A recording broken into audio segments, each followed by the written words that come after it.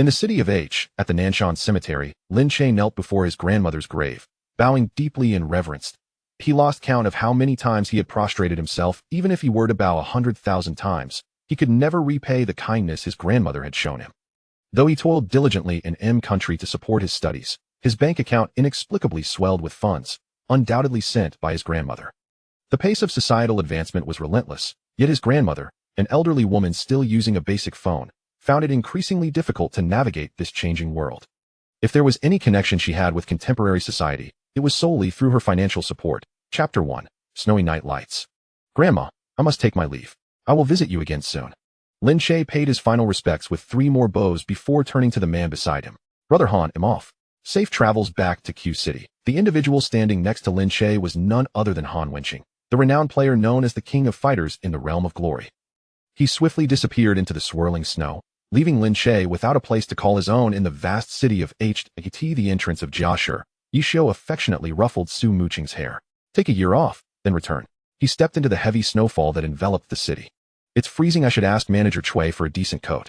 Ye Xiu rubbed his hands together and reached into his pocket, attempting to ignite a lighter. Click, click. Misfortune seemed to follow him. Even lighting a cigarette was a challenge. As the lighter had run out of fuel, he had been using the cheapest plastic version from the supermarket ever since Su Muqing confiscated his prized superior lighter to prevent him from smoking.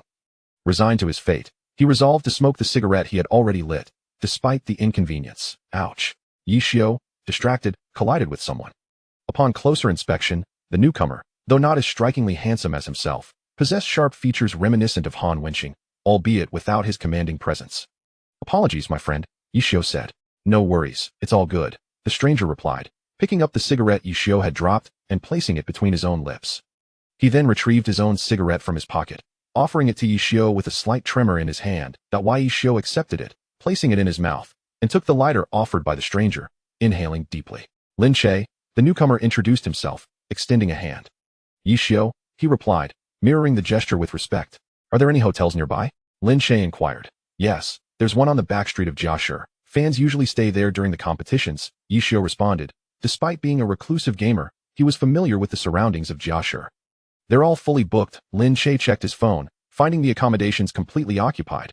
That shouldn't be. There's no competition right now, and winter is typically the off-peak season for tourism in H City. He glanced at Lin Che's phone screen. Indeed, I heard they were just accommodating for one night, Lin Che complained. Ye Xiu slapped his forehead.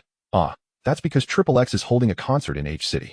He, too, was looking for a place to stay for the night, and the fully booked hotels disrupted his plans. That I hope I won't have to sleep on the streets tonight. Lin Che fretted about his lodging situation. It won't come to that. Look over there. Ye Xiu pointed in a direction. It was late at night, and most shops had already closed, except for one establishment that still had its lights on. Xingxin Internet Cafe? Lin Che's voice held a hint of uncertainty. At his age, he had never visited such a place. Internet cafes are a man's best companion tonight. I shall reside in one, he declared. Extinguishing his cigarette, he patted Lin Che's shoulder, signaling him to follow. Lin Che extinguished his smoke as well and crossed the street with Ye Xiu toward the Internet Cafe. Rent a computer. Ye Xiu, familiar with the process, presented his ID, swiftly completing the transaction for an overnight stay at HD47 Hawk. The receptionist informed Ye Xiu of his station, then turned her gaze to Lin Che. It was Lin Che's first visit to an Internet Cafe. But with his life mentor Ye Xiu by his side, he followed suit and presented his ID. HD48 Zok. The receptionist assigned Lin Che to a station next to Ye Xiu. Go. Ye Xiu beckoned in English, and Lin Che hurried to keep pace with him toward Area C.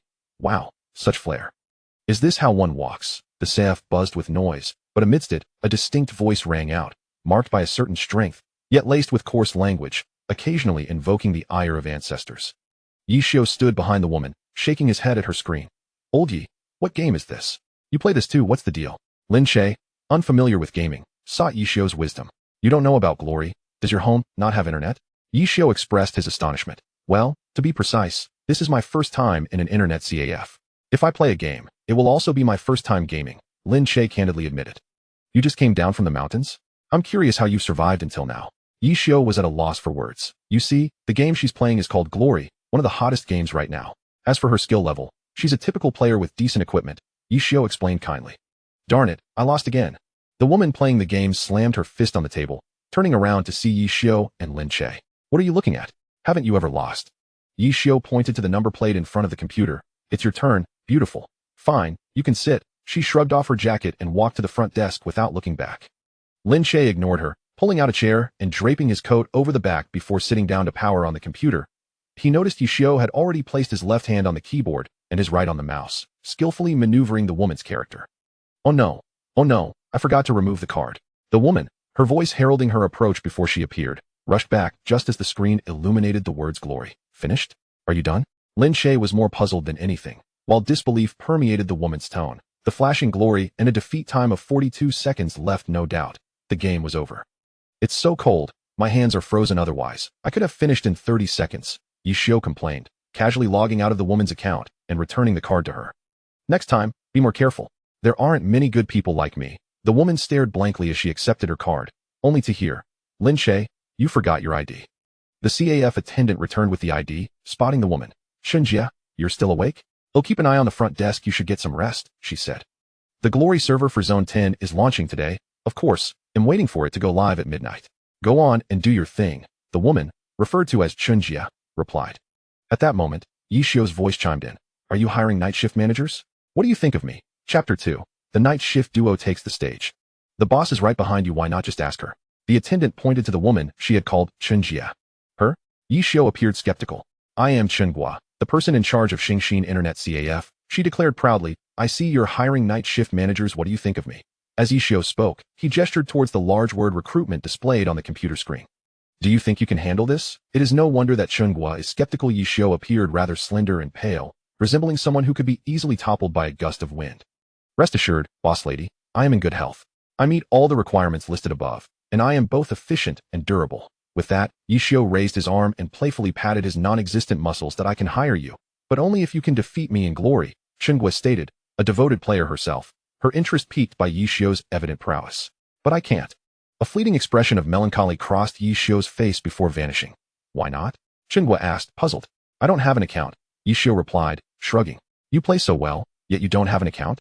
Chen Guo was taken aback. I gave it away, Ye Xiu responded. That is indeed quite generous, Chen Guo murmured under her breath, then added.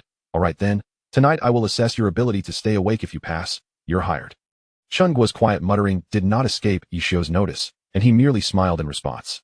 By the way, Xingxin, I believe you should hire 2 night shift managers. Why not consider me as well? Lin Che interjected. Do you play glory? Chen Guo inquired. I can learn, Lin Che replied earnestly. There's no rush, just like him. I will evaluate you tonight. Chen Guo felt a bit embarrassed. Lin Che was surprisingly sincere. Thank you, Xingxin. Lin Che expressed his gratitude. No need to be polite. Your name is Lin Che, correct? Chen Guo recalled from when the younger sister had called out Lin Che's name while handing over his ID. Yes, Lin Che affirmed. Chen Guo then turned her gaze towards Ye Xiu. Ye Xiu. Ye Xiu quickly understood that she was asking for his name. What is your educational background? Junior high, Ye Xiu replied succinctly. University, Lin Che hesitated slightly. A university student? Which one? Chen Guo, oblivious to Lin Che's hesitation, pressed on. T University. Lin Che pulled out his diploma from his bag. Chen Guo examined it briefly before handing it back. You graduated nearly 3 years ago. Come on, let me show you where you will be sleeping. Ye Xiu and Lin Che promptly followed her. We have 2 levels here, so we will hire 2 night shift managers. Once you start, one of you will be on the upper floor and the other on the lower. The lower floor is a common area. While the upper floor consists of private rooms, the lower floor tends to be busier, so you 2 can alternate shifts. As Chen Guo described the Internet Cafe's layout, she pointed to the reception area on the 2nd floor, indicating that would be where they would spend their nights. This job includes meals and accommodation. You will receive boxed lunches, and for the night shift, there will also be late-night snacks. To be honest, we take turns working the night shifts, so with you 2 joining, everyone will have a bit more ease. As she spoke, Chen Guo opened the door to a suite and quickly walked to a corner of the room. While Ye Xiu and Lin Che marveled at the good living conditions, she pointed to a door in the corner and said, This is if the staff dormitory is full, so you will have to make do. For now, we'll see if I can find you a better place later. Ye Xiu and Lin Che peered inside. The dormitory featured bunk beds, a welded clothes rack, and a minimalist aesthetic. The pendant light was simply a single bulb, with a long wire swaying in the breeze, casting flickering shadows that were quite eerie. Not bad, Ye Xiu acknowledged. All right, Lin Che concurred. Seeing their lack of complaints, Chen Guo felt a bit flustered. Despite claiming she would assess their abilities, she had already effectively hired them. The accommodation is somewhat lacking, but at the end of the month, I will give you both extra bonuses. Also, the computers are all from our own collection, which you can use freely. That sounds good. Ye Xiu and Lin Che did not seem to mind much. Upon returning downstairs, Chen Guo asked, Ye Xiu, are you planning to play on the new server? Ye Xiu paused momentarily before nodding. He'll take a look at the new server. Chen Guo then turned to Lin Che, asking, what games do you play? None, actually. Is Glory fun? I'd like to try it. Lin Che expressed a keen interest that it is enjoyable. Ye Xiu interjected before Chen Guo could respond, then added his own query. The server opens tonight. It might be too late to buy an account card now, so you should watch me play first. Chen Guo smiled slightly, retrieving an account card from her pocket and handing it to Lin Che. Here you go. Her expression radiated pride, as if to say, look how foresight I am. Thank you, Chen Jia. How much is it? Lin Che asked, receiving a hearty pat on the back from Chen Guo. Talking about money spoils the mood. It's a welcome gift from the boss. What about my welcome gift, boss? Ye Xiu protested, vying for employee benefits. You can earn the chance to buy late-night snacks for this beautiful lady. Be grateful, Chen Guo replied, pulling out cash from her pocket and handing it to Ye Xiu. Boss, that seems inappropriate, especially in the snow. Ye Xiu hesitated. It's just across the street. A quick run won't get you to wet. Ye Xiu then glanced at Lin Che, who silently offered his jacket as a gesture of support. Go for it, old Ye. With a heavy heart, Ye Xiu departed. The late-night snacks were not lavish, but they were certainly filling. Lin Che, Ye Xiu, and Chen Guo gathered in the lounge area, each perched on a stool, discussing topics related to Glory. Ye Xiu, how many years have you been playing Glory? Chen Guo mumbled through a mouthful of steamed bun. Ye Xiu, picking at the fish-flavored shredded pork in front of him, replied, 10 years. Lin Che exclaimed he was still in school a decade ago. An old player from the server launch. No wonder you're so skilled, Chen Guo realized. Playing a game for 10 years, one's skills would naturally surpass those of the average player, regardless of innate talent.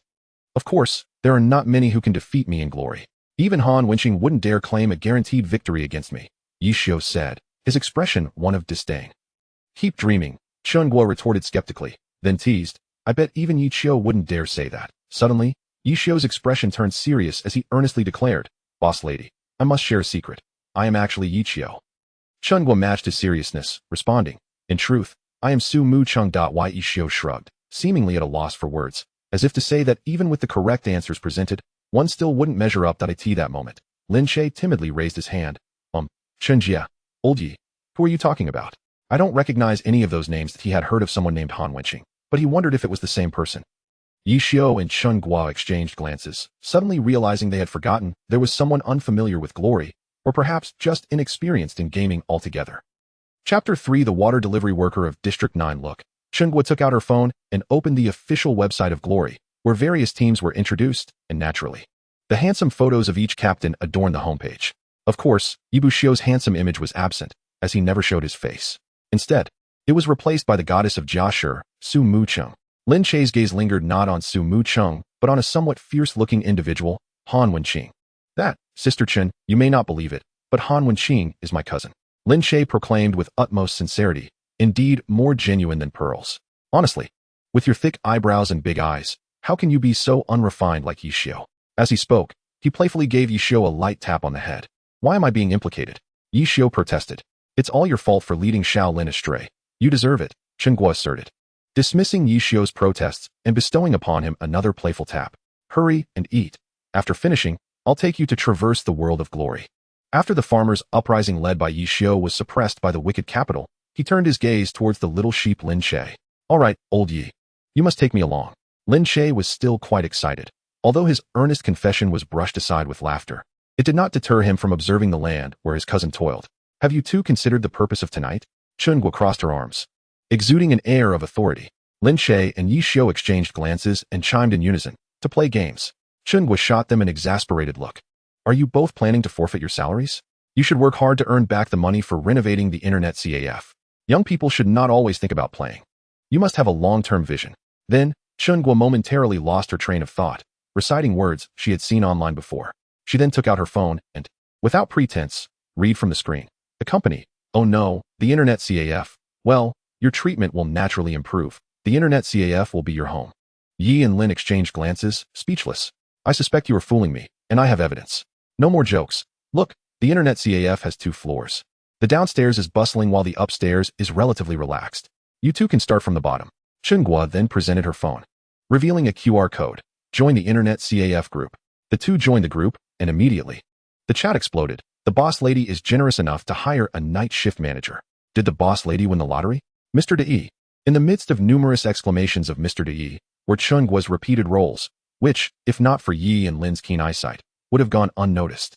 This incident illustrated how the tyrannical capital could be overwhelmed by the collective force of the people. When the malevolent capital issued a small red envelope, the screen was instantly filled with praises of the boss's generosity. This further demonstrated that no one could refuse that red envelope adorned with golden edges. Lin Che's phone chimed with a new friend request from Jun Mo Xiao. After successfully adding him, a post with hundreds of thousands of views titled Glory Launch Strategy accompanied the greeting. "Old Yi, what is this?" Lin Che inquired. "A secret technique. It's a male-exclusive guide. Just enjoy it secretly," Ye Xiu replied. Lin Che felt a bit embarrassed, realizing the unreliability of the information. Nevertheless, he meticulously studied the guide, which detailed the 6 categories of 24 professions, all of which required careful consideration. At that moment, a task caught Lin Che's attention: the water delivery mission. The strategy clearly stated the rewards it offered: 0 gold coins, 0 silver coins, 0 copper coins, and 100 experience points, with no equipment rewards. The discussions in the guide indicated that this task was utterly worthless. No coins were awarded, the experience was pitifully low, and the task itself was monotonous. It seemed to pay homage to the game Divine Beast, which also included a water delivery task. Not even a dog would undertake it. It's a garbage task. A waste of time. Yet, in Lin Che's eyes, the cost-performance ratio of this task could be summed up in one word: high. First, this task was despised. Despite the large influx of players at launch, nobody would take it up. Secondly, the distance was short, and the entire task was within a safe zone, free from the interference of wild monsters. The time spent on other tasks could be used to complete multiple water delivery missions. The data spoke for itself. With Lin Che's sensitivity to numbers, it was evident that the water delivery task was the optimal choice. "Old Yi, do you have any recommendations for professions?" Lin Che sought the advice of his life mentor. Ye Xiu was indifferent. "Just pick any. I can handle it." Lin Che heard Chen Guo muttering nearby, bragging. Ye Xiu, with his keen hearing, caught this and chose not to respond. As the clock approached midnight, players began a countdown in the hall for glory players. This day felt like a festival. Everything in the new district awaited their exploration. Experience rankings, first kills, and completion records were all treasures that attracted players. In stark contrast to this vibrant atmosphere, the two individuals caused Chen Guo great distress. She first glanced at Lin Che's computer screen, where the cursor continued to blink on the character name, indicating he was still deliberating on a game name. Meanwhile, beside him, Ye Xiu, a veteran, was not hindered by merely selecting a character name. He was contemplating the worldview of glory. Chen Guo was exasperated. These two were increasingly uncooperative. While others entered the new district like rising suns, these two felt like the setting sun, oblivious to their fading light. Lin Che began discussing the worldview of glory with Ye Xiu again. "In my opinion, the developers have a wild imagination. Fine, swords and magic are acceptable. But introducing firearms is excessive, making swordsmen resemble cavemen," Lin Che complained. "It's not bad. The worldview is quite coherent. A friend and I completed all tasks below level 50, and most align with the worldview. The occasional absurd task is not too unreasonable," Ye Xiu remarked nonchalantly. Lin Che pointed to the character name box. "How about this name? It's quite good, right?" Ye Xiu glanced over, noticing the character's Luo Mu displayed above. "Not bad. It resembles something Su Mu Chung would come up with. It shows some thoughtfulness," Ye Xiu replied candidly. "You can't just call me fat and still be out of breath. Do you really think you're Ye Xiu?" Chen Guo chimed in. Upon entering the game, the two were fortunate enough to find themselves in a novice village. The village of beginners, an inception of dreams for countless players of glory, has a notorious past of being overcrowded. Since then, with each new district released, the village has only grown in number, becoming ever more abundant. Both individuals possess their own understanding of the game and their respective paces of progression, while Ye Xiu embodies the mindset of a seasoned veteran. Lin Che embodies that of an inexperienced fledgling. There is no right or wrong in gaming, after all, as even veterans were once novices. Aside from the obligatory skill point and attribute point tasks, there exist various paths to level up. Generally, these can be classified into 2 categories: quest-oriented and dungeon-oriented. As the name suggests, one primarily focuses on leveling through quests, while the other emphasizes dungeons. Each approach has its merits and drawbacks, yet dungeon runs remain the popular choice. For who knows, one might strike lucky and secure a first kill. After all, it is in a gambler's nature to take risks. As for Lin Che, he naturally follows his heart and has taken on the role of a water delivery worker. Chapter 4. The brown-skinned goblin by the lake. Before embarking on his delivery tasks, Lin Che needed to acquire some skills. He had a general direction in mind, aspiring to pursue the swordsman class, though he had yet to decide on his future career path. However, the essential skills of sprint and roll were indispensable, and furthermore, the system would grant a reset at level 20, colloquially known as a point wash. He hastened towards the delivery task location to accept his assignment and proceeded to Luotsue Lake, a picturesque locale, ideal for romantic rendezvous for couples. Unfortunately, it was merely a virtual world, and thus Lin Che began his arduous task of delivering water. The task was indeed tedious and monotonous, yet fortunately, it did not require excessive operation, allowing him the leisure to observe Ye Xiu's gameplay. Lin Che's assessment was that Ye Xiu was slow yet precise, methodical without appearing sluggish, deliberate without being overly cautious. The healing spells he cast landed impeccably on his teammates. Seated in a trio with Chen Guo, Ye Xiu occupied the center, while Chen Guo had already succumbed to slumber, draped in Ye Xiu's down jacket. Just then, Lin Che noticed that the previously lively teammates had dwindled to red health bars. From Lin Che's perspective, Ye Xiu possessed the capability to save them. Yet he refrained from doing so. Shortly thereafter, Ye Xiu typed a few words in the team chat. "Cannot heal, can you?" Lin Che was perplexed by this and poked Ye Xiu, pointing at the words he had just sent. Ye Xiu quickly understood the curiosity of the novice and explained, "It means that your threat level to a certain monster exceeds that of all your teammates. As a result, that monster perceives you as its primary target." After offering this explanation, Ye Xiu typed once more in the team chat, "I prefer 100% over 50%. Subsequently, Ye Xiu found himself alone in the team, as Lin Che, having studied strategies, recognized that Ye Xiu's healing spells must be those of a priest. Despite Lin Che's low health, he remained skeptical about Ye Xiu's chances. Suddenly, Ye Xiu's weapon flickered as he thrust it towards the monster. It was evident that his clicking speed on the keyboard intensified, and his weapon's strikes grew more rapid. What confused Lin Che was the nature of Ye Xiu's weapon. One moment it thrust forward, and the next, it belched flames, leaving him awestruck. Ultimately, Ye Xiu's speed diminished as he concluded the encounter with a grim, swift finish. Naturally, the system congratulated him with great enthusiasm. "Congratulations to District 10 for the first kill of the Dark Knight Cat Demon, Jun Mo Xiao." At that moment, Chen Guo stirred awake, exclaiming, "Wow, impressive. There is something worthwhile here." She then playfully struck the back of their teammate, Jun Mo Xiao. "Just a minor matter." Ye Xiu coughed lightly. Lin Che pointed at Ye Xiu's screen and said, "Old Yi, Chenjia, shouldn't you check what was dropped?" Upon hearing Lin Che's suggestion, both redirected their focus to Ye Xiu's computer. Disregarding the typical rare materials, the sole precious item was a skill book, something not easily acquired with mere currency. At that moment, the experience leaderboard updated, revealing Jun Mo Xiao at the pinnacle, having just completed the first kill, with Lin Che's character, Limu, closely following in second place. This was particularly telling, as it indicated the player's prowess after their first dungeon run. "Impressive, Xiaolin, you're quite talented to clear the dungeon so swiftly," Chen Guo exclaimed, her surprise palpable. Lin Che felt somewhat embarrassed, clarifying, "To be precise, I haven't even entered the dungeon yet." "Then how come?" Chen Guo inquired, pointing at Limu's level. In truth, Lin Che and Ye Xiu were nearly at the same level, with a mere 50 points separating them. A negligible difference considering Ye Xiu had single-handedly taken down the Dark Knight Cat Demon and reaped the rewards of the first kill. Delivering water, Lin Che replied nonchalantly, "Is that the task that even dogs wouldn't bother with?"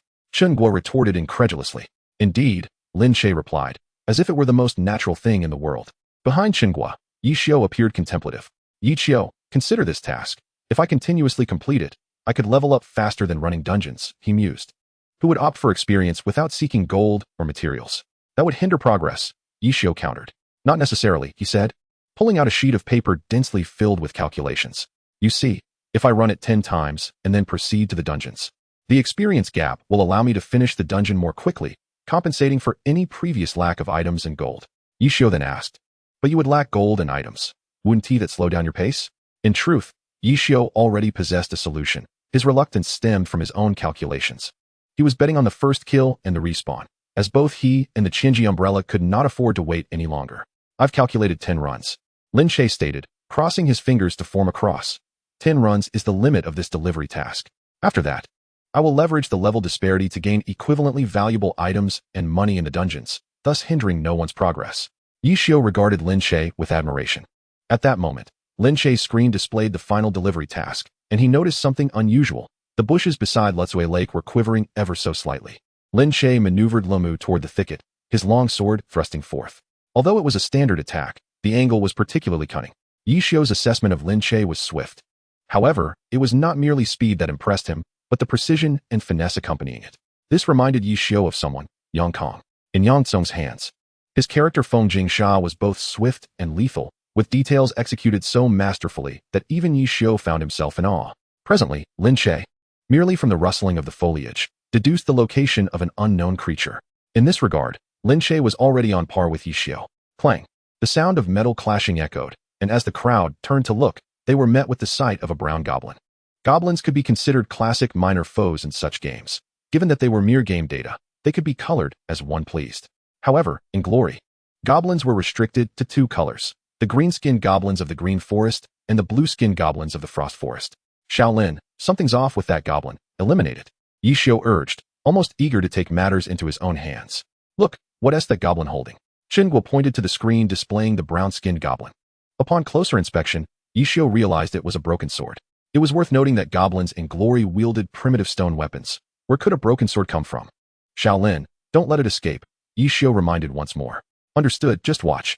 Lin Che vowed, swiftly directing Lumu toward the goblin. Chapter 5. Escort Mission. Clang, clang, clang. The sound of metal clashing resonated as Lumu's sword struck with various ingenious angles, prompting Ye Xiu to nod frequently in approval. However, to Chen Guo, it appeared as if Lin Che's perspective was erratically shifting, making her dizzy. When she glanced at Ye Xiu, he wore an expression of rapture, leaving her utterly perplexed. This perspective is quite disorienting. How can you be so engrossed? Chen Guo queried. Ye Xiu shot her a glance. Do you know about Jingbu? Jingbu? Chen Guo paused. She was aware of it, a sophisticated maneuver requiring one to constantly seek the enemy's blind spots and shift positions, thereby rendering oneself invisible to the opponent's sight. Yes, Jingbu. What he's employing is a variant of it, or perhaps a pseudo-Jingbu. The latter aims to disappear from the opponent's view, while he intends to appear within it. I don't understand, Chen Guo admitted, perplexed. Isn't being visible to the enemy more dangerous? Are all that you see genuine? What if he is deliberately feigning a flaw to lure you into attacking, causing you to expose a weakness first? The flaws are mere illusions. You cannot strike him, just as if you were not visible at all. That is why I say it is a different kind of Jingbu. Is there a way to counter this? Chen Guo found it utterly confounding. Whether to attack or not remained uncertain. Of course, Jingbu can be countered. One can either possess sufficient strength to turn a false flaw into a real one, or simply wait. Wait. Chen Guo's brow furrowed. Yes, wait for him to tire. Not to mention Shaolin's approach. Even with Jingbu, you haven't seen anyone maintain it indefinitely, have you? We are human. We tire and make mistakes. Especially with Shaolin's outrageous tactics. Observe his hand speed. He won't be able to sustain it much longer. As Lin Che engaged, he discovered that the goblin possessed formidable attributes, likely a level or 2 above his own, making this battle exceedingly exhausting. However, he could not afford to slacken. Even the slightest lapse could result in that broken sword piercing him. At this moment, beads of sweat had already formed on his brow. Shaolin, let go! Ye Xiu exclaimed, swiftly seizing the mouse from Lin Che's grasp to take control of the character. The strongest in Glory has logged in, unfamiliar with the skills. Lin Che struggled with the transitions, relying solely on his speed to compensate. Ye Xiu, however, executed the skill connections flawlessly, devoid of any extraneous maneuvers. As the goblin fell, loot appeared in Lumu's inventory. Broken sword level 5 weight, 15 kilograms attack speed, 7 physical attack, 50 magical attack, 0. Is this weapon exceptional? Absolutely not. It is hardly remarkable, even comparable to the novice iron sword in Lumu's possession. The only commendable aspect is its attack speed, nearly rivaling that of a lightsaber. Likely due to its lack of weight. After all, it is a broken sword. Trash. Chen Guo was astonished. Ordinarily, even if not exceptional, loot should not be deemed worthless. Ye Xiu furrowed his brow, deep in thought. Never mind. It is usable, not a total loss. Lin Che reassured him. Hurry and level up, otherwise, I will surpass you. Reluctantly, Ye Xiu returned to his seat, yet his brow remained furrowed. Lin Che exited the window and perused the unique guide Ye Xiu had provided. Discovering a promising quest to escort the thief Tor. Quest description. The notorious thief Tor has been captured and requires players to escort him to Kongji City. It follows the classic trope of a mysterious organization attempting to ambush the prisoner transport, with the player's task being to ensure Tor's safety and protect the escort team. The quest issuer was named Jirai, the gatekeeper of the Green Forest, and the team would commence their journey from there. Shortly after leaving the boundaries of the Green Forest, they encountered the ambushers, mostly lowly thugs and minor foes, along with a rogue leader, so insignificant that the officials couldn't even be bothered to give him a name. Simply calling him Rogue Leader. This quest was not particularly challenging. It had been tested before, and it was found that even if players did nothing, those foes could not defeat the escort team. In the end, only Jirai would perish, and within days, a replacement named Hailey or Alalay, or any name with Lei, would take his place. Lin Che, of course, would not stand idly by and charged forward with his sword drawn. On the side of the computer screen, the health and mana status of his team displayed, allowing players to monitor the battle at all times. Naturally, this convenient sidebar was not exclusive to the quest. as it would also appear in the player's interface when in a team. However, there exists a conundrum. The defending squad, including the player, comprises a total of 7 individuals. Among them is a priest with minimal offensive capability, serving primarily as a tank. This significantly diminishes overall damage output, reducing it to the equivalent of a single player's worth. Consequently, this gives rise to a new dilemma. If all actions are executed solely according to preordained commands, then there are only 2 possibilities. Either something is amiss, or a hidden narrative unfolds. In the midst of contemplation, Lin Che locked onto the rogue, Soren, whose damage output seemed abnormal. Lin Che controlled Lomu to strike Soren with a blade, blood splattering forth, confirming his suspicions. He was certainly not an ally. Glory features a damage exemption among teammates. Since Lomu could land a blow on Soren, it was evident that something was amiss with him. How did you discover my presence? Soren muttered to himself. Clearly, Lin Che had no intention of engaging him in conversation. I have long suspected your treachery. I did not anticipate your collusion with the Thieves' Guild. Prepare to meet your demise. Soren's words were not entirely solitary, as Gray still chose to acknowledge him. Subsequently, Gray plunged his sword into Soren, ending his life. In the Thieves' Guild, he spoke of scattered in disarray. Brother, you've worked hard. Your weapon must be damaged. I possess some smithing skills. Allow me to inspect your weapon, Gray said to Lomo. At that moment, the sword in hand automatically transferred to the inventory, its status shifting from weapon to quest item. Lin Che handed the broken sword to Gray, only to hear, friend, to repair it, you will require the Nightcat Eye Stone from the Forest of Glen, special. Please proceed to hunt it. A pop-up window appeared on Lin Che's computer screen, inquiring whether he would accept the quest to hunt the Nightcat Demon and repair the broken sword, party option available. A moment's hesitation would render one unworthy of being called a good player. He swiftly sent a friend request to Ye Xiu within the game. Old Yi, I need your assistance, quickly. In truth, Ye Xiu was seated right beside Lin Che. What a bother. I am right next to you. Why send a message? Ye Xiu complained. Look, Lin Che pointed out the quest to Ye Xiu. A hidden quest? Very well, I shall confront it. With that, he exited the dungeon. Invite me to your party. Watch as I lead you. Old Yi, how do we form a party? Ye Xiu felt embarrassed, you naive one. Chapter 6. The Nightcat Demon at the entrance of the Forest of Glen. Ye Xiu sent Lin Che a party invitation. Lin Che conversed with the quest giver, Gray. The Forest of Glen is fraught with peril. Adventurers, exercise utmost caution. This was the standard dialogue for the gatekeeper of Glen. Lin Che clicked to accept the quest. Brother, the Nightcat Demon is elusive. Here is a map indicating its movements. With this in hand, your hunt will be somewhat easier. Soon, a quest item, the Nightcat Demon movement map, appeared in Lomu's inventory. As Lin Che and Ye Xiu approached the entrance of the Forest of Glen, the familiar pop-up window emerged again. Special quest item detected. Would you like to use it? Naturally, Lin Che clicked confirm. A radiant white light enveloped them, a hallmark of Glory's unique teleportation mechanism. As the light dissipated, it signified that Lin Che and Ye Xiu had officially stepped into the realm of the Forest of Glen. Be cautious, something feels off about this instance, Ye Xiu warned. In Glory, all tasks are situated in areas accessible even outside of quest status. In other words, every quest instance is merely a variant of a daily dungeon, with the only alterations being the addition of certain monsters or the elevation of their levels. More extreme changes, such as the introduction of elite monsters, are the game's way of showing infinite respect for the dungeon. Yet, Ye Xiu realized that this instance was unfamiliar, surpassing even his extensive knowledge of Glory's lore. Piquing his interest, as they ventured deeper, the scenery grew increasingly ominous and terrifying, with monsters appearing in greater numbers. Ye Xiu had underestimated the developer's seriousness regarding this dungeon. The small creatures encountered along the way were all 5 levels higher than the 2, each an elite monster, formidable in their own right. It was at this moment that Lin Che witnessed the true extent of Ye Xiu's prowess. Whether through inhuman speed or those peculiar weapons, he was left in awe. What is this weapon? Lin Che inquired, revealing his curiosity. A flicker of sorrow crossed Ye Xiu's eyes, causing his hand to tremble. And the attack from Jun Mo Shao veered off course. The 1,000 machine umbrella, crafted by a friend who later perished. Realizing Lin Che was a novice, Ye Xiu added, Glory has a self-crafted equipment system. Typically, weapons of the highest quality are orange tier. The gear produced in this system is silver tier, boasting superior attributes. However, silver weapons are challenging to craft and consume a vast amount of materials, making them quite rare. Observing Ye Xiu's emotional shift, Lin Che chose not to press further. Before long, they arrived at a clearing where a massive black and purple cat lay sprawled in the center. Ye Xiu, undeterred, brandished the 1,000 machine umbrella and charged forward, initiating an attack with Dragon Tooth. Ultimately, Ye Xiu's roots as a battle mage surfaced, allowing him to engage with relative ease. However, upon landing a hit with Dragon Tooth, he sensed something was amiss. The absence of a stagger indicated that the level and attribute disparity between himself and the Nightcat Demon was substantial enough to negate the stagger effect. A level difference of less than 40 would not suffice. Shaolin, lend me a hand. Ye Xiu called for assistance, though his request was tinged with uncertainty. Luomu maneuvered beside the cat demon, swinging his iron sword. Initially, the duo managed to hold their ground, but as time passed, the cat demon seemed to grow increasingly powerful. Its attacks quickened, and each claw strike became more painful.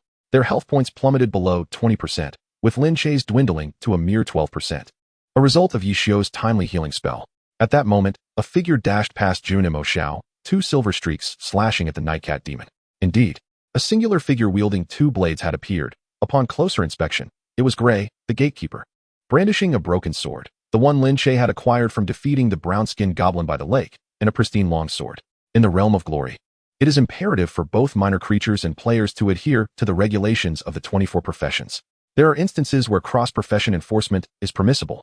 Yet it remains the case that a mage wields a staff and a gunner utilizes a revolver. There exists no profession that employs dual swords. While glory does feature dual-wielding classes, such as the knight and the sharpshooter, none have ever been seen wielding dual long swords. Even Ye Xiu finds himself perplexed by this conundrum, and Lin Che shares his confusion. As the two ponder their predicament, Gray has already engaged in combat with the cat demon. The health bar of the cat demon, which was gradually diminishing under the combined assault of Lin Che and Ye Xiu, plummets rapidly under Gray's strikes, mirroring the swift decline of Gray's own health. When Lin Che and Ye Xiu attempt to intervene, they unexpectedly find themselves afflicted by an abnormal status, binding status, rendering them immobile, and thus, they can only observe. When both parties' health bars dwindle to 20%, the cat demon suddenly lunges, its gaping maw aiming to sink its teeth into Gray's shoulder. Gray, undeterred, drives his dual swords into the demon's abdomen. Both health bars hit zero simultaneously. The cat demon disintegrates into ashes while Gray collapses to the ground, barely clinging to life. At this juncture, Lin Che realizes that his binding status has dissipated, while Ye Xiu's character, Junimo Xiao, remains bound. Lin Che approaches Gray, adopting a crouching position, and witnesses Gray place the cat-eye stone dropped by the demon upon his broken sword. A flash of white light signals the sword's reforging. Gray then hands the sword to Lin Che and places his hand upon Lin Che's chest, resulting in another burst of white light as Gray disintegrates into ashes. Ye Xiu, opting not to remain seated at his computer, joins Lin Che. Open your character panel and take a look. Upon Ye Xiu's suggestion, Lin Che accesses his character panel. And the first thing that captures his attention is the change in the weapon slot, which has transformed from a single weapon slot to a dual weapon slot. Next, he observes the alterations in the skill slot. The skills include Gray's Inheritance, agility increased by 45 points, dual wielding of one-handed swords. And the next regular attack after utilizing this skill converts into a magic-enhanced attack. The cooldown for swordsman skills is reduced by 50, while the damage and magic consumption for swordsman skills are decreased by 40. The block skill is at level 5, with a 10-point reduction in the skill. And a successful block converts the next regular attack into a physical enhanced attack. Skills from the swordsman class can be learned upon class transition. Ye Xiu finds it challenging to provide extensive commentary, pondering what more could be said. In essence, it signifies a sacrifice of swordsman damage in exchange for more frequent skill activation opportunities. Lin Che gazes at Ye Xiu with a quest for knowledge in his eyes. Indeed, it appears you will be transitioning to a swordsman in due course, Ye Xiu responds. Lin Che points to the entry regarding the skills obtainable upon transitioning to a swordsman. Not necessarily. If I switch to a swordsman, wouldn't that render this entry redundant? Ye Xiu contemplates for a moment. Are you? Lin Che raises his phone, presenting it to Ye Xiu, revealing Ye Xiu's unique secret manual. Specifically the section on character class transition recommendation, Magic Swordsman. You intend to become a magic swordsman? Yes, but your skill points may be insufficient. Ye Xiu expresses his concern. Lin Che remains unconcerned. I don't rely on skills for damage. I only need them at level 1. He then points to the entry that enhances regular attacks. Chapter 7. The Spider Cave. Upon exiting the dungeon, owing to the quest, the duo has already ascended to the pinnacle of the experience leaderboard, unmatched by any adversary. Shall we venture into the Spider Cave? Ye Xiu sends a party request. Lin Che contemplates briefly. Let's go. Ye Xiu still harbors an inclination to probe Lin Che's capabilities. Curious about this newcomer to glory and his true abilities, the two navigate towards the level 1520 dungeon, the Spider Cave. Junimo Xiao, a lone wolf, endangers teammates. Everyone, be cautious. A male voice resonates through the headset. The surrounding players recoil from the duo, as if avoiding a plague. What is this? Lin Che inquires. Ye Xiu chuckles. Just a minor misunderstanding. Allow me to clarify. He strides towards the gathering. Let's form a party, Xiao Ye. Xiao Ye, how dare you come to me for a party? He exclaims, then proceeds to broadcast. Brothers, behold, this is the shameless Jun Mo Xiao. Everyone, exercise caution and do not fall into his traps. Oh, you won't be able to gather your crew in a hurry. Just invite me, and we shall set off directly. Ye Xiu retorts. We need 2 more people. Waiting for 1 is the same as waiting for 2. We don't need you. The player known as Xiao Ye declines. Isn't it a coincidence? I already have my teammates. He gestures towards Lin Che. Lin Che observes the character names displayed above their heads. Indeed, Yu Zhongmian hovers above Xiao Ye's. In the dungeon, it is exceedingly simple to ensnare someone, and forming a party is not an issue. Fine, Yu Zhongmian relents. At the entrance of the spider cave, the group assembles, and Yu Zhongmian cautions. Have you brought antidotes and recovery potions? Let us proceed. Ye Xiu dismisses the concern, and Lin Che follows suit, unconcerned as well. If you get poisoned, I won't be helping you. Just await your demise. Yu Zhongmian curses maliciously. In the lore of glory, this cave is perpetually shrouded in darkness, having been overtaken by spiders. Yu Zhongmian's caution is warranted, as the player's levels are not particularly high, and being attacked by spiders poses a risk of poisoning. Ye Xiu and Lin Che lead the group at the forefront, maintaining a slight distance from Yu Zhongmian's party. Generally, such a loose formation is susceptible to danger. However, Ye Xiu is audacious in his expertise, and Lin Che, being a novice, exhibits a fearless spirit, rendering them unconcerned. Just as Ye Xiu is about to issue a warning, he observes Lin Che thrust his long sword, striking a small spider that has just hatched from a nearby spider egg. To avoid drawing attention, Lin Che refrains from wielding dual swords, opting instead for a regular long sword. These spiders are as fragile as paper, a reflection of the designer's mischievous whimsy. One can never predict which spider egg might suddenly release a small spider. After all, it is the spider cave, where spider eggs abound in vast numbers. Impressive reflexes. Ye Xiu silently appraises. What? Lin Che questions, having not caught his words. Nothing. Subsequently, a spear struck the small spider nearby. Impressive, Shaolin. However, Boss Chun was far less composed than Ye Xiu. Her greatest distress while tackling the spider lair was indeed this tiny creature, with its minuscule target and swift movements. And given that Chen Guo was using a gunner, the challenge of taking down this spider was no less formidable than achieving victory alongside Ye Xiu, akin to scaling the heavens.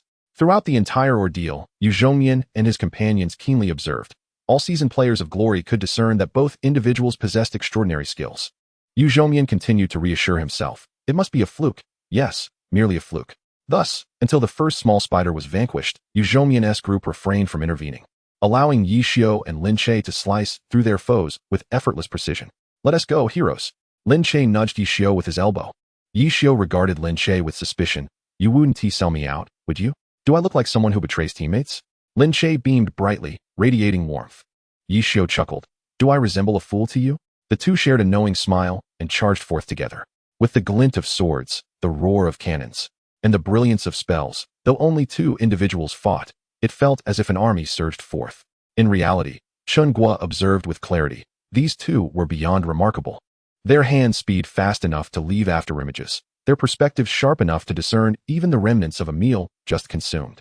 Ye Xiu formed a rough assessment of Lin Che, noting that his hand speed was impressive, surely exceeding 300. There was a slight lack of coordination between his hands, yet his control was meticulous, and his reflexes ranked among the elite in the league. As foes fell, Yu Zhongmian's revenge scheme dissolved into nothingness, and his companions, Mu Yunshin and Qian Xingli, swiftly turned to support Ye Xiu. Great One, will you accept us as your disciples? Which guild do you belong to, Great One? Would you consider joining our Yuluan guild? Queried Mu Yunshin. Great One, here is your offering. Qian Xingli presented the spoils of battle to Ye Xiu. Ye Xiu smiled. I have no guild, and I do not require weapons. Simply provide me with some potent spider silk.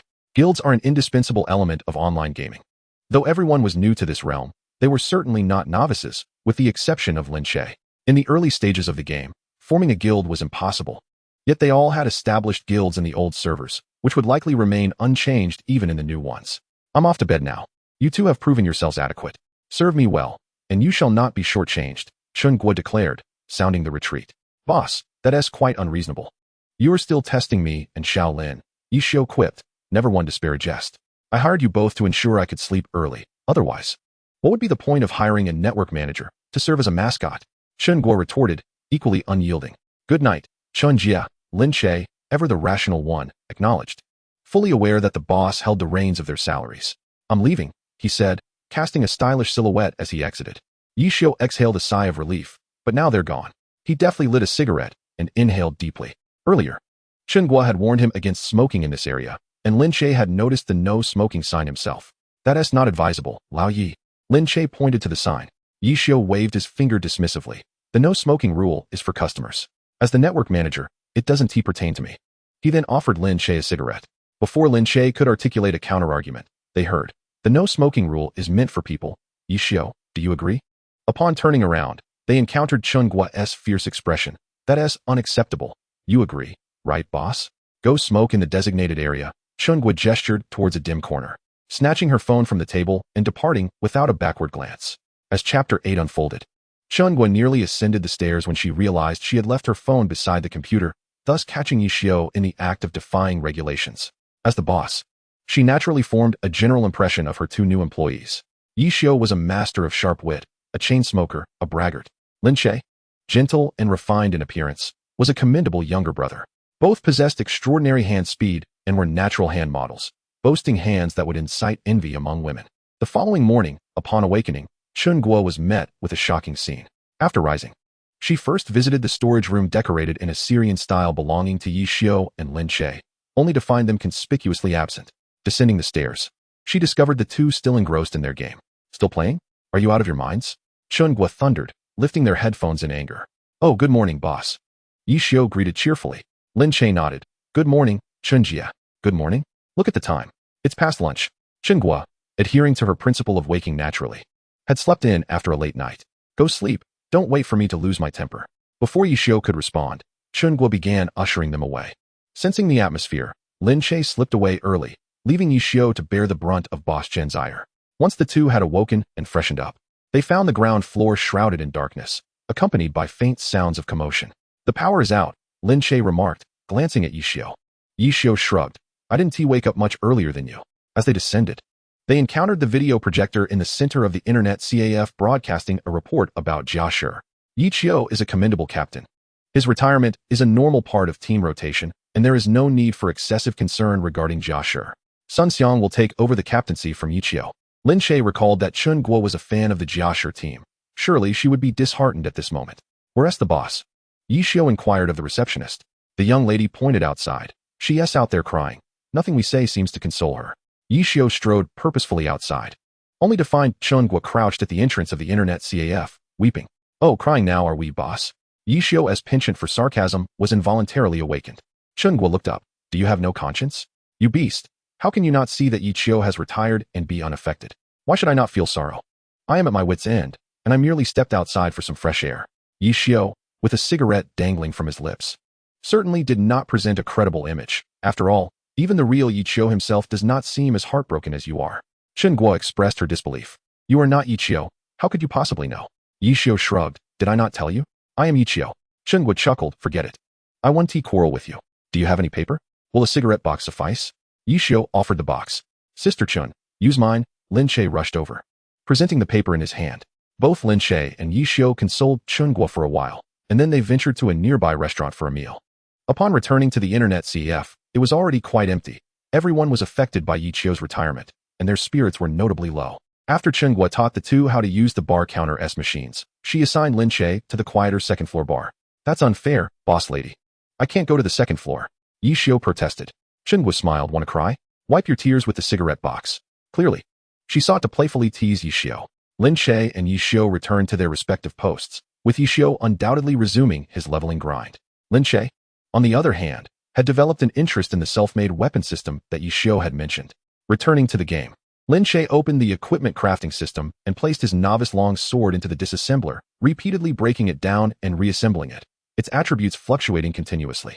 After familiarizing himself with the process, Lin Che began the cycle anew. If Ye Xiu were watching, he would notice that Lin Che's white weapon had transformed into a silver weapon. While the appearance had changed, the data attributes remained unchanged, precisely the same. It was evident that Lin Che had mastered the attribute rules of sword-type weapons. He then commenced modifying countless sword-type equipment, gradually deciphering patterns, with a pile of papers accumulating beside him. Thus, while altering and calculating, Lin Che did not move his character an inch throughout the night. In the morning, Chen Guo discovered Ye Xiu typing away at the computer, while Lin Che was still deep in calculations, his stack of draft paper measuring 3 fingers thick. Chen Guo first approached Ye Xiu to inquire, How are you, great master? Did you achieve anything last night?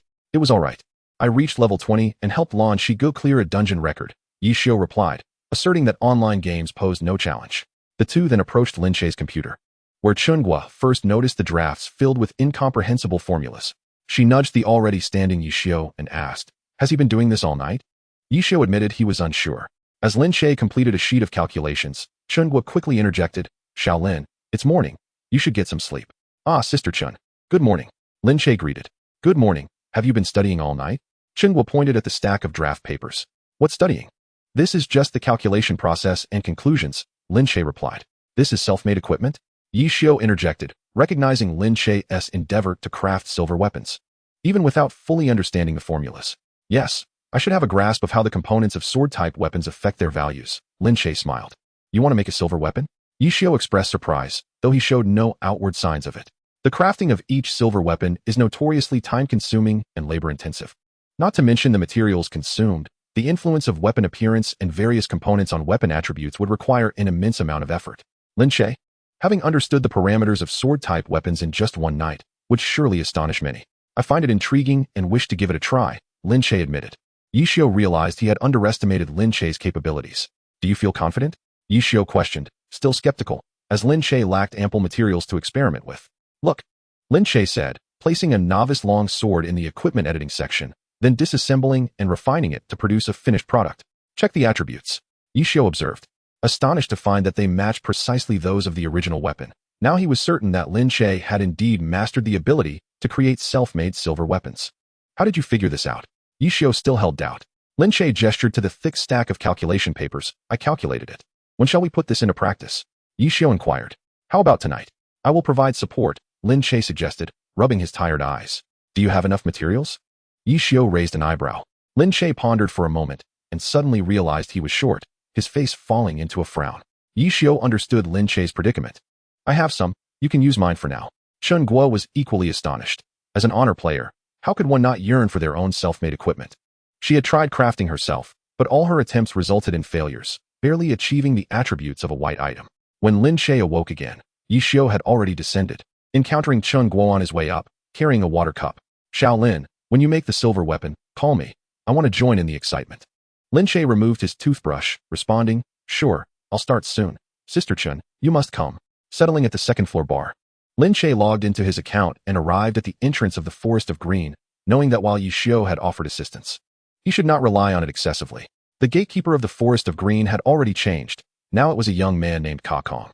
As Lin Che approached Ka Kong to request entry into the dungeon, he was met with a dialogue box. You must be Mr. Luo Mu. My master instructed me to give you this.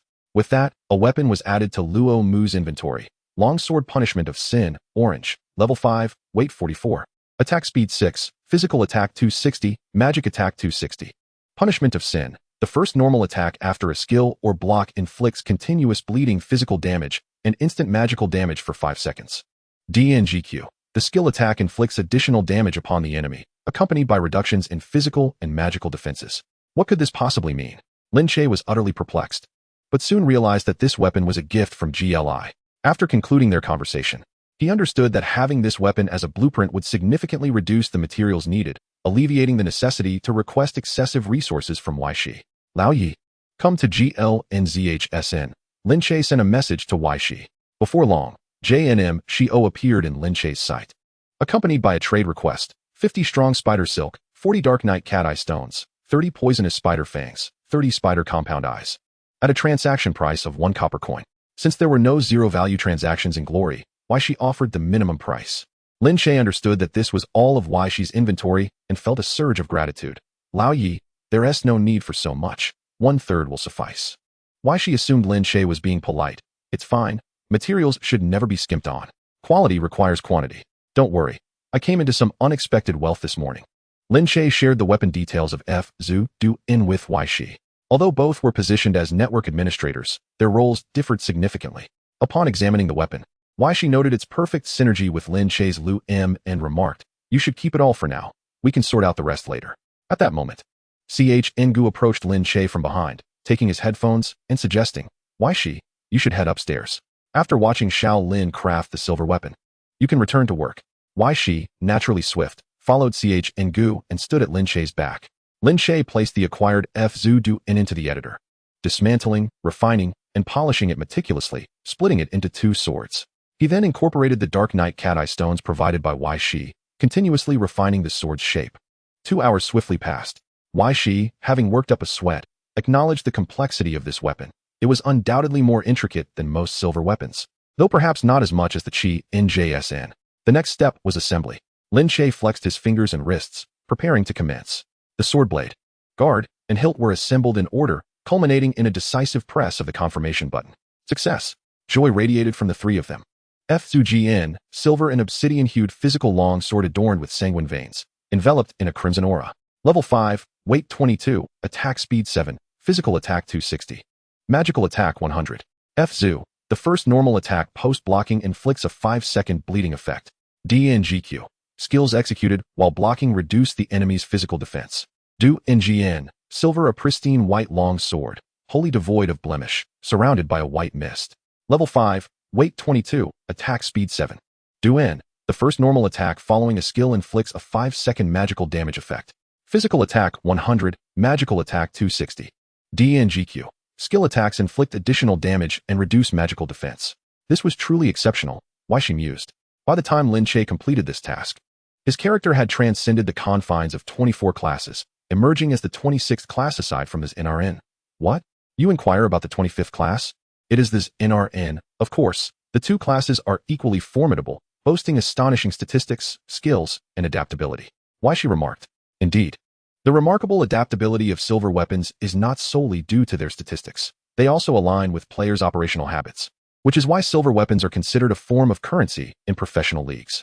Most silver weapons are tailored to fit players' preferences, allowing for upgrades that resonate with favored skills. Lin Che's silver weapon excelled in its profound compatibility with Lu M, devoid of any superfluous attributes. Is that acceptable? Lin Che sought affirmation. Ye Xiu, somewhat speechless, pondered the implications of having created such a character. This character could easily dominate even a player like Ye Xiu, who struggles with precision. Immediately regretting his words, Ye Xiu realized that this character's capacity for immense damage relied on swift normal attacks following blocks or skills, demanding rapid reflexes and dexterity. Lin Che smiled, having noted the ongoing discussions in the Glory forums. He was aware of the criticisms surrounding Ye Xiu's speed, and thus understood the stark mismatch between him and Lu M. That evening, aside from crafting the silver weapon, no additional surprises awaited. Both Lin Che and Ye Xiu immersed themselves in the depths of dungeons. Ye Xiu sought further materials, while Lin Che endeavored to refine his skills and elevate his level. Once a prominent figure on the leaderboard, he now found himself among the masses, though the potency of his weapon allowed him a slightly faster leveling pace than the average player. The following day, upon awakening, Ye Xiu was greeted by Lin Che's earnest visage. Ye Xiu, let us begin. Groggy from sleep, Ye Xiu was uncertain of Lin Che's intentions. What else with the sudden enthusiasm this early in the morning? Behold the fruits of my training from last night. Lin Che proclaimed confidently, unaware that this was merely the prelude to his impending nightmares. Chapter 10. Lu Mj and Mshio Ye Xiu, unable to resist Lin Che's enthusiasm, descended the stairs alongside him, fortuitously encountering Chen Guo, who was promptly enlisted to join them. The trio made their way to the lobby. Room number 555, password 999999, hurry. Losers treat me to a meal.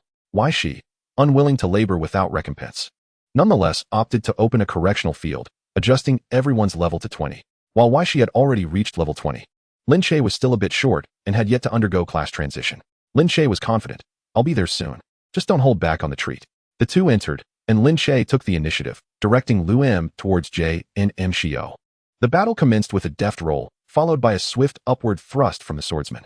In a rather clumsy manner, Luo Mu drew closer to Ye Xiu, while Jun Mo Zhao's strike, Dragon Tooth, aimed directly at Luo Mu's chest. This rolling maneuver was indeed a rarity, and Ye Xiu had made slight adjustments. Yet it ultimately fell short, resulting in a direct hit on Ye Xiu. Immediately thereafter, Luo Mu swung the broken evil sword towards Ye Xiu. But Ye Xiu swiftly pivoted and activated his shadow clone to evade the impending attack. It was not that Ye Xiu was careless. Rather, such a close-quarter tactic was exceedingly uncommon. Engaging in this manner was akin to wielding a bow amidst a hail of bullets on the battlefield. The role as a skill was inherently flawed, or perhaps it possessed no real judgment, as it merely represented a method of movement, akin to the ordinary walking of a character. Thus the concept of judgment was rendered moot. This approach could be described as one of the most archaic, yet foolish, strategies in Glory. In those early days, when players were first exploring the game, all techniques relied on personal experimentation. This close-quarter method existed then, not solely for swordsmen, but for any melee character who could execute a splendid roll. At the inception of Glory, a group of players aptly coined this tactic as rolling flow. Indeed, it was the rolling flow that led to most players experiencing significant wear on their roll keys, as they relied on this maneuver to evade numerous skills. Even in the current professional League of Glory, the rolling flow is not entirely absent. Feng Rue could be regarded as the successor of this technique, and it would not be an exaggeration to assert that he has advanced the rolling flow further. Is it a cowardly tactic? Winning a match is no disgrace. Ye Xiu contemplated various strategies, yet Lin Che was relentless, directing Luo Mu to charge towards Jun Mo Xiao once more. Ye Xiu could clearly discern that Lin Che's tactics embodied the most primitive form of play, including positioning and skills, all reminiscent of a novice experiencing glory for the first time. Even the pseudo-shadow step was merely a nascent version of the later shadow step, allowing one to glimpse the essence of the game within Lin Che's approach. With another thrust, Ye Xiu unfurled his umbrella, deflecting the incoming attack, and then advanced the umbrella, transforming it into a spear shape. A skillful counterattack, the continuous thrust, was unleashed, yet Lin Che remained unfazed, blocking with the broken evil sword. The punishing sword then lunged towards Ye Xiu's chest from beneath the broken evil sword. The impact landed, and the reinforced normal attack, bolstered by weapon enhancements and the physical damage reduction from blocking, significantly depleted Ye Xiu's health. Ye Xiu had not anticipated that the dual-wielded swords could be operated separately, leaving him momentarily stunned. However, he could not afford to continue absorbing damage from Lin Che. Therefore, he executed the counter-tank cannon, employing his flying cannon technique to escape Lin Che's skill range. Objectively speaking, Lin Che stood little chance of victory in this match. The scattered players possessed a natural advantage at low levels, and Ye Xiu, being the epitome of experience and glory, rendered the outcome largely predictable. Furthermore, Lin Che's skill set was limited. The magical enhancement on normal attacks could not sustain for long periods. Although Lin Che's high agility granted him swiftness beyond most, Ye Xiu was adept with his flying cannon. Lin Che's close-range skill, the three-stage slash, was yet to be unlocked at level 25. Thus he remained oblivious to Ye Xiu's tail lights. Therefore, one could observe Jun Mo Xiao standing at a distance, bombarding Luo Mu, while Luo Mu rolled and dashed to evade the artillery fire. Just as he reached Jun Mo Xiao, another flying cannon struck, forcing him to retreat. "Old Ye, do you dare engage me in close combat? Running away is no mark of a hero," Lin Che taunted. Ye Xiu chuckled, expressing his willingness to fulfill this wish. "Come forth, young one. Allow your teacher to impart the correct methods of the swordsman class." Jun Mo Xiao soared forward, drawing a sword from the umbrella's handle, unleashing a ghost slash towards Luo Mu. Following closely, he executed another earth split wave sword. In retaliation, Luo Mu countered with a fierce wave slash aimed directly at Jun Mo Xiao. Trading health was certainly not disadvantageous for Ye Xiu. Yet Luo Mu rolled aside to evade the ghost slash's range, sustaining merely a glancing blow from the earth split wave sword. However, Luo Mu's sword struck Jun Mo Xiao with formidable force, delivering a punishing blow. Seizing the opportunity, Lin Che unleashed an earth split wave sword, ensuring that Ye Xiu would bear the brunt of the damage. Yet, such damage was not without consequence. Ye Xiu, controlling Jun Mo Xiao, retaliated with a draw slash aimed at Luo Mu. Simultaneously, he utilized the momentum from the draw slash to retreat a short distance. Lin Che could not allow Ye Xiu to escape, absorbing the draw slash, and summoned a phantom claw from the magic swordsman to block Ye Xiu's retreat. Once again, he rolled beneath the airborne Jun Mo Xiao, delivering a strong normal attack, followed by a berserker's heavy strike, resulting in a noticeable drop in Jun Mo Xiao's health. However, Lin Che's opportunity for further assault was fleeting. The silver light falling blade from Ye Xiu descended, and Lin Che had no time to evade. Although he mitigated some damage through blocking, Luo Mu's health was nearing depletion. Another hit from Ye Xiu could very well obliterate it entirely. At this moment, Ye Xiu had also reached the brief moment of recovery after executing the silver light falling blade. Luo Mu hastily struck with a normal attack granted by his block, followed by a dual-wielded draw slash, and then predicted a roll behind Jun Mo Xiao, indeed landing upon the spot where Luo Mu had previously stood, summoning a rising heaven formation. Lin Che subsequently executed a backstab with the dual-wielded swords, forcing Ye Xiu to endure the damage, followed by the customary strong normal attacks after each skill. Nevertheless, with such scant health remaining, it was impossible for Luo Mu to eliminate Jun Mo Xiao. He could merely strive to diminish Jun Mo Xiao's health as much as possible. In the end, Lin Che managed to reduce Jun Mo Xiao's health by 50 points, along with some previously inflicted damage, leaving Jun Mo Xiao with only 20 health points remaining. "Ah, youth is on your side, young Lin. Practice for a few more years before challenging me again." Do not become infatuated with me. I am merely a legend. Meanwhile, Lin Che pondered that if his cousin were to arrive, he could surely defeat old Ye. He resolved to contact Han Gu one day to diminish old Ye's prowess. Chapter 11. Tang Roa. Chen Guo exclaimed, muttering, "How could I forget?" Grabbing her coat, she dashed out the door like the wind. Did the boss lady take the wrong medicine this morning? Ye Xiu's banter was ignited. Lin Che shook his head, indicating his own confusion. Kid, have you given in? You cannot defeat me, Ye Xiu declared. With his previous target, Chen Guo, no longer in sight, he shifted his focus to Lin Che. Lin Che, feeling indignant, retorted, "If you have the guts, face my cousin." Ye Xiu responded nonchalantly, "A piece of cake. You both can come at me together, 1 against 1, or 2 against 1. Unbeknownst to Ye Xiu, Lin Che's phone behind him was secretly recording. Shortly thereafter, Ye Xiu pulled Lin Che towards a restaurant across from the Internet Cafe, demanding that Lin Che honor their wager. Just then, a graceful figure entered through the door. As Lin Che was being tugged along by Ye Xiu, he inadvertently collided with her. "I'm sorry." Lin Che quickly apologized. The lady gently brushed her forehead and then looked up at Lin Che. "Are you Ye Xiu?" Feeling somewhat awkward, Lin Che turned to Ye Xiu, who leaned forward and said, "Oh, are you looking for me?" At that moment, Chen Guo peeked out from behind the lady to introduce, "This is my good friend, Tang Ro. Isn't she beautiful?" Chen Guo seemed to take a degree of pride in her words. Lin Che glanced over, and indeed, she was stunning. Short hair, neat and tidy, with an appealing appearance and physique. Yet, what truly set her apart was the extraordinary aura she exuded. Her demeanor, appearance, and attire left nothing to be desired. She was the quintessential beauty, flawless from every angle. The short hair that would seem unusual on others appeared uniquely beautiful on her. "I apologize for the misunderstanding. It was Guo who mentioned that Ye Xiu has very attractive hands and that they often infuriate her, so I was merely curious." Tang Ro initially expressed her regret, then extended her right hand. Lin Che slightly nodded. "Lin Che." He then offered his right hand in return, but merely clasped it briefly, gently shaking it. "No need to take it to heart. Consider it a compliment on my hands." This gesture immediately endeared him to Tang Ro, who had encountered many individuals who clung to her hand, but this gentlemanly conduct left a favorable impression. Subsequently, Tang Ro approached Ye Xiu, asking, "Are you Ye Xiu?" "Yes," he affirmed, before turning to Chen Guo. "Boss lady, how can you say that about me, making it sound like I bully you daily?" Chen Guo shot Ye Xiu a disapproving glare. She had been chatting with Tang Ro in the car about hiring a new employee, one who always vexed her with his sharp tongue, particularly notable for his hands that elicited envy among women. It must have been during that conversation that Tang Ro had glimpsed Lin Che's hands. Chen Guo had forgotten that both of them possessed remarkably handsome hands. "I'm just curious, nothing more," Ye Xiu chuckled. "Want to learn? I can teach you." Lin Che could no longer contain his amusement. "Ha ha, Xinjia. This guy shows no signs of repentance. If I were you, I wouldn't tolerate it. You must deduct his salary." Chen Guo rolled her eyes at Lin Che. "Don't come here with your nonsense. You two are cut from the same cloth. Just because you appear innocent, who knows how much mischief lurks within." She then raised the dish in her hand, urging everyone to eat.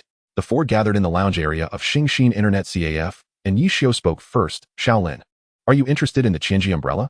Lin Che understood immediately. "You want me to research the Qianji umbrella?" "Not quite research. The upgrades for the Qianji umbrella before level 50 are already planned out. I hope you can assist me after reaching level 50, Ye Xiu explained. Although he could research the upgrade paths for level 50 on his own, why not utilize Lin Che as a resource? "Sure, no problem. Let us discuss it after I reach level 50. I haven't studied any equipment materials past level 10, Lin Che replied. "I have accounts in other servers. Feel free to dismantle them," Ye Xiu offered, having a few in used low-level accounts. Lin Che nodded. "That works." Meanwhile, Chen Guo and Tang Ro chatted about the latest gossip among women. "Xiao Tang, later, help me in the arena and give that guy a good beating." Clearly, Chen Guo was seeking external help since she was struggling in the arena. "Xinjia, have you forgotten your old flame now that you have a new one? Wasn't he this task always egoist?" Lin Che teased. "Humph, now that Xiao Tang is back, I don't need this second-rate guy," Chen Guo retorted. After their meal, Chen Guo logged into her character. "Ji Yin Xia, Xiao Tang, make sure to thoroughly defeat him." Ye Xiu and Lin Che decided not to enter the game, instead standing behind Tang Ro. "Shaolin, what do you think? She is indeed beautiful." Lin Che pretended to be serious. Ye Xiu clicked his tongue. "Is that what I asked you?" Her hand speed is not slow, but she seems to lack rhythm. It appears she reacts at the last moment. "She is quite similar to me." Ye Xiu nodded, clearly agreeing with Lin Che's observation, then turned and sat down directly across from Tang Ro, opening the game. "Ye Gu, are you leaving just like that?" "Not going to watch," Lin Che remarked. "She is similar to the boss lady, just with a faster hand speed. Otherwise, there is no significant difference." Lin Che refrained from commenting further. Indeed, Tang Ro's playstyle simply exploited her superior speed. After the battle concluded, the word glory appeared with a time of 1 minute and 19 seconds. Gua. Didn't you say this person was formidable? Tang Ro inquired. Indeed, quite impressive. They have a 75 win rate. Xiao Tang, with your speed, why not play glory? If I had your speed, I would dominate the game, Chen Guo replied. Perhaps it's too easy, Tang Ro mused, stroking her chin. Upon hearing this, Ye Xiu, who had been operating the mouse, noticeably paused for a moment. Although it was just a fleeting instant, Lin Che caught it. He suddenly posed a question, Xiao Tang. Do you believe someone could defeat this opponent in just 40 seconds? Who? Tang Ro perked up, clearly skeptical of such a possibility. Lin Che tapped on Ye Xiu's table. It's your turn to shine, hero. Him? Tang Ro asked, surprised. Let us have a match, she challenged. To engage in this game, let us incorporate a bit of flair, perhaps a pack of cigarettes? Against Lin Che, Ye Xiu could easily outmaneuver him, but with Tang Ro, it is not quite so simple. Ye Xiu, being as financially constrained as Lin Che, naturally lacks the means to contribute. I have no cigarettes, he remarked. Tang Ro retrieved a 100 yuan bill from her bag and placed it on the table, stating, This is all I possess. Is it sufficient? Upon seeing the money, Ye Xiu's demeanor shifted, and he playfully shook his hand, proclaiming, Let us commence. Chapter 12. You will not. Tang Ro booked a room. And Jun Mo Xiao entered the fray. He did not change his class. This is known as a scattered person, with a myriad of skills. By observing the weapon in his hand, one could infer the skills of his profession. This insight was gleaned by Chen Guo from the discussions between Ye Xiu and Lin Che, not merely an impromptu lesson, but rather a strategic counsel for her dear friend. Oh, Tang Ro acknowledged, although she had never formally played Glory over the past year. She had participated in numerous matches due to Chen Guo's insistence and had encountered characters from various professions. What weapon is he wielding? Tang Ro pointed to the screen. Chen Guo gazed at it for a long while, unable to identify it. She turned to ask Lin Che, given their time spent together. He must possess some knowledge about Ye Xiu's weapon. However, she found Lin Che had procured a chair from another row, casually resting against it, humming a tune and closing his eyes in a moment of relaxation. Shaolin, what profession does Ye Xiu's weapon belong to? Chen Guo inquired. Ye Xiu, immediately displeased, retorted. What kind of question is that? You should know better. He then addressed Lin Che. Shaolin, maintain your professional integrity. You cannot betray me. Lin Che chuckled. Will it make a difference whether I sell you out or not? Hurry and finish. I have matters to discuss with you. I'm on my way, Ye Xiu declared, already maneuvering Jun Mo Xiao straight towards Zhu Yanxia. Tang Ro's dexterity was indeed impressive. As soon as Jun Mo Xiao moved, she swiftly adjusted her mouse, landing a precise shot. Jun Mo Xiao executed a slide, closing the distance to Zhu Yanxia from an unexpected angle. Tang Ro's speed lived up to Chen Guo's expectations. With a deft slide, Zhu Yanxia managed to evade the incoming attack and was poised to retaliate, showcasing rapid movements in evasion, positioning, and assault. Unexpectedly, a flash of silver light appeared, revealing that Jun Mo Xiao had drawn a sword from the Qianji San he held in his left hand. This was not merely a weapon drawn, but rather a skill of the swordsman, the draw slash. This unexpected strike took Chen Guo by surprise. Even if she had wished to respond, her reflexes would surely be too slow. Unlike Tang Ro, whose left hand had already executed 2 keystrokes while her right hand pushed the mouse, Zhu Yanxia performed a back jump to evade the sword attack, simultaneously raising her arm to prepare for a counterattack. This maneuver not only avoided the draw slash, but also allowed her to fire back, utilizing the recoil to create distance. It was, in essence, a trifecta of advantages. In a blink, Jun Mo Xiao's figure appeared before Zhu Yanxia, clearly employing the ninja skill, Shadow Clone. Sky Strike. Circular Staff. With a thrust, Jun Mo Xiao sent Zhu Yanxia tumbling to the ground. The damage dealt by such skills was secondary. It was the disorienting suddenness that rendered the situation exceedingly challenging. Chen Guo's perspective was somewhat manageable, having experienced being overturned countless times. She could adapt swiftly to the changing visuals. However, for Tang Ro, as a substitute player, adjusting to this dizzying sensation was an entirely different matter. Though her speed could help her regain her bearings, a moment of panic could lead to significant missteps. Zhu Yanxia regained her composure and searched for Jun Mo Xiao, but he was nowhere to be seen. At this moment, Lin Che leisurely remarked, "Look up." Zhu Yanxia hurriedly glanced upward, the mechanical rotor of the mechanic. Jun Mo Xiao was airborne. He unleashed a barrage of bullets from the gremlin machine gun, the projectiles forming a nearly unbroken line towards Zhu Yanxia. Tang Ro quickly maneuvered to roll away from the onslaught, shifting her perspective, yet where was Jun Mo Xiao? He had already leveraged the recoil to ascend to an unknown location. A sound of slicing air approached from behind Zhu Yanxia, as Jun Mo Xiao executed a 3-hit combo. Just as Tang Ro prepared to counter, the assault had already commenced, utilizing a strike akin to her own profession, sending Zhu Yanxia into the air. Tang Rou was compelled to adjust her perspective, scanning her surroundings, but finding no sign of Jun Mo Xiao. Chen Guo recognized this as the shadow step. She had heard Ye Xiu mention it before, familiar with the concept of perpetually seeking the enemy's blind spots while attacking. The assailant could be right beside you yet remain elusive. Such a theory is simple, but the execution presents a formidable challenge. Chinjia. There's no need to watch any longer. Xiao Tang will lose, Lin Che advised. Thus, Tang Rou found herself continuously overwhelmed, ultimately failing to land a single hit on Jun Mo Xiao. Throughout this ordeal, he occasionally utilized a healing skill, achieving a flawless victory over Tang Rou. Glory. Time, 1 minute and 30 seconds. Tang Rou had lost, and it was a complete defeat. Your speed is commendable, but alas, you lack the requisite skill, Ye Xiu remarked. Tang Rou fell silent. From Chen Guo's perspective, she was undeniably a competent player. How could Ye Xiu dismiss her capabilities so readily? Ultimately, in Tang Rou's view, glory was not a daunting challenge. With a modicum of seriousness, she could easily reach the level that Chen Guo aspired to, while those whom Chen Guo deemed experts had become mere stepping stones for her. In this encounter with Ye Xiu, she found herself on the receiving end of a thorough beating. Her speed was indeed remarkable, yet the coordination between her hands was nearly non-existent. A mere shift in perspective left her disoriented, and her tactics were antiquated. Lin Che, despite being similarly old-fashioned, at least exhibited a willingness to explore and experiment, whereas her approach was simply stagnant. Strong? She could hardly be deemed as such, not even qualifying as a player, let alone a skilled one. To defeat me? Perhaps in a century's time. To best Shaolin? That would require 50 years. Hey, you've gone too far, Chen Guo exclaimed, a hint of irritation creeping into her voice. How could Ye Xiu belittle Tang Rou so thoroughly?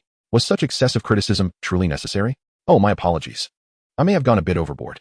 A century was merely an exaggerated expression, not a literal time frame. Could you not offer a single compliment? Chen Guo glared at Ye Xiu. I did mention your speed was impressive. I have already stated that. What else? Chen Guo pressed, pondered seriously for a moment before turning to Lin Che, remarking that Lin Che had indeed described her as exceptionally beautiful. Chen Guo was incensed, feeling that this person was utterly merciless in his jests. Li Xiu took a 100 yuan bill and placed it on Tang Rou's desk, stating that winning against her was too easy, and thus he would not accept the money. Tang Rou pushed the money back toward Li Xiu with a piercing gaze, insisting, let's go again. Li Xiu was taken aback, clearly not expecting Tang Rou to request another match. There is no need. It would be unfair for me to fight you. He replied, I do not want your pity. I demand a fair match. Will you give it your all? Tang Rou fixed her gaze intensely on Li Xiu. He hesitated, recognizing something in her eyes that he could only associate with the professional arena. Very well, he conceded. Then, Tang Rou retrieved another 100 yuan bill from her bag and placed it on Li Xiu's desk. He quickly pushed it back, insisting, there is no need. The wager remains the same. Tang Rou insisted stubbornly. Chapter 13. Defeated in the second battle, Li Xiu resigned. Click confirm as Jun Mo Xiao entered the arena. And the battle commenced. Glory. Time, 45 seconds. Once more, Tang Rou was defeated, and the duration had dwindled to a mere 45 seconds. Again. Glory. Time, 48 seconds. Again. Glory. Time, 50 seconds. Again. Match after match, the crowd grew larger, and when Tang Rou reached for more cash, she suddenly realized that her funds had been exhausted. Wait a moment, I will go get more money. Tang Rou began to rise. No need. After this many matches, do you not understand? You cannot win against me. I can defeat you. Tang Rou retorted defiantly. Little Tang, it is futile. You absolutely cannot win in such a short time.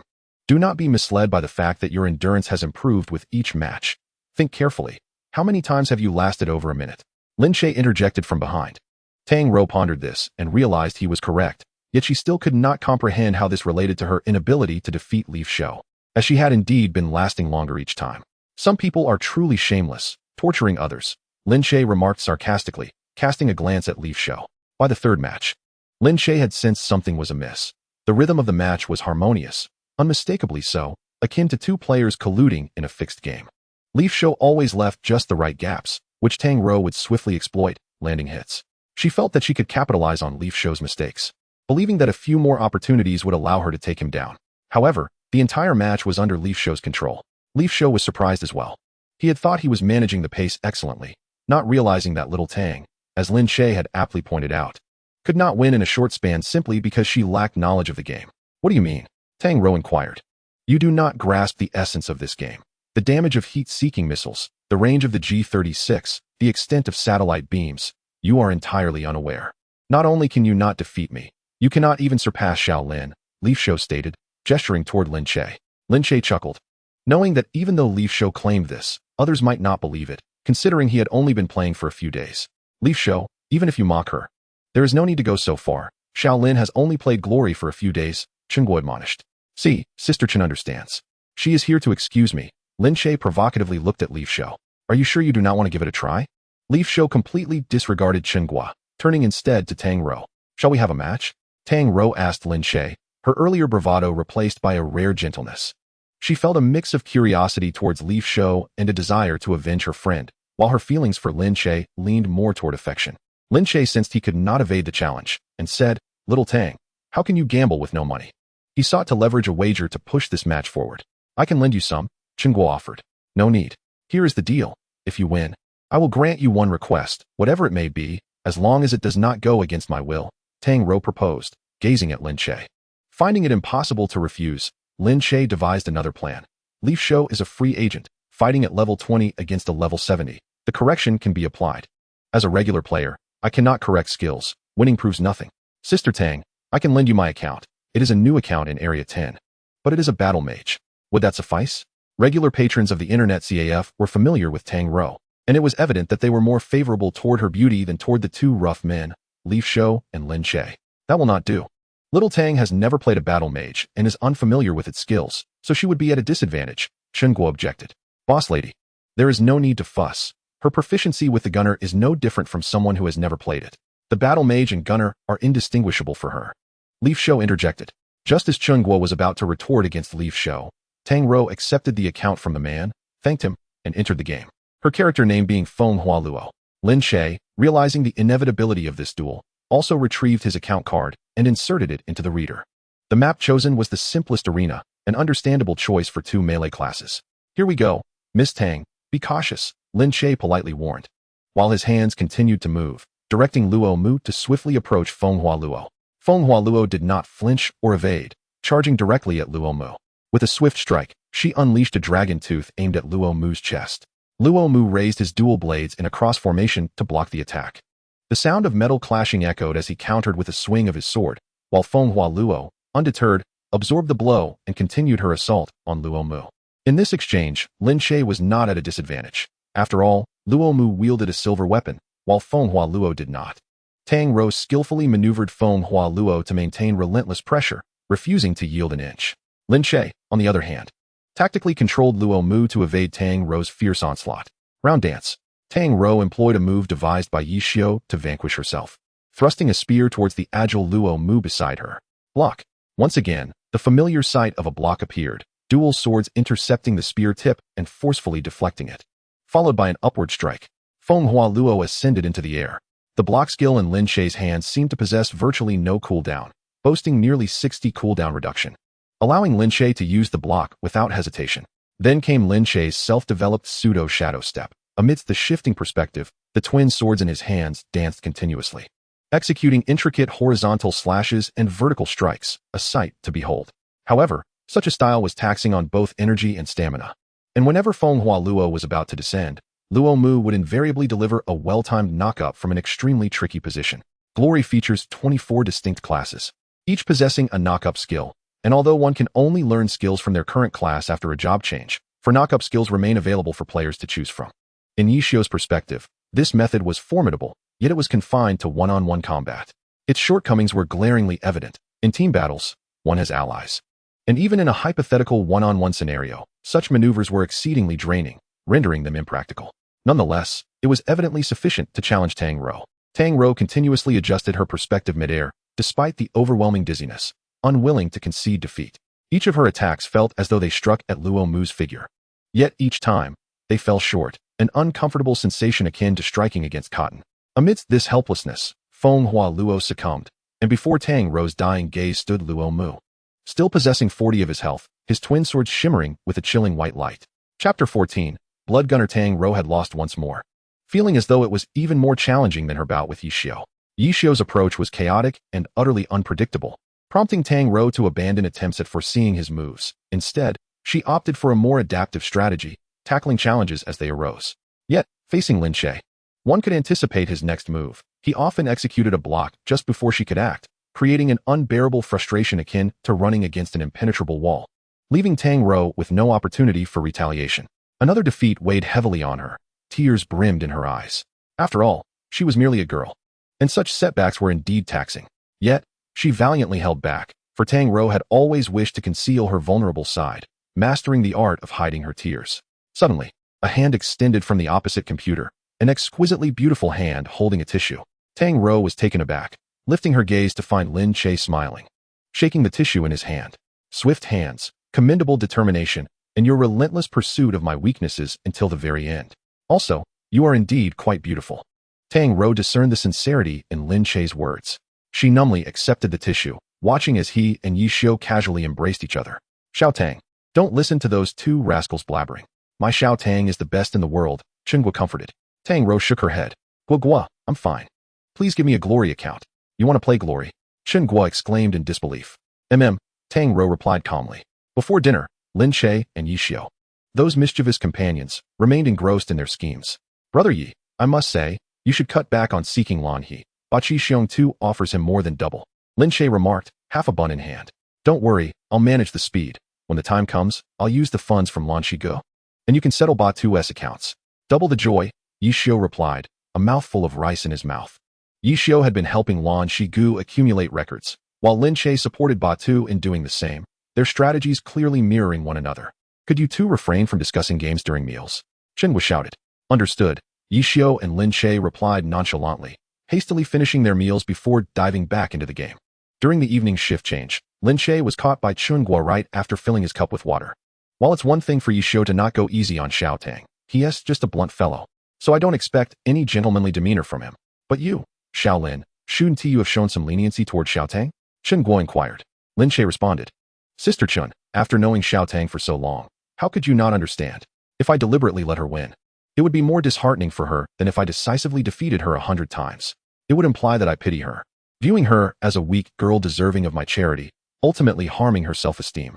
Conversely, when I see her seize every opportunity to attack, I recognize her bravery. She is far from a weak girl. One day, she will reclaim her victory from my hands.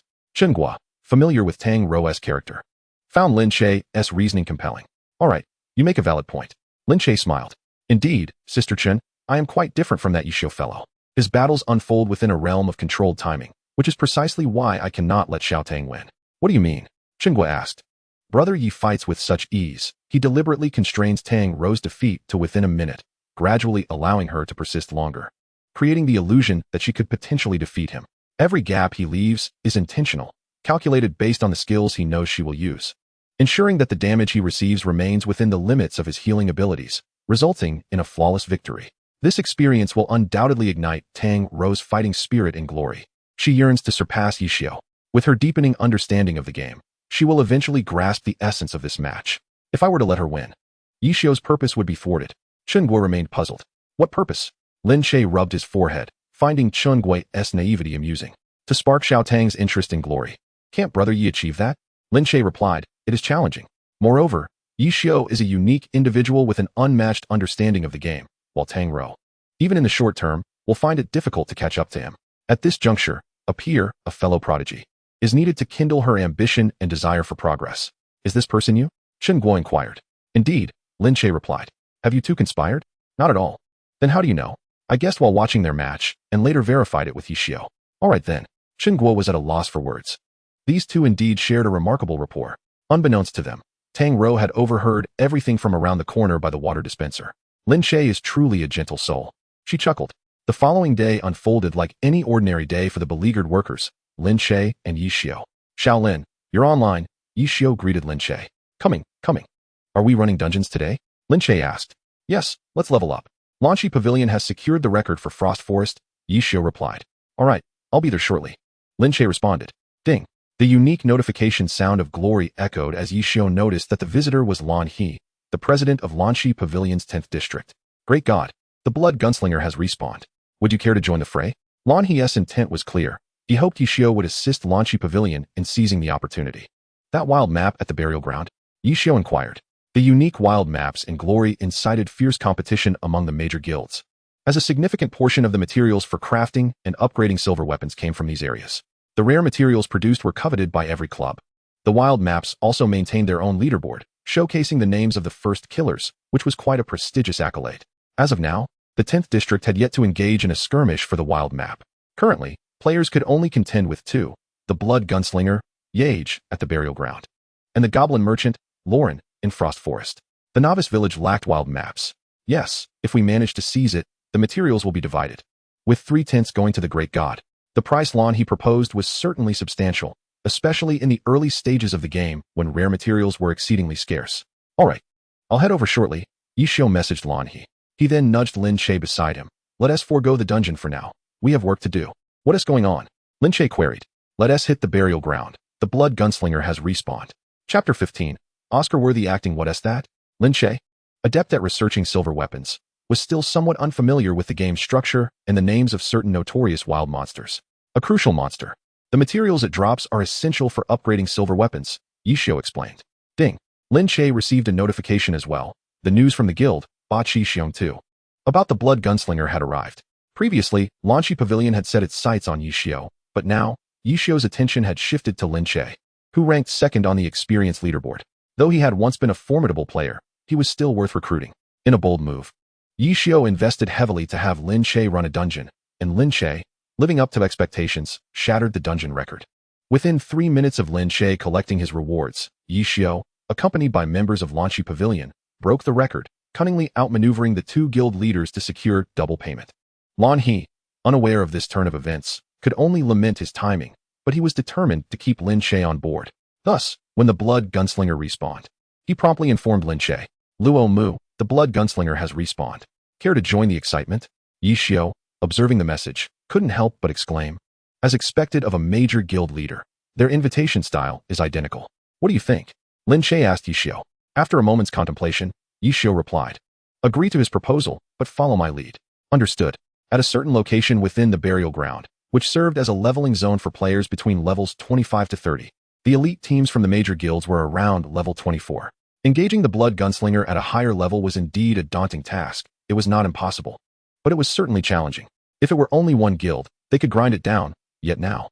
Lin Che surveyed the area and spotted many familiar faces. Zhong Chaotang, with the Wei Chao team lurking behind a tombstone, Ba Chi Xiong 2, with their leader unceremoniously crouched on the ground, and Jia Shi, whose members stood boldly together like a gang. In that moment, Lin Che forgot that he too was hiding in the underbrush, realizing that none could make a move prematurely, should another guild act unscrupulously. They could find themselves in dire straits. Ah, busy are we? Ye Xiu's voice called out from behind Lin Che. The great god has arrived. What is our plan now? Lin Che inquired. Let us wait. If only you hadn't withdrawn from the guild, Lin Che lamented.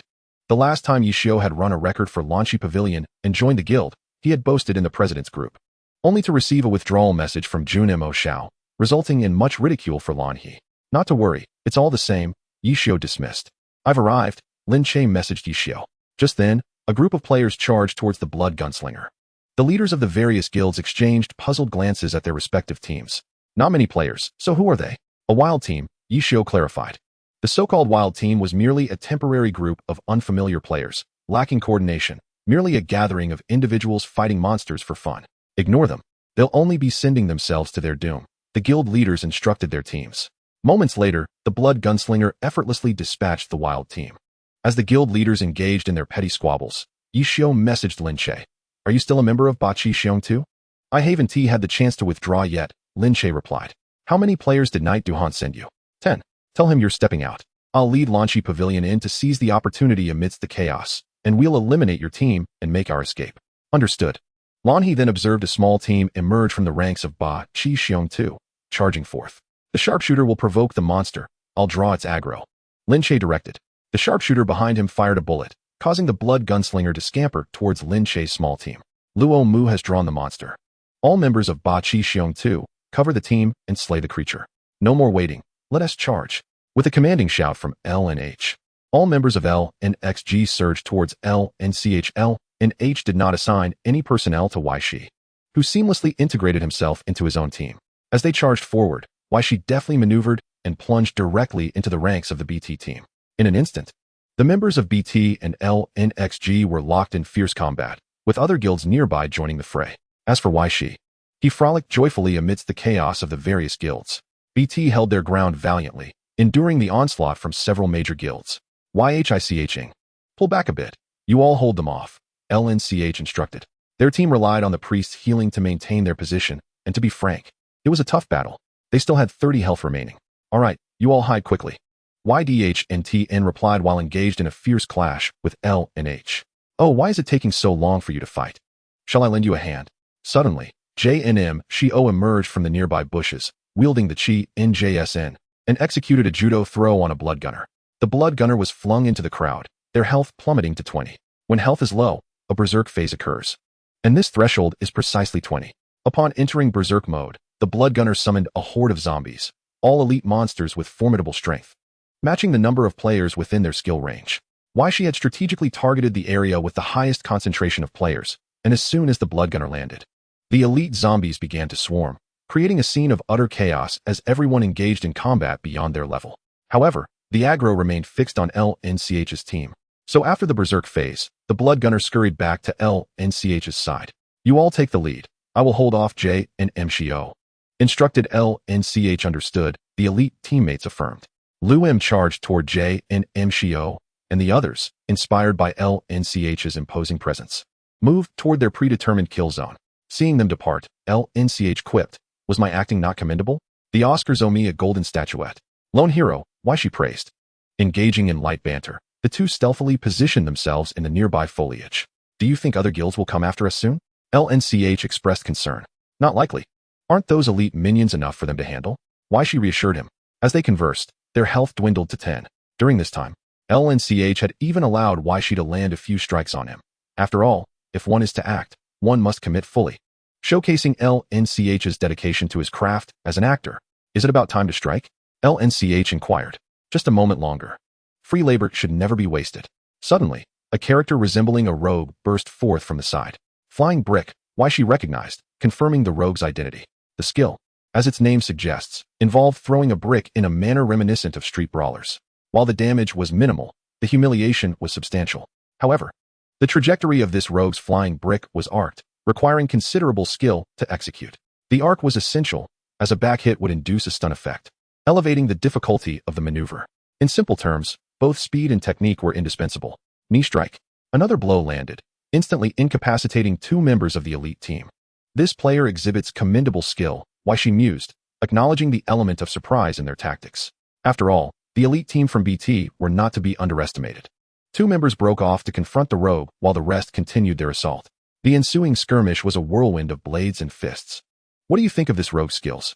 Shi asked LNCH fast, indeed, but their combo sequences are rather peculiar. A brick to the face eliminates the stun effect, and throwing sand behind the enemy negates the blinding effect. They must be inexperienced, LNCH critiqued. Indeed. Yet their speed is impressive, they possess potential.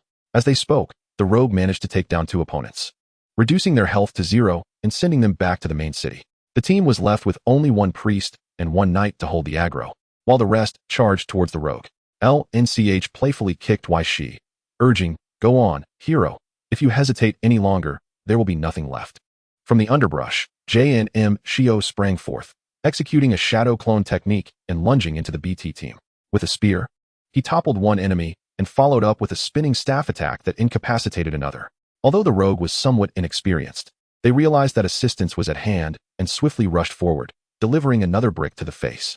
A brick attack must hit from behind to induce a stun effect. Shi advised. Oh, so it's the back of the head that counts. Got it, the rogue responded, launching a handful of sand that struck the back of an assassin's head within the BT team. The sand must be thrown directly for a blinding effect. Shi corrected again. So targeting the eyes is key. How ruthless. Shi sighed, bemused by the rogue's naivety. With a flick of his mouse, Shi executed a spear strike that felled another opponent, then initiated a conversation with the rogue. What should I call you? BOZ or QN? Just call me BOZ. You are incredibly skilled. May I know your name and zodiac sign? Ye Xiu zodiac signs? I do not believe in such things. All right. Hearing this, BOZ sounded somewhat disheartened. You are Ye Xiu, the legendary player with 3 first kills in one night. Only I go by the name Ye Xiu. And I am indeed the only one with 3 first kills in a single night. Boss, please take me under your wing. You are amazing. BOZ's eyes sparkled. Under my wing? Shi chuckled, amused by the rogue's earnestness, reminiscent of a character from a gangster film seeking to join a crew. He thought to himself, I haven't been a big shot for many years. Let us set that aside for now. Are you looking to appear on television? Why, she asked. I want to. Unlike Lin Che, who lived like a deity and had no desire for fame, prestige, or flashy gear, Boz was the quintessential player, and for this, he had often faced Ye Xiu's disdain. Lin Che candidly remarked, I never considered myself a serious player. I'm just here for fun.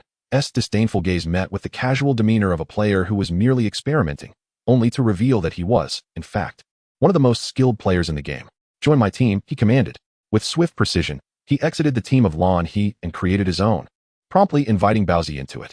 As the notification of Bowsie's entry into the team flashed on their screens, the two swiftly executed a coordinated assault on the Batu elite team, mercifully sending them back to the city for respite. Let the killing commence, declared Ye Xiu. The duo charged forward, with Lin Che also emerging from the nearby bushes, unperturbed. Enemies ahead, Bowsie exclaimed, his anxiety palpable. Fear not, they are our own. Ye Xiu reassured him. But I can distinctly sense a murderous aura, Bowsie replied, perplexed. Murderous aura? This fellow's choice of words is always so astonishing. Your instinct is accurate. But it is not directed at me. Lin Che pointed towards the bushes. It's from our friends in the Zhongqiaotang.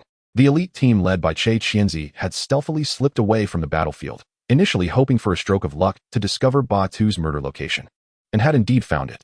Shall we collaborate to take down Zhongqiaotang first? Ye Xiu casually proposed to Lin Che, feigning unfamiliarity. Agreed. But they must not perish before I deal with them. Lin Che quickly grasped Ye Xiu's intent. Frustration brewed within Che Qianzi, who felt insulted, despite his considerable experience. He was being compared to a mere novice. With a team of over 10 members, they could easily overwhelm any adversary. Bowsy, incite their wrath and maneuver skillfully. Do not get slain, Ye Xiu instructed. I shall join the fray. The duo advanced. 3-section slash. Both unleashed the same skill in unison, charging into the enemy ranks. And then, there was silence. Ye Xiu unleashed his character's full potential, employing cunning and devastating moves with the grace of a hawk. In contrast, Lin Che exhibited a gentler style, his dual swords dancing elegantly, each strike a precise incision, illuminating the battlefield with the brilliance of his exceptional weapon. It was a silent descent into hell. The abyss is desolate, the demons reign in glory. The masses lamented. Bowsie's misstep as a blood gunner led to a barrage of bullets being released. This is bad. The members of Zhongqiaotang rejoiced. One of the demons had fallen, and surely one of the remaining would rush to assist, thus slightly improving their odds. Ye Xiu, however, was considerate, dispatching a shadow clone towards Bowsie. We do not have time, everyone thought, realizing it was impossible to reach Bowsie in time. Suddenly, a radiant light enveloped Bowsie, healing spell. The members of Zhongqiaotang exchanged glances, ceasing their actions, and began flooding the chat with messages of disgrace against the lone player, which created a flurry of text bubbles that made Ye Xiu feel as though he were competing with Huang Xiaodian, much to his annoyance. Hurry up and finish this. It is vexing to watch, Ye Xiu remarked to Lin Che. Understood, Lin Che replied, rapidly dispatching the members of Zhongqiaotang with his dual swords. Your pace is lacking. I could have resolved this in 3 minutes, Ye Xiu boasted. If you were so capable, why not give it a try? Shall I summon the Batu members for you? Lin Che did not indulge Ye Xiu's arrogance. No need for that. My mana is insufficient, Ye Xiu replied, cleverly implying he had unlimited resources, able to slay as many as he wished. Chapter 17. Frost Forest. They advanced and delivered a thorough beating, ultimately leading Lin Che to exit the team, while the others received their accolades in the World Channel, igniting a fervent discussion. Isn't this the deity who secured 3 first kills in a single night? That Bowsie is truly fortunate to be on screen with the deity. That Bowsie still owes me money. Having entered the novice village, Tang Ro opted for the class she had been defeated by Lin Che with, the Battle Mage, maneuvering her character Han Yenro while completing quests when she noticed the system announcement. Naturally, she recognized Ye Xiu's name. Upon scanning the list 3 times without spotting Luo Mu's name, she found it peculiar. Lin Che, clutching the materials tightly, declared, I will not part with these. I need them for my experiments. Oh dear, there is only one of this material in the entire 10th district. My Qianji Sin has passed the tests. My punishment blade has yet to be tested. I am reliable. I will level up first, and then I will return them to you. I won't give you anything I obtained myself. Are you not afraid I might kill you and take your gear? Ye Xiu threatened. Go ahead and try. Earlier, Ye Xiu had been the primary target, his health not in a good state. Deity, look, is there not another one here? Bowsy chimed in. Both had been fixated on the rare material, oblivious to the fact that 2 had actually dropped. Roll for it, Lin Che suggested. No way, I already have one. This one is mine, Ye Xiu firmly disagreed. Lin Che did not press the matter further and acquiesced to Ye Xiu's choice. Ding. The notification sound of glory rang out. Han Yinro has requested to add you as a friend. Lin Che was not surprised. Many sought to add him after he ascended to the second position on the experience leaderboard. He accepted a few friend requests from those who caught his eye, one of whom was the formidable guild leader Ye Xiu. This Han Yinro, at level 3, was evidently a new account, and the only possibility of her recognizing him was through recent television appearances. Accepted. What brings you here, little Tang? Lin Che messaged in the chat window. How did you know it was me? Tang Ro queried, puzzled. Lin Che sent a smiley face. A secret. Tang Ro did not inquire further. Why didn't you team up with Ye Xiu for kills? Are you busy? I went, but outwardly, I cannot show any connection with Ye Xiu. Why not? Because it is a faster way to earn. Lin Che spoke the truth. 2 individuals, 2 jobs, 2 incomes, double the joy. What prompted you to ask me? I just saw the system announcement and noticed your name was absent, so I came to check. Once the message was sent, Tang Ro felt uneasy. She and Lin Che were merely acquaintances. Thank you for your concern, little Tang. I shall take you on screen next time. Lin Che replied. Tang Ro replied briefly, swiftly closing the chat window and gently patting her slightly flushed cheeks. Continue with the tasks, she reminded herself. Just after finishing her conversation with Tang Ro, the guild leader of Bot 2 sent a message. Luo Mu, what is the situation?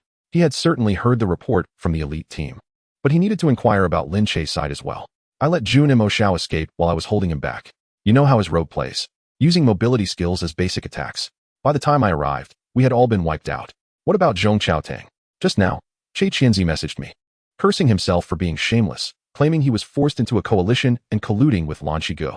I collaborated with Jun Mo Xiao from Lan Shigu to take down Zhong Qiaotang, but that rascal held me back, allowing that Bao Zi to invade and kill me. Lin Che's exaggerated lamentations were so heartfelt that even Ye Xiu was almost convinced. Thank you for your hard work. Luo Mu, our guild would like to offer you a token of appreciation. Yidu Han Tan aimed to retain Lin Che through benefits, gradually developing him into a trusted ally. Lin Che felt a pang of guilt. After all, Yidu Han Tan had been betrayed and was now counting out money for him. I haven't contributed much. I feel undeserving of this. Next to him, Ye Xiu interjected, Hey, don't say that. If you don't want it, I'll take it. I'll send you a list of materials, just come over. Before Lin Che could respond, he saw Ye Xiu's message come through, filling an entire screen with materials. Why don't you go and grab it? Lin Che asked. It's not like I could do it that quickly, Ye Xiu replied with a shameless grin. I'll only ask for the first 3 items. The rest is on you. Alright, as long as I get those 3. Yidu Han Tan happily went to count out the money for Lin Che. On the official forum for Glory's 10th district, a post titled To Appear in the 10th district, Why Does Glory Official Stand By? Went viral. Lin Che's dual swords and Ye Xiu's rogue were under scrutiny. In response, the investigation confirmed that there were no anomalies with the player's account. Glory's official stance remained silent, as if tacitly acknowledging the situation. Chen Guo found Lin Che and Ye Xiu. Is everything alright? They want to ban your accounts. Will they? They can't. My rogue is just utilizing Glory's mechanics. It's Lin Che's dual swords that I worry about, Ye Xiu said. I haven't cheated, so why would they ban me? They have no reason to, Lin Che replied confidently. That is true, Ye Xiu and Chen Guo agreed. Lin, don't level up for a few days. We need to prepare to break the record for Frosty Forest. As Ye Xiu spoke, he asked, Can I borrow your phone? I left mine upstairs. Lin Che took out his phone. What for? You still have friends? Lin Che's remark was not unfounded. Ever since he met Ye Xiu, this guy had maintained no connections to the outside world, spending all his time in Glory. To find some help, he quickly typed a string of numbers into the phone, clearly familiar with them. Hello? Who is this? It's me. Where are you now? Not far from you. Continuing my Glory journey. Jun Mo Xiao, is it? Got it. I know you want to leave Glory. The 10th district is your best choice. Very clever of you. Do I need to say that? Come lend a hand. My appearance fee isn't cheap. I'll treat you to something delicious. Deal. Lin Che didn't bother to inquire whom Ye Xiu was contacting. He handed over the phone and went to fetch some water. Aren't you worried about getting banned? Tang Ro appeared behind Lin Che. He nearly spilled the cup of water he had just filled. I don't know, but they have no reason to ban me. Tang Ro was momentarily at a loss for words. Are you still doing well with the battle mage? Not bad. Let us practice together sometime. I'm available anytime. Just then, Ye Xiu returned for his phone. You two keep chatting. Tang Ro prepared to leave. Wait, Xiao Tang. Once your level rises, contact Xiao Lin. We'll tackle the next dungeon together, Ye Xiu called out to her. Which dungeon? Tang Ro asked. Frosty Forest. Chapter 18. Coordination. In the days that followed, Ye Xiu and Lin Che immersed themselves in developing and upgrading silver weapons, while Tang Ro diligently leveled up and Bao Zi hung around in the arena. During this time, Ye Xiu also taught Tang Ro some combat techniques. Initially reluctant, she eventually agreed after Lin Che encouraged her. I'm level 25 now. Tang Rou exclaimed with joy. Great. Get ready tonight. We're heading into the dungeon, Ye Xiu said. Shaolin, prepare for the dungeon tonight. Sure, Lin Che responded. Can I borrow your phone again? Ye Xiu asked. Here you go. Lin Che tossed the phone to him. Ye Xiu skillfully dialed a number. We're going to run the dungeon tonight. Sleep in a bit. If you delay my beauty sleep, how will you compensate me? What do you want? Treat me to ice cream. It's winter. You can eat ice cream in winter. When? When I'm in a good mood. See you tonight. See you tonight. The night before the Frosty Forest dungeon. Lin Che was the first to arrive. He wasn't a gaming fanatic. He typically fought monsters casually before diving into the weapon crafting system. Ye Xiu arrived next, followed by Tang Rou, while Bao Zi was delayed due to the arena battles. Old Yi, has your helper arrived? Lin Che inquired. Should be there soon. They just finished training. Ye Xiu glanced at the clock in the bottom right corner of the screen. Is that her? Tang Rou asked. Lin Che turned his view to see a female player approaching Frosty Forest, a gunner by profession. Chen Guo was also a gunner. And it seemed this class was predominantly female. 9.5 out of 10 players were women. Ye Xiu controlled Jun Mo Xiao to walk over and open the microphone. You're here. Yes, I came to check if you starved to death. A gentle female voice responded from the character, sounding like a neighborly sister, though the tone seemed to carry a hint of reproach towards Ye Xiu. Not at all. Life is particularly good. Are you planning to return with this account? Yes, let those fellows once again experience the terror of being under our control. Is it us? The voice is filled with nostalgia and melancholy. Of course it is us, Ye Xiu affirmed.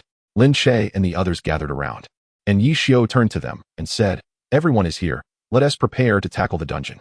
Remember, both I and Luo Mu have reached level 25. And after 3 more runs, we should be at level 26. Once we surpass the dungeon's level, the records will no longer be registered in the system, so focus, everyone. The first run is to familiarize ourselves with the coordination, the second is rehearsal, and the third is to break the record. Let us get to work. After saying that, Ye Xiu sent out a party invitation and entered the dungeon without waiting for the others to collect their thoughts. The first to follow was a female player who, as she passed Lin Che, introduced herself, Fengshu Yanmu. Clearly, she was stating her name, Luo Mu, and the battle mage behind her is Han Yen Ro, while the rogue is called Bao Zi Ruqin. Hello everyone. Fengshu Yanmu greeted everyone. Let us go, get acquainted. After that, she also entered the dungeon, and Lin Che and the others, unwilling to lag behind, maneuvered their characters into the Frost Forest dungeon. So slow, I'll go provoke the monsters. Shaolin, get ready to draw aggro with me, 10 monsters each. Bao Zi and Xiao Tang will handle 5 each. Then glancing at Fengshu Yanmu, he said, just do as you please, pull as you feel like it. Ye Xiu gave a rather perfunctory command. Soon, Jun Mo Xiao shook his 1,000-machine umbrella, firing 3 anti-tank shells that attracted the attention of 3 groups of monsters, just 10 in total.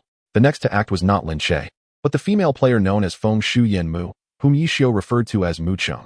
Evidently, the two were acquainted privately. With the same 3 anti-tank shells and the same 3 groups, she managed to draw a full 13 monsters. For regular players, managing 2 was already the limit. For those considered skilled, 3 was the maximum. Speedsters like Tang Rou and Bao Zi could barely manage 5. As for players like Ye Xiu and Lin Che, they were in a league of their own. It was remarkable that Fengshu Yanmu dared to pull 13. One could not tell if it was confidence or arrogance. Lin Che did not intervene much, charging forward, dual swords dancing as countless sword strikes flew out, quickly attracting 10 monsters. Turning around, he saw Bao Zi and Tang Rou each followed by a group of goblins in tow. Meanwhile, behind Ye Xiu and Lin Che, a throng followed like sheep. As for Fengshu Yanmu, every time she fired her hand cannon, the recoil propelled her backward, rendering her untouchable by the goblins while ensuring she did not stray too far and lose aggro. Such maneuvering required a profound understanding of her class, and it was evident that Fengshu Yanmu was that adept. In comparison, Tang Rou and Bao Zi appeared somewhat underwhelming. Tang Rou, naturally unwilling to concede, felt she could handle more monsters. Upon noticing that Fengshu Yanmu had a whole team following her, she felt a surge of defiance. I'll go pull a few more, she announced in the channel. Pay attention to coordination, Ye Xiu messaged. Coordination is not something I quite grasp yet, but I can certainly draw more. Saying that, she charged toward another group of monsters. With a thrust of her spear, she took down one, but just as she stabilized her aggro, the monsters behind had already caught up, landing a hit on Tang Rou. Oh no, everyone gasped. This blow would disrupt Tang Rou's rhythm, and the subsequent monsters would swiftly surround her, leaving her with no chance of survival. Indeed, Tang Rou's character was soon under the onslaught of the monsters, her health dwindling to around 45. Suddenly, a flash of sword light cleaved through the horde of monsters. Who is it? Who but Lin Che, his dual swords moving rapidly, drawing all the aggro toward himself, leaving Tang Rou with just 5. Now Lin Che had a staggering 16 monsters' attention. One misstep could lead to his demise.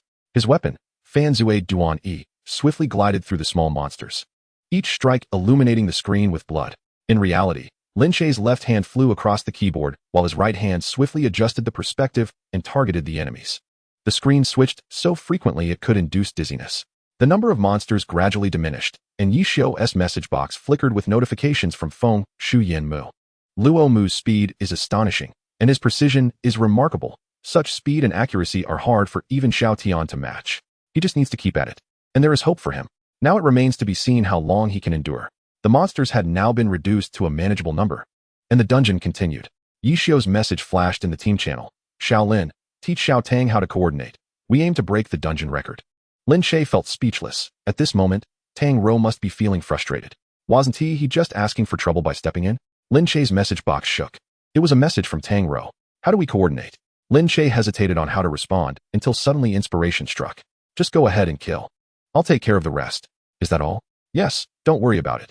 With me around, I can save you once, I can save you twice. All right. Chapter 19, The Transforming Tang Rou. The team pressed forward, encountering several more groups of monsters.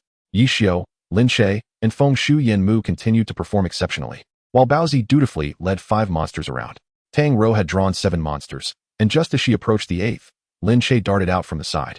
A neat row of 10 monsters lining up behind him. Attack! Tang Rou had no time to ponder. Her spear danced, dispatching the few monsters. But when she turned to the ones behind her, Lin Che had already taken care of them. From Ye Xiu's perspective, this was hardly coordination. It more resembled Lin Che feeding the bloodied monsters to Tang Rou, and Lin Che had to divide his attention to keep tabs on Tang Rou's situation.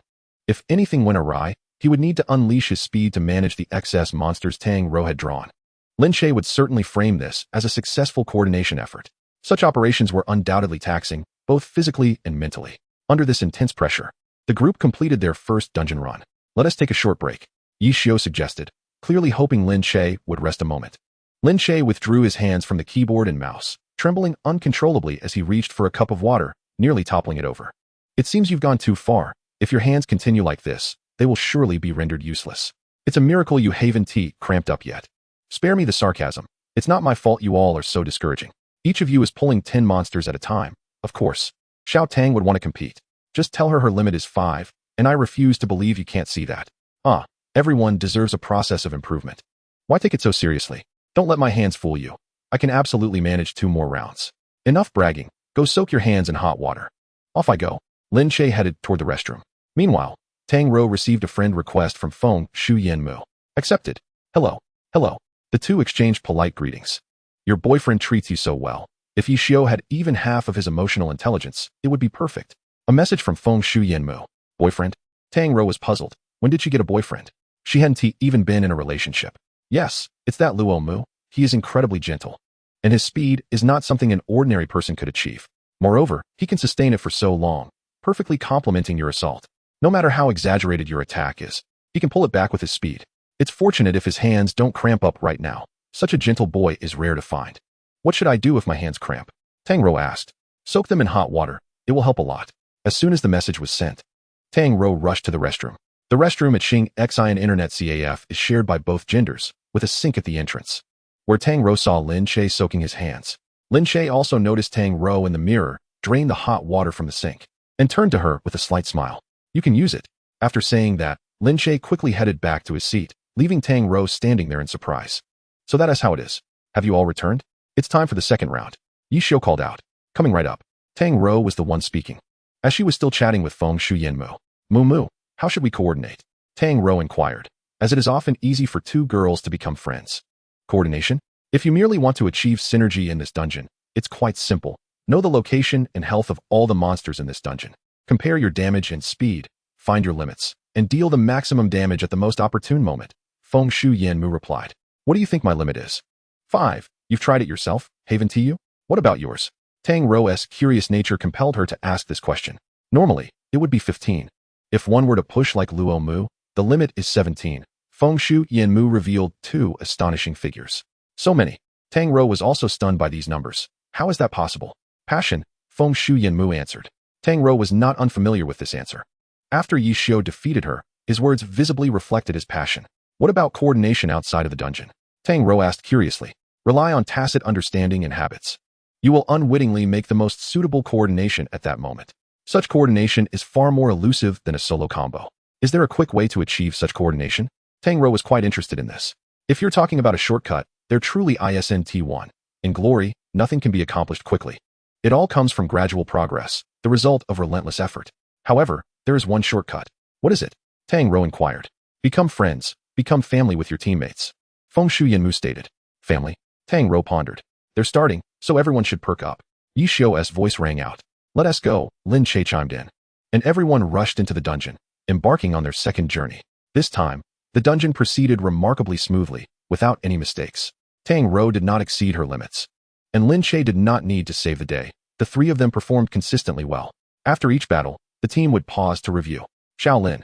Don't slack off. Learn from Xiao Tang and be more ambitious. If you say you can pull 10, then pull 10. I never see you so earnest normally. Ye Xiu teased Lin Che. That's enough. Our speed in pulling monsters is already record-breaking, and you're complaining about it being slow? Lin Che shrugged it off.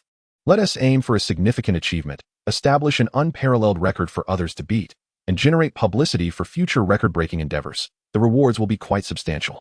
Ye Xiu remarked. If you think it's slow, then let us pull a wave. Feng Shuyanmu interjected. Oh, my little auntie. How can a mage pull a wave? Don't tease me. Ye Xiu scoffed at Feng Shuyanmu's idea. Isn't there me? A gunner can also deal area damage. Feng Shuyanmu clearly was displeased. Your damage isn't sufficient. Don't think I don't notice that you can't see it. Isn't there Luomu? Feng Shuyanmu naturally knew about Lin Che's dual sword profession. His damage is adequate, but it's single target. Ye Xiu was also puzzled as to how Mu Cheng could make such a misjudgment. This will depend on Xiao Tang.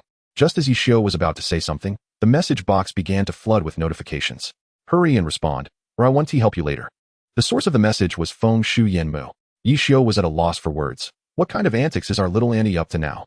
Just as he was about to inquire about the reason, another message arrived. Don't ask, it's a secret. Clearly anticipating Ye Xiu's question, she sent the message in advance. Fine, if something goes wrong, I'll deal with you, Ye Xiu threatened. Would you really? Another message with a pitiful emoji followed. What if? Ye Xiu replied, accompanied by a small dinosaur holding a knife and fork, as if to suggest he might devour her. I don't think you would. Another message with a tongue-out emoji was sent. Chapter 20. Can we pull a wave? Subsequently, Ye Xiu closed the chat window and returned to the game. After careful consideration, the proposal from Feng Shuyanmu was indeed quite reasonable. We shall employ the strategy of a swift assault next time. The others were taken aback. Having witnessed shamelessness before, but never to this extent. Just a moment ago, they were disdainfully criticizing the tactics, and now they were ready to embrace them. Ye Xiu felt a twinge of embarrassment and urged everyone to hurry and finish the current game, promising it would be the last round. The group shot him scornful glances. They rapidly cleared the dungeon. Let's take a 10-minute break, and then we will embark on our final challenge, Ye Xiu announced. Lin Che, reclining in his seat, inquired. What is a swift assault? At that moment, Ye Xiu recalled that this remarkably skilled individual next to him was, in fact, a novice in gaming.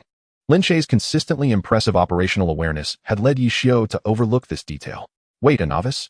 Ye Xiu suddenly realized that aside from Mu Cheng and himself, the rest of the team seemed to be inexperienced as well. The notion of a swift assault felt overly ambitious, causing him to momentarily forget Lin Che's question. What are you pondering? Lin Che nudged Ye Xiu's shoulder. Ye Xiu snapped back to reality and explained, a swift assault refers to a fast-paced strategy wherein, under favorable circumstances of level and equipment, we lure monsters and focus fire on them, typically utilizing mages for area damage. What is the state of our equipment? Lin Che asked. Mediocre, Ye Xiu replied. Do we possess any? Lin Che pressed on. Do I look like I do? Ye Xiu retorted. Not really, Lin Che responded. Then why ask? Ye Xiu shot him an exasperated glance. Do we have a mage? Han Yan Rou counts as half, Ye Xiu conceded. Indeed. While one could not dispute the single-target combat prowess of the battle mage, the connection to area damage seemed tenuous at best, likely existing solely in the name. Do you believe we can execute a swift assault? Impossible. Ye Xiu realized he had misspoken. That would be a stretch. Ye Xiu, if you are feeling threatened, just blink. Lin Che jested. Ye Xiu, playing along, blinked, then reached for a cigarette. Just as he was about to indulge, Lin Che snatched it from his hand and tossed it to the ground, pointing at the no smoking sign on the wall and shaking his head disapprovingly while mimicking a disapproving voice. Why pretend to be a big shot? Speaking in English. Do you think you're an international student? What if I were? What if, with your behavior, if you were an international student, I would not offer you anything? Fine. I will remember what you said. When I choose a restaurant, you better not complain about the prices. Sure, as if you could even go abroad to study. At Tang Rou's table, the chat window popped up, revealing a message from Feng Shu Yanmu. Your performance in the upcoming Swift Assault will be pivotal, the message read. What is a Swift Assault? Tang Rou replied. Su Mucheng also recalled this question, realizing that their team resembled a group of novices. Similar to Ye Xiu's explanation, Su Mucheng elaborated on the principles of a swift assault to Tang Rou. Unlike Lin Che, Tang Rou did not tease Su Mucheng, but instead earnestly asked, "What do you need me to do?" This was Tang Rou, who never doubted her capabilities. She simply needed to know what was required, and she would charge ahead with determination. Do you remember what I said about coordination? Su Mucheng asked. Of course. Coordinate with Luo Mu to maximize your damage output. How many? 27, came the astonishing reply. That sounds feasible, she stated succinctly, a testament to her self-assurance. 10 minutes flew by, and upon returning to the game, Ye Xiu called for the group to assemble. Everyone has rested enough, right? Soon we will enter the dungeon. I, Baozi, and Xiao Tang will lure the monsters. While Luo Mu and Mu Cheng will take them down, I will assist if needed. Even Ye Xiu felt uncertain about his own words, internally critiquing himself. Listen to me. Does that even make sense? I think you and Baozi can handle the monster luring. Let Xiao Tang stay and assist me with the monsters. Just as Ye Xiu was about to voice his thoughts, a message came through. Be obedient, accompanied by a pat on the head emoji. Who else could it be but Su Mucheng? All right, Xiao Tang, you can stay. Is that acceptable? No objections, he replied. Boss, I have a question. Baozi, who had been unusually quiet, finally spoke up, revealing that he had been pondering the nature of a swift assault, unsure if it was some sort of slang. As he felt his time in the game was too short to understand, until now when he finally voiced his confusion. Ye Xiu and Su Mucheng exchanged incredulous glances. Indeed, this was a novice team. Shaolin, this daunting yet crucial task is entrusted to you. Their amiable Ye Xiu naturally assigned the role of instructor to the less assertive Lin Che. Lin Che briefly introduced the concept, and Baozi, eager to comply, responded with an O before asking, "Is there anything different about what I need to do?" The group exchanged glances. Upon reflection, Baozi had always been tasked with luring monsters, and the swift assault also involved monster luring, so there was indeed little distinction. Wait a moment, you all need to join the Blue Creek Pavilion Guild. Ye Xiu reminded them, emphasizing that everyone was currently employed, and they must not neglect their employer. It would be detrimental if they were all just rogue players without guild affiliation. By the way, how much rare material do you expect to earn from this run? Is it worth exposing our relationship? Lin Che inquired. After all, their previous dealings had been discreet, with neither of them working for the same guild. So Ye Xiu exposing this connection was quite a leap. We can obtain rare materials suitable for level 20. Lon he is investing significantly, and in the end, we can monopolize the market. If they don't come to us for dungeon runs, they will lack records, and the prices will be set by us. Ye Xiu rubbed his hands together, resembling a shrewd merchant. With that, the group ceased their chatter and maneuvered their characters toward the dungeon. Baozi, let's begin the monster luring. Follow my lead, Ye Xiu instructed. Suddenly, Baozi dashed towards a feeble goblin, extending a hand to grasp its throat as if lifting a chicken, a rogue's chokehold. Meanwhile, Ye Xiu, standing nearby, similarly employed one hand, but seized the tattered collar of the goblin, utilizing a judo technique to throw it. The goblin soared through the air like a cannonball, colliding with a stone-throwing goblin perched on a tree. Baozi, not idly standing by, hurled a brick towards a nearby goblin. At this moment, the final instance of the dungeon commenced. Chapter 21, Identity Revealed Before Long. Ye Xiu had dispatched countless goblins and reunited with a small contingent led by Baozi, bringing a substantial number of goblins to Lin Che and Tang Rou.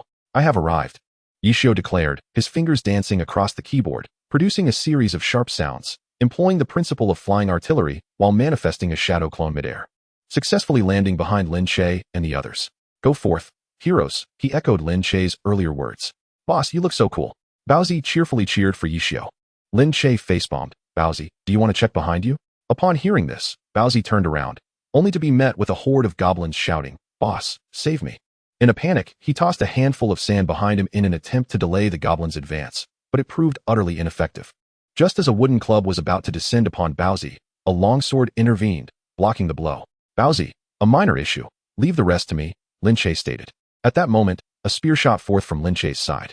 No, it should be entrusted to us, came the voice of Tang Rou. As she spoke, several blasts of artillery erupted from the goblin ranks. Tang, you see clearly, glory is not a realm for idealists. Feng Shu Yanmu donned her goggles, exuding a striking presence. Those 4 points are my firepower zone. Ensure no goblin escapes. Lin Che responded, his dual swords rising to strike a goblin, sending it soaring. Beside him, Han Yen Rou deftly pierced the airborne goblin with her spear, which then traced a perfect arc in the air, firmly pinning the creature to the ground. Lin, Catch. In a moment of urgency, Tang Rou had already referred to him simply as Lin instead of Shaolin. As her words fell, Tang Rou skillfully employed the falling blossom palm, sending a cluster of minor foes tumbling towards Lin Che. All right, Lin Che replied, his sword, Duan Yi, shimmering with magical radiance as he thrust its tip into the ground, causing the earth to crack beneath him, a manifestation of the Mage Knight's Earthquake Wave Sword. Following the Earthquake Wave Sword, most of the minor creatures lay either dead or severely wounded, and soon, Feng Shuyan Mu's heavy fire support arrived, effectively extinguishing the wicked lives of these minor foes. Wait for me to gather, Ye Xiu set off once more, soon unable to avoid the baptism of misfortune. The dungeon record simply documenting the events. Downstairs at the front desk, Ye Xiu removed his headphones, stretching his fingers and neck, when Lin Che approached with his cup. Tired? Huh, Ye Xiu? Lin Che teased. Ye Xiu retorted, if I'm tired, I could just as easily hit you. Lin Che chuckled, choosing not to argue. Knowing he truly could not match Ye Xiu, he faced daily challenges and relentless defeats. While Ye Xiu even had the audacity to use a healing spell to restore his health, a most irksome act. At that moment, 4 individuals entered, reeking of alcohol. Lin Che waved a hand in front of his nose, ready to leave. But he felt a sense of familiarity with 2 of them and promptly pulled out his phone to check. Are you logging in? Ye Xiu inquired. Lin Che recognized them. But Ye Xiu was even more familiar. Chen Yihui, Lu Hao, Wang Zhe, and Fang Fengran. All 4 appeared flushed, evidently inebriated. With Chen Yihui needing assistance to move, perhaps obscured by the computer screen, Lu Hao leaned over the bar to peer at Ye Xiu's computer display, playing Glory. Need me to guide you? Ye Xiu pushed himself up from the table, revealing his face hidden behind the screen. Yi team. Wang Zhe was the first to react. Lu Hao, upon hearing Wang Zhe, initially jolted, then exclaimed, oh, isn't this Yi team? Oh, I forgot you're not the captain anymore. Ye Xiu's expression darkened, not due to the mockery, but because as a professional player, they were drinking during the competition period. Fully aware of the detrimental effects of alcohol on professional players. Look at your face, Ye Gu, you're about to scold someone. Too bad you no longer have the authority to reprimand me. You're just a small network administrator now. Do you have enough for your smoking habit? If not, I can buy you some. Ye Gu, Lu Hao mocked. Chen Yihui joined in, echoing Lu Hao, he's already out. What right does he have to criticize Hao Go? Lin Che raised his phone. Lu Hao, Season 5, debuted as a newcomer in Jiashi, using the account of a sword-type mage knight, known as an Wu Tianri. Jiashi player. Drunken disturbance in Internet CAF. Do you think this will cause a stir tomorrow, old Yi? Ye Xiu did not respond to Lin Che, but continued to scrutinize the 4 newcomers, letting out a heavy sigh. In the past, my scolding was for your own good. Don't you know you shouldn't drink during the competition? Moreover, regarding Jiashi's match, the opposing team's strategic intentions are practically slapping you in the face. Did any of you even notice? If you wish to avoid criticism, you must provide me with an opportunity not to scold you. A team with so many flaws. Should I still commend your performance? Who do you think you are? Still a captain? You're merely a failure now. What right do you have to judge me? Lu Hao's agitation escalated, his voice growing louder, drawing the attention of several patrons in the Internet CAF. The other 3, sensing the tension, quickly restrained Lu Hao and hastily departed. Colleagues, are they Ye Xiu? Lin Che inquired. Lin Che had already transformed Ye Xiu into Ye Xiu. Anyone whom Lu Hao would address as captain had to be the captain of Jiashi, and since there were only 2 captains in Jiashi, the current captain Sun Xian's photo was available online, leading Lin Che to deduce that Ye Xiu was indeed Jiashi's legendary former captain, Ye Xiu, who had never been seen in public. Colleagues. Ye Xiu expressed confusion. I'm not Xinjia. I'm not that foolish, Lin Che replied. Ye Xiu shrugged. I said from the beginning that you wouldn't believe me. Why did you retire? You were clearly exceptional, Lin Che questioned, voicing the concerns of all Ye Xiu's admirers. Ye Xiu pondered for a moment and replied, just consider it a case of the team's poor performance leading the captain to resign in shame. He suggested, I recommend you be candid. Otherwise, the development of your Qianji-san poses a threat, which is undoubtedly a menace from Chen Guo. No, that's not right. It's a blatant threat. Subsequently, Ye Xiu recounted his struggles with the manager and his impending role as a sparring partner. A bunch of rascals. Are you planning a comeback? If so, I might have a way, Lin Che remarked. Ye Xiu chuckled, let us see, but it's been a year since my retirement. Lin Che then posed another question. What is your relationship with Feng Shuyanmu? If I'm not mistaken, she is Su Muching, right? Ye Xiu's expression revealed an unusual fluster as he replied, what else could it be? Teammates, good friends, like a sister. Lin Che produced his phone from behind his back and waved it in front of Ye Xiu, revealing a recording. I think you need to articulate your thoughts more clearly. Otherwise, if this recording reaches Su Muching, someone might be in trouble.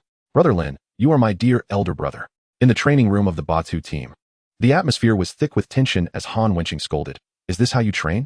Your coordination, awareness, and execution are utterly deplorable.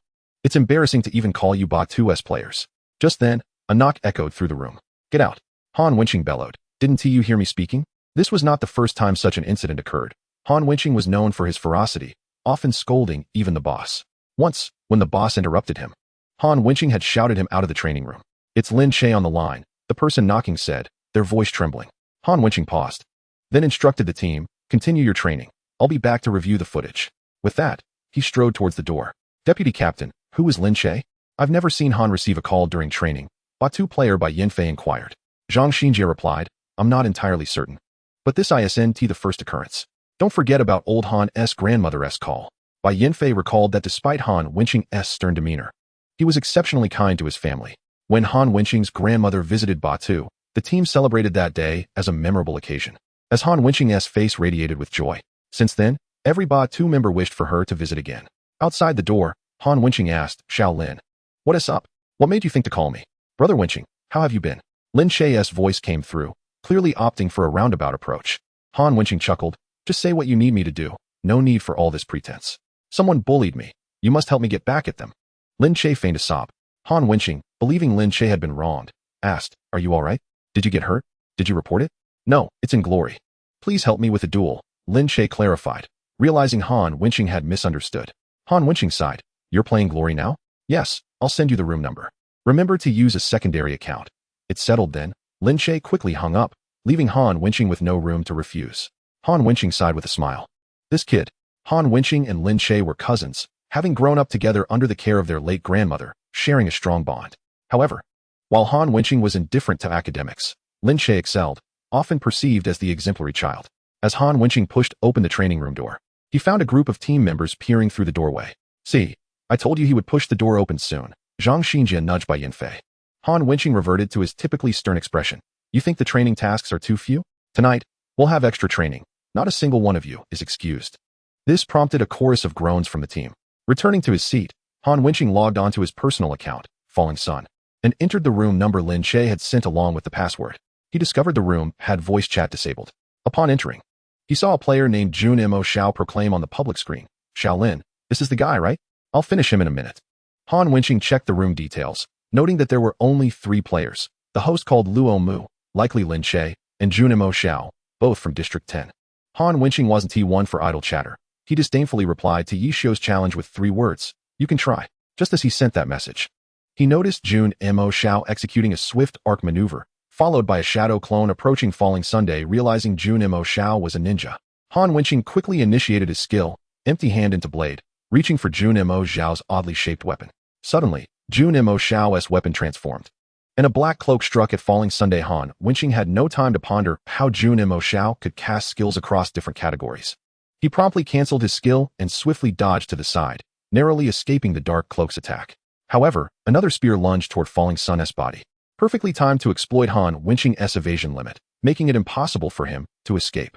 This spear was no ordinary attack. It was the Dragon Fang used by a battle mage. Han Wenqing was acutely aware that this was no ordinary spear, but rather the combat mage's skill, Dragon Tooth. Having fought alongside combat mages for countless years, he was well versed in the means to counter such an attack. Steel and iron bones. This skill epitomizes the essence of a martial artist's fighting philosophy, with a steadfast defense coupled with relentless offense, each strike landing with palpable force. In an instant, Jun Ma Xiao and Lu Ri engaged in a fierce clash, both growing increasingly astonished as they realized the familiarity of each other's fighting style. Xinjie, come here for a moment. Han Wenqing called out to Zhang Xinjie, needing him to validate his suspicions. Sitting nearby, Zhang Xinjie had not anticipated being summoned, straightened his collar, and promptly approached Han Wenqing's side. Sensing someone behind him, Han Wenqing inquired, Xinjie, do you recognize this fighting style? At that moment, he had no leisure to turn around, as both sides were locked in a tight contest, where a single misstep could prove catastrophic. Zhang Xinjie observed for a brief moment, until Lu Ri fell. Xinjie, what do you think? He asked. Ye Xiu, judging by the proficiency in various skills, the tactics, and habits, this Jun Ma Xiao is undoubtedly Ye Xiu, Zhang Xinjie replied, resting his chin thoughtfully. I concur, Han Wenqing stated. Suddenly, the chat box in the room displayed a message. Old Han, defeat me first, then practice a bit more. Zhang Xinjie facepalmed. Now it's confirmed, such a cheeky style can only belong to Ye Xiu. That guy has already fled, off to the online game, truly a deserter. Han Wenqing remarked. Practicing a casual account, acquiring a silver weapon to bully online players, truly brings disgrace to professional players. Where's the disgrace? As if you weren't once an online gamer yourself, Xingxin retorted. After the duel, Lin Che disconnected the voice chat in the room, and by default, the combatants could hear each other. Thus Han Wenqing's assessment reached Ye Xiu's ears. Chapter 23. The Battle Among Brothers. I say, Old Han. As if you've never played an online game. What was your name back then? The undefeated myth of the arena?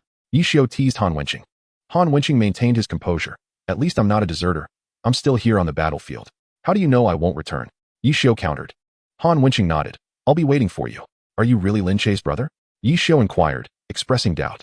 Yes, was Han Wenqing's straightforward reply. What is your relationship like? Ye Xiu pressed further. Like that of kin, Han Wenqing responded. All right then, Ye Xiu conceded, dropping his line of questioning. Han Wenqing then posed his question. How do you know Lin Che? We are colleagues, Ye Xiu replied. Has Xiao Lin joined Jia Shi? Han Wenqing asked, puzzled. If he wanted to join a team, he should come to Ba too. After all, it's easier with acquaintances. Ye Xiu sighed. Big brother, I've already left Jia Shi. How could he still be there? At that moment, Lin Che interjected. Network administrator, Han Guo. You rascal, how did you end up with that shameless Ye Xiu, and now you're playing glory? Han Wenqing expressed concern. Is your money sufficient? If not, I can transfer some to you. No need, Han Guo. It's enough, Lin Che replied. You keep an eye on this kid.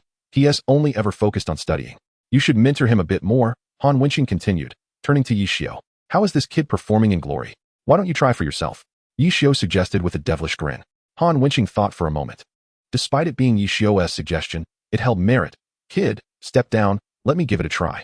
Lin Che had not anticipated that the pit he had dug for Ye Xiu would ultimately ensnare himself, leaving him feeling as dejected as a frostbitten eggplant.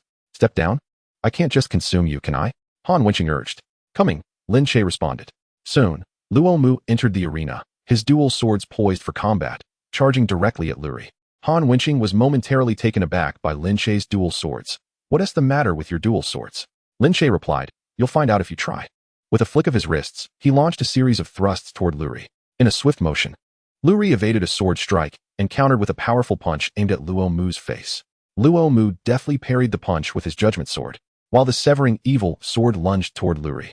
At such close quarters, even Han Wenqing found himself unable to evade, bracing to absorb the impact, only to discover that Luo Mu's normal attack dealt an astonishing amount of damage. As Han Wenqing marveled at Luo Mu's damage output, the next strike came from a cunning angle aimed at Luri. However, Han Wenqing was no novice. He quickly adjusted his tactics, entangling Luri and Luo Mu in a fierce melee. When Lin Che faced Han Wenqing, he realized that the online reviews had not adequately captured the terror of the situation. Han Wenqing, like a tiger unleashed, fought with ferocity and precision, making it exceedingly difficult for Lin Che to withstand his onslaught. In a mere moment, Lin Che's block cooldown had elapsed, and he found himself unable to defend effectively. Han Wenqing's martial artist style successfully instilled a profound sense of pressure in Lin Che. Ultimately, Lin Che's Luo Mu was defeated, leaving Han Wenqing's Luri with a meager 15 health points remaining. Kid, you still need practice, Han Wenqing remarked, assessing Lin Che. Indeed. Listen to your brother. Practice is essential, Ye Xiu quipped. Han Wenqing ignored Ye Xiu, clearly accustomed to his banter. Shaolin, come to Ba too. I guarantee you'll make the first team. Ye Xiu interjected. Come on, old Han. That is not fair, poaching players. Shaolin doesn't even have a team. How can there be any poaching? Han Wenqing reasoned clearly. Brother, my account ISNT maxed out. It would be pointless for me to go, Lin Che declined. He genuinely did not wish to rely on Han Wenqing's connections to navigate the glory realm, but rather to carve his own path through hard work. I have plenty of maxed out accounts. You needn't worry about that. Just come, Han Wenqing insisted. Ye Xiu seized upon Han Wenqing's oversight. You don't understand, do you? Shaolin's Luo Mu has a unique quality, the only one in the entire league, not just in glory. Save your breath, old Han.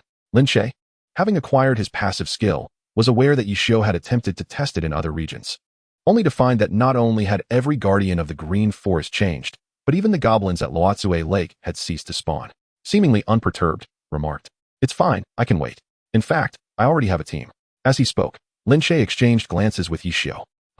Questioned Han Wenqing, puzzled. Which team did you sign with? It must be my team, interjected Ye Xiu. Han Wenqing scoffed. You? A retired player? Who would sign you? It's a new team. Preparing to enter the league, Ye Xiu fibbed. Han Wenqing inquired, what is it called? Xingxin, Lin Che replied. All right then, if things don't pan out, come find me. Han Wenqing stated, before logging off, I have training to attend to. Are you really planning to go back? Lin Che asked. Ye Xiu shrugged, of course. I won't be satisfied with just 3 championships. I aim to seize another title before I retire. Have you decided which team to join? Lin Che pondered, contemplating which team would be fitting for Ye Xiu. After some consideration, Ye Xiu proposed, why not form one myself? You must be joking. I was merely teasing my brother. You actually took it seriously? Lin Che exclaimed in surprise. Ye Xiu gazed earnestly at Lin Che. Think about it. You, me, Xiao Tang, and Baozi are all quite capable. Moreover, aside from you, the rest are novices. Lin Che attempted to enlighten Ye Xiu. Heroes do not inquire about origins, rogues do not question age, and masters do not judge experience. These are the 3 great principles of the world. Ye Xiu countered, setting that aside. You are undoubtedly qualified to become a star player in the league. Just look at who you've faced since your debut. Me, Old Han. Without exaggeration, we are certainly among the elite in glory. Lin Che nodded in agreement, albeit non-committally. Then there's Xiao Tang. His speed is not far behind yours, and his temperament is even better suited for competition. Given time, he will become a formidable player. Ye Xiu took a sip of water and continued, as for Baozi, though he may be a bit scatterbrained and not particularly cerebral, his speed is undeniable. His erratic play has caught me off guard on several occasions. He is not to be underestimated. Lin Che contemplated, recognizing that these individuals indeed possess the qualifications to traverse the league. Finally, Ye Xiu dropped a bombshell. Mu Cheng's contract lasts another year, which conveniently aligns with my return to the competitive scene post-retirement. An all-star team featuring myself is not unreasonable. Mu Cheng as an all-star is also justifiable, and you as a semi-all-star fits the bill. Imagine asking those old-timers in the league, who would dare face a team with 2.5 all-stars. It would be a breeze to reach the playoffs. Lin Che mused, finding this plan quite feasible. The following day, while Ye Xiu and Lin Che were grinding levels, a message from Yi Du Han Tan reached Lin Che. Brother Luo Mu. Can we reserve the burial ground dungeon? He quickly added, you and Jun Mo Xiao are brothers, correct? Lin Che glanced at Ye Xiu for his thoughts. After some deliberation, Ye Xiu replied, sure, let us start tonight. Lin Che responded to Yi Du Han Tan and returned to leveling up. Boss, there's an ominous presence, Baozi exclaimed. Lin Che occasionally found it perplexing how Baozi's mind worked. Where could such malice come from in the online realm? Did the aura of hostility travel through the wires to be sensed by Baozi? But what about that gravestone over there? Ye Xiu provided a precise answer. They were indeed leveling in the burial grounds training zone, which was a vast graveyard adorned with various tombstones. Following Ye Xiu's gaze, Lin Che spotted a familiar player, Che Qianzi, the leader of the Zhao Chao Tang from District 10. Zhao Chao Tang, a gaming guild supported by the Micrograss Club, provided resources for the Micrograss team, and was one of the 3 major guilds alongside Lanxi Pavilion and Baqixiong Tuesday. Their attitude towards Ye Xiu and Lin Che at the time could be described as watchful. Let us take him down, Lin Che suggested. Hearing of a potential fight, Baozi became instantly excited. Really? Then I can take action. He was already rolling up his sleeves, ready to launch an attack. Though Tang Rou did not voice her thoughts, Ye Xiu knew she was also eager to engage. Wait, let us see what he intends to do, Ye Xiu cautioned. After all, this was a public area. One couldn't simply prevent others from observing their battles against monsters. At that moment, Che Qianzi moved from behind the gravestone, soaring towards Ye Xiu's group on a broomstick in an unusual, low-flying manner. Baozi, being an enthusiast of the arena, was the first to charge in. He hurled a flying brick at Che Qianzi, who deftly evaded it with a twist of his body. Just as he dodged the projectile, a spear came hurtling toward him from Han Yinro, prompting Che Qianzi to retaliate with a powder, which was the level 20 skill of a magic scholar known as dispersal powder, essentially a means to reduce buffs while amplifying debuffs.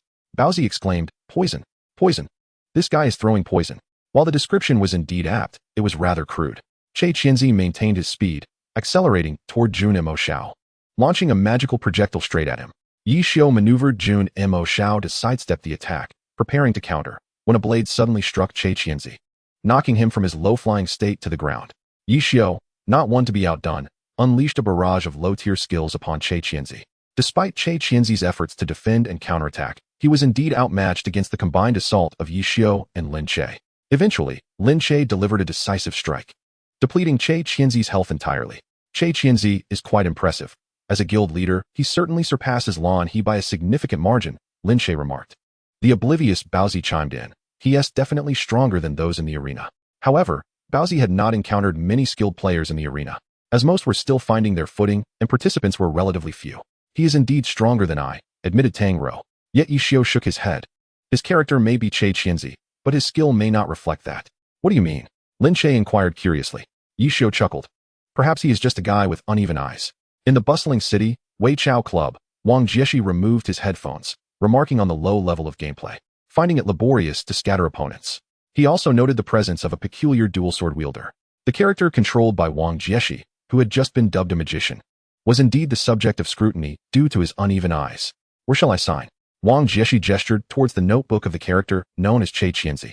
It was only then that Che Qianzi realized the appropriate place for his signature. He handed over the notebook and inquired, Master Jieshi, this Jun Mo Xiao, that rogue, is merely an inexperienced novice. To put it mildly, his gameplay appears to be whimsical, but to put it harshly, it's a chaotic mess. Wang Jieshi closed the cap of his pen and commented, as for tactics, it is merely the most rudimentary and outdated approach of a Leaf Tales of Autumn, fundamentally reliant on quick reflexes. After returning the notebook to Che Qianzi, he continued, regarding the character Luo Mu, I cannot comprehend the nature of that dual swordsmanship. Yet their speed is undeniably exceptional. Finally, Wang Jieshi twirled the pen in his hand, pointing at Jun Mo Xiao in the death perspective, based on my assessment. This Jun Mo Xiao is none other than Ye Xiu, who has recently retired. At this revelation, Che Qianzi was left astonished. This Jun Mo Xiao, who stirred up a storm in District 10, was indeed the creator of the first and only dynasty in the league. Do you have any unused accounts from District 10? Wang Jieshi inquired. Che Qianzi quickly nodded. Yes, indeed. Please provide me with 5, Wang Jieshi requested. Ghost Swordman, Marksman, Battle Mage, Assassin, and Sorcerer. Can you gather these 5 classes? Che Qianzi replied. Sure, I will deliver them to you, but the Ghost Swordman account will take a few days. Is that acceptable?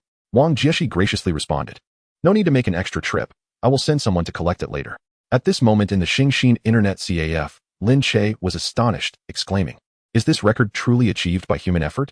The speed of clearing this dungeon was astonishingly rapid. Ye Xiu furrowed his brow slightly. Is the Jia dynasty exploiting cheats?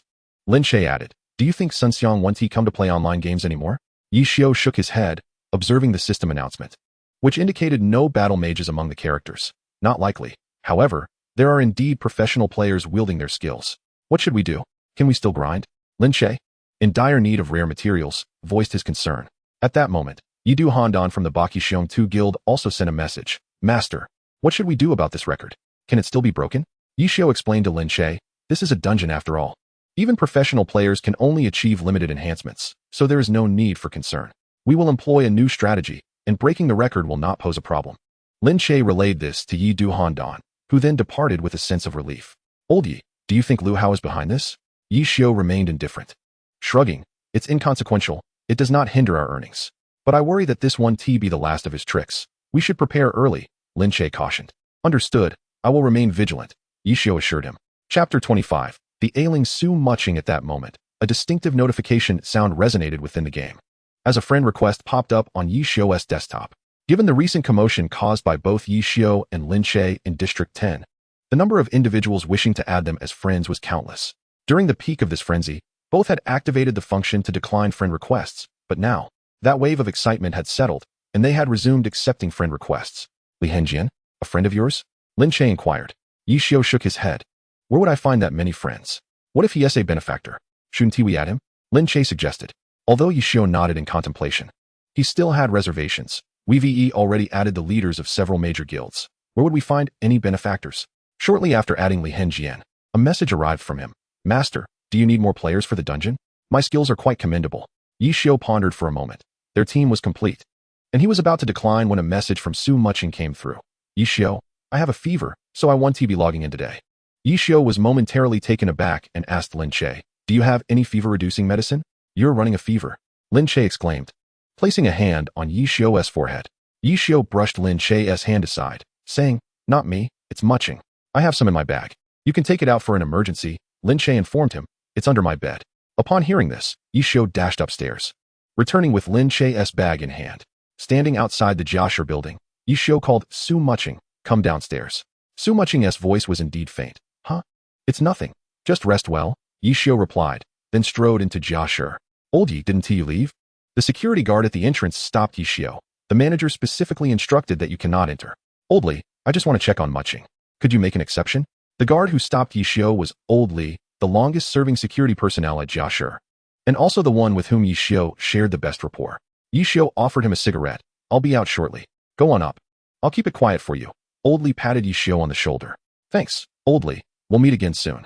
Ye Xiu waved as he quickly ascended the stairs to Jiashi. Ye Xiu unlocked the password for Su Muching's dormitory door and approached her bedside. He first touched her forehead, then glanced at the half-finished glass of water on her desk. Knowing that Su Muching had never been fond of taking medicine, Ye Xiu was aware that she likely had not taken any, prompting his urgent delivery of the medicine. He did not rush to wake her, instead picking up her cup. Recalling how he had won it for her during her birthday celebration, it featured a simple drawing of a cat. At the time, she had expressed her disdain, claiming it was utterly ugly and that only his taste would appreciate it. Yet here she was, still using it. After pouring hot water into the kettle, he dissolved the medicine, ensuring it was at an appropriate temperature before returning to Su Muching's bedside, softly calling, "Time to take your medicine, Muching." Su Muching, still groggy, turned over, presenting her back to Ye Xiu as if to refuse the medicine. Ye Xiu gently placed the cup he held down on the table, supporting Su Muching as he helped her sit up against the headboard. It was evident that even in this position, Su Muching remained in a daze, prompting Ye Xiu to feed her slowly with a spoon. "Ye Xiu, don't leave," Su Muching unexpectedly uttered. Ye Xiu paused momentarily, then reassured her, "I won't leave. Ye Xiu will stay, always accompanying Muching." After he spoke, Su Muching leaned onto Ye Xiu, embracing him tightly, nearly causing the medicine in his hand to spill. Ye Xiu could only gently pat her back in response. "Shall we drink this little bit of medicine?" he inquired softly. However, he received no reply. As Su Muching had drifted off to sleep once more, Ye Xiu was left with no choice but to place the medicine on Su Muching's desk, leave a note, tuck her in, and then depart. Upon returning to the Xingxin Internet Cafe, he found Lin Che observing him with an expression of amusement. "Did old Ye go deliver medicine?" This statement, accompanied by Lin Che's sarcastic demeanor, perfectly encapsulated the essence of mockery. Ye Xiu tossed his bag into Lin Che's arms and retorted, "That's none of your business. Stop prying, or I'll silence you," making a gesture to indicate his threat. Lin Che set the bag down on the floor and asked for Ye Xiu's opinion. "I sent the Xingxin to Baozi, letting him play in the arena. Since Sister Muching is ill, there's a vacancy. What do you think?" "Let me take a look," Ye Xiu replied, indicating his desire to observe. The two made their way to Baozi's competitive room. "What do you think?" Ye Xiu asked Lin Che for his thoughts. After a moment of contemplation, Lin Che glanced at the match data and remarked, "It's excessively stable." Ye Xiu inquired further. "What is excessively stable?" "Everything," Lin Che responded. "Think back to your match against Tang Rou. This Li Hengjian isn't as well concealed as you. Are you suggesting that Li Hengjian is hiding his strength?" Ye Xiu probed. Lin Che shook his head, refraining from answering. "You should be able to see it more clearly than I can." Ultimately, Baozi emerged victorious, but among the four present, only Baozi naively believed he had won. "Li Hengjian, shall we venture into a dungeon together?" "Join the team," Ye Xiu suggested, leading the group into the instance. Meanwhile, in front of the dormitory of Su Muching at Jiasha, Tao Xian knocked on the door, receiving no response. He learned from the training room that Su Muching had taken a leave of absence and promptly went to the pharmacy to purchase a considerable amount of medicine. The big boss of Jiasha hung the medicine on Su Muching's doorknob before leaving in disappointment.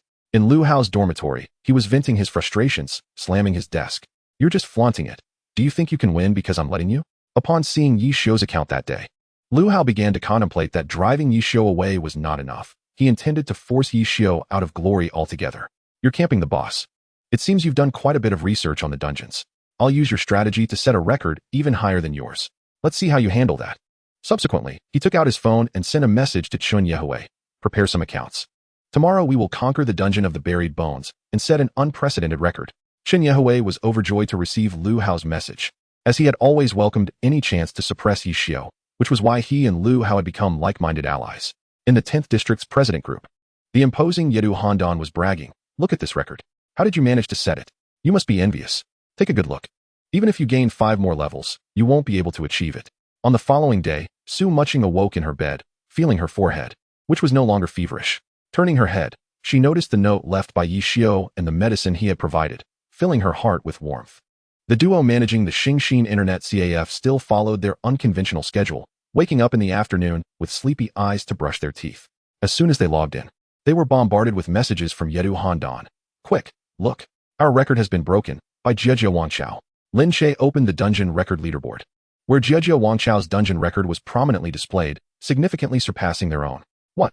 Lin Che pointed at the leaderboard. "Did they target us? Or did they aim for Batuan? Is it possible they are coming for me?" Ye Xiu calmly offered another perspective. After a moment of thought, Lin Che arrived at his own conclusion. Li Hengjian?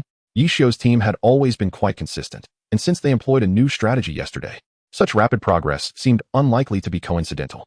The only newcomer in the team, Li Hengjian, naturally became Lin Che's primary suspect. Smart, you grasp my meaning at once. Ye Xiu commended Lin Che with a thumbs up.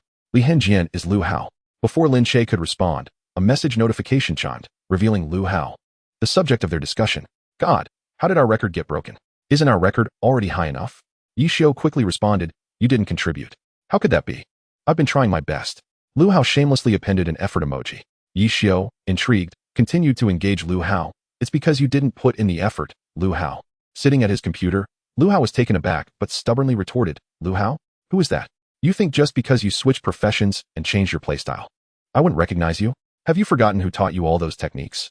Ye Xiu chose to be forthright. Soon, Li Henjian's avatar flickered and went offline. Now, who should we enlist to break our record? Lin Che mused that while the team could lose members, their work must continue. Perhaps we should let Baki Xiong to send someone. No need. I found a hitter. We'll start grinding tonight. Ye Xiu had his own plans. As time passed, they spent the night leveling up, and as evening approached, Lin Che was manning the bar downstairs when he noticed a figure lurking at the entrance. The figure, wrapped in an elongated scarf that nearly obscured their head, wore a mask that concealed their face, accompanied by oversized sunglasses, and was engaged in a phone call. Surely, they could not be a thief? Lin Che rose and approached the alleged thief, equipped with a large wrench, a standard safety tool provided by Chen Guo for every front desk. Suddenly, Ye Xiu's voice echoed behind him. To Lin Che's surprise, the thief darted towards Ye Xiu, covering his mouth. What are you shouting for? As if you desire the world to know my identity? The thief glared at Ye Xiu with a venomous expression reminiscent of a spurned wife. Meanwhile, Ye Xiu, nearly suffocated by the thief's grip, struggled to free himself, flailing his hands. The thief, realizing Ye Xiu was on the verge of unconsciousness, finally released him. Cough, cough. Unable to defeat me in the competition, so you resort to violence in reality? Eh? Await your return to practice under my tutelage. Ye Xiu coughed while grumbling. Do not let anyone discover me. I do not wish to be in tomorrow's headlines, he added. Lin Che approached, offering a bottle of water to Ye Xiu. Is he your friend?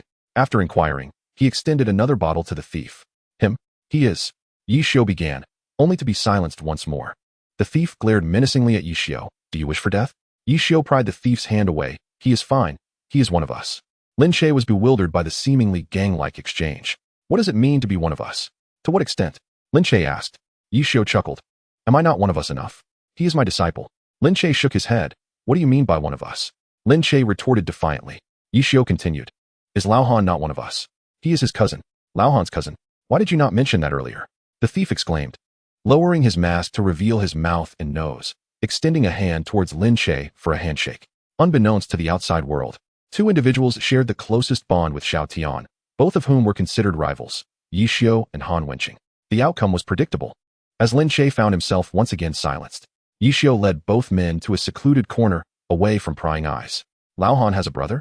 Huang Xiaotian questioned. As he was unaware of Han Wenqing's sibling. I did not bring you here to interrogate. I brought you to work, Ye Xiu clarified. Huang Xiaotian pouted, understood. You scold me, yet I am raking in millions per match and still have to work for you, all while managing my own account. Ye Xiu playfully struck the back of Huang Xiaotian's head. Focus on your tasks and complain less, or I shall report you. Huang Xiaotian logged into the game. Continuing to chatter, level 27 rookie swordsman, rubbish. This little iron sword is trash, the keyboard peripherals are trash. As the swordsman Lu Mu, Huang Xiaotian received an invitation to join the guild Ba Qi Xiong 2 on his computer. What the heck? Ba Qi Xiong 2, why are they inviting me? Have they discovered my identity as Huang Xiaotian? Ye Xiu sighed. Stop being narcissistic. Check who sent the invitation. Indeed, upon opening the invitation, it was revealed that the sender was Jun Mo Xiao. What do you want me to do at this late hour? Huang Xiaotian inquired. Well, at this point, our Huang Xiaotian still does not know why Ye Xiu summoned him. To run a dungeon, Ye Xiu stated succinctly. Huang Xiaotian burst into laughter. Hiu, a deity of glory, are running a dungeon for your arch-rival. How embarrassing. I shall laugh at you for a lifetime, old Ye. Lin Che interjected, Xiao Tian. I suggest you lower your voice if you wish to remain undetected. Gather at the burial ground quickly, Ye Xiu instructed, departing with Lin Che. In the game, at the entrance of the burial ground, Ye Xiu and Lin Che awaited the arrival of Tang Rou and Baozi, who had just concluded their arena battle. Finally, Huang Xiaotian's Lu Mu joined, thus the dungeon team at the burial ground was formed. Chapter 27. Forbidden Voice, Chat, Old Ye, quickly initiate the dungeon. I wish to see the absurd records that require my intervention. Huang Xiaotian exclaimed, opening the dungeon record leaderboard. Upon viewing the data, Huang Xiaotian grimaced. This data suggests the entire Jiashi team is grinding dungeons? They are employing a new strategy, Lin Che elucidated. Baozi, puzzled, asked, aren't we using a new strategy? He is utilizing our strategy, Ye Xiu affirmed. Lin Che added, Li Hengjian is Lu Hao. Who is Lu Hao? Who is Li Hengjian? Naturally, it was Huang Xiaodian, new to Ye Xiu's team, who was unaware of Li Hengjian, and Bao Rongxing, who was clueless about Lu Hao. Lu Hao, under the alias Li Hengjian, had adopted their strategy and utilized it to set records for Jiashi. The attentive Lin Che resumed his explanation. Baozi pondered aloud. This fellow is quite the quick learner. Tang Rou facepalmed. Shouldn't we be concerned about something other than that? Why was Lu Hao so distracted during the competition? Was he treating it like a dungeon? Huang Xiaodian was already in fits of laughter. Ye Xiu doused his enthusiasm with cold water. If the record remains unbroken, I will hold you accountable. Let the battle commence.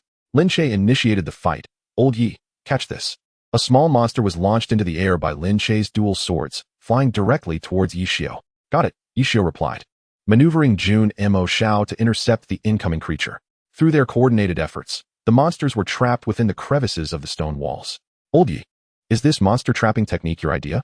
Huang Xiaodian inquired, but upon receiving Ye Xiu's affirmative response, he could not help but mock. Old Yi, have you fallen so low that instead of researching new tactics, you are now studying low-level dungeons?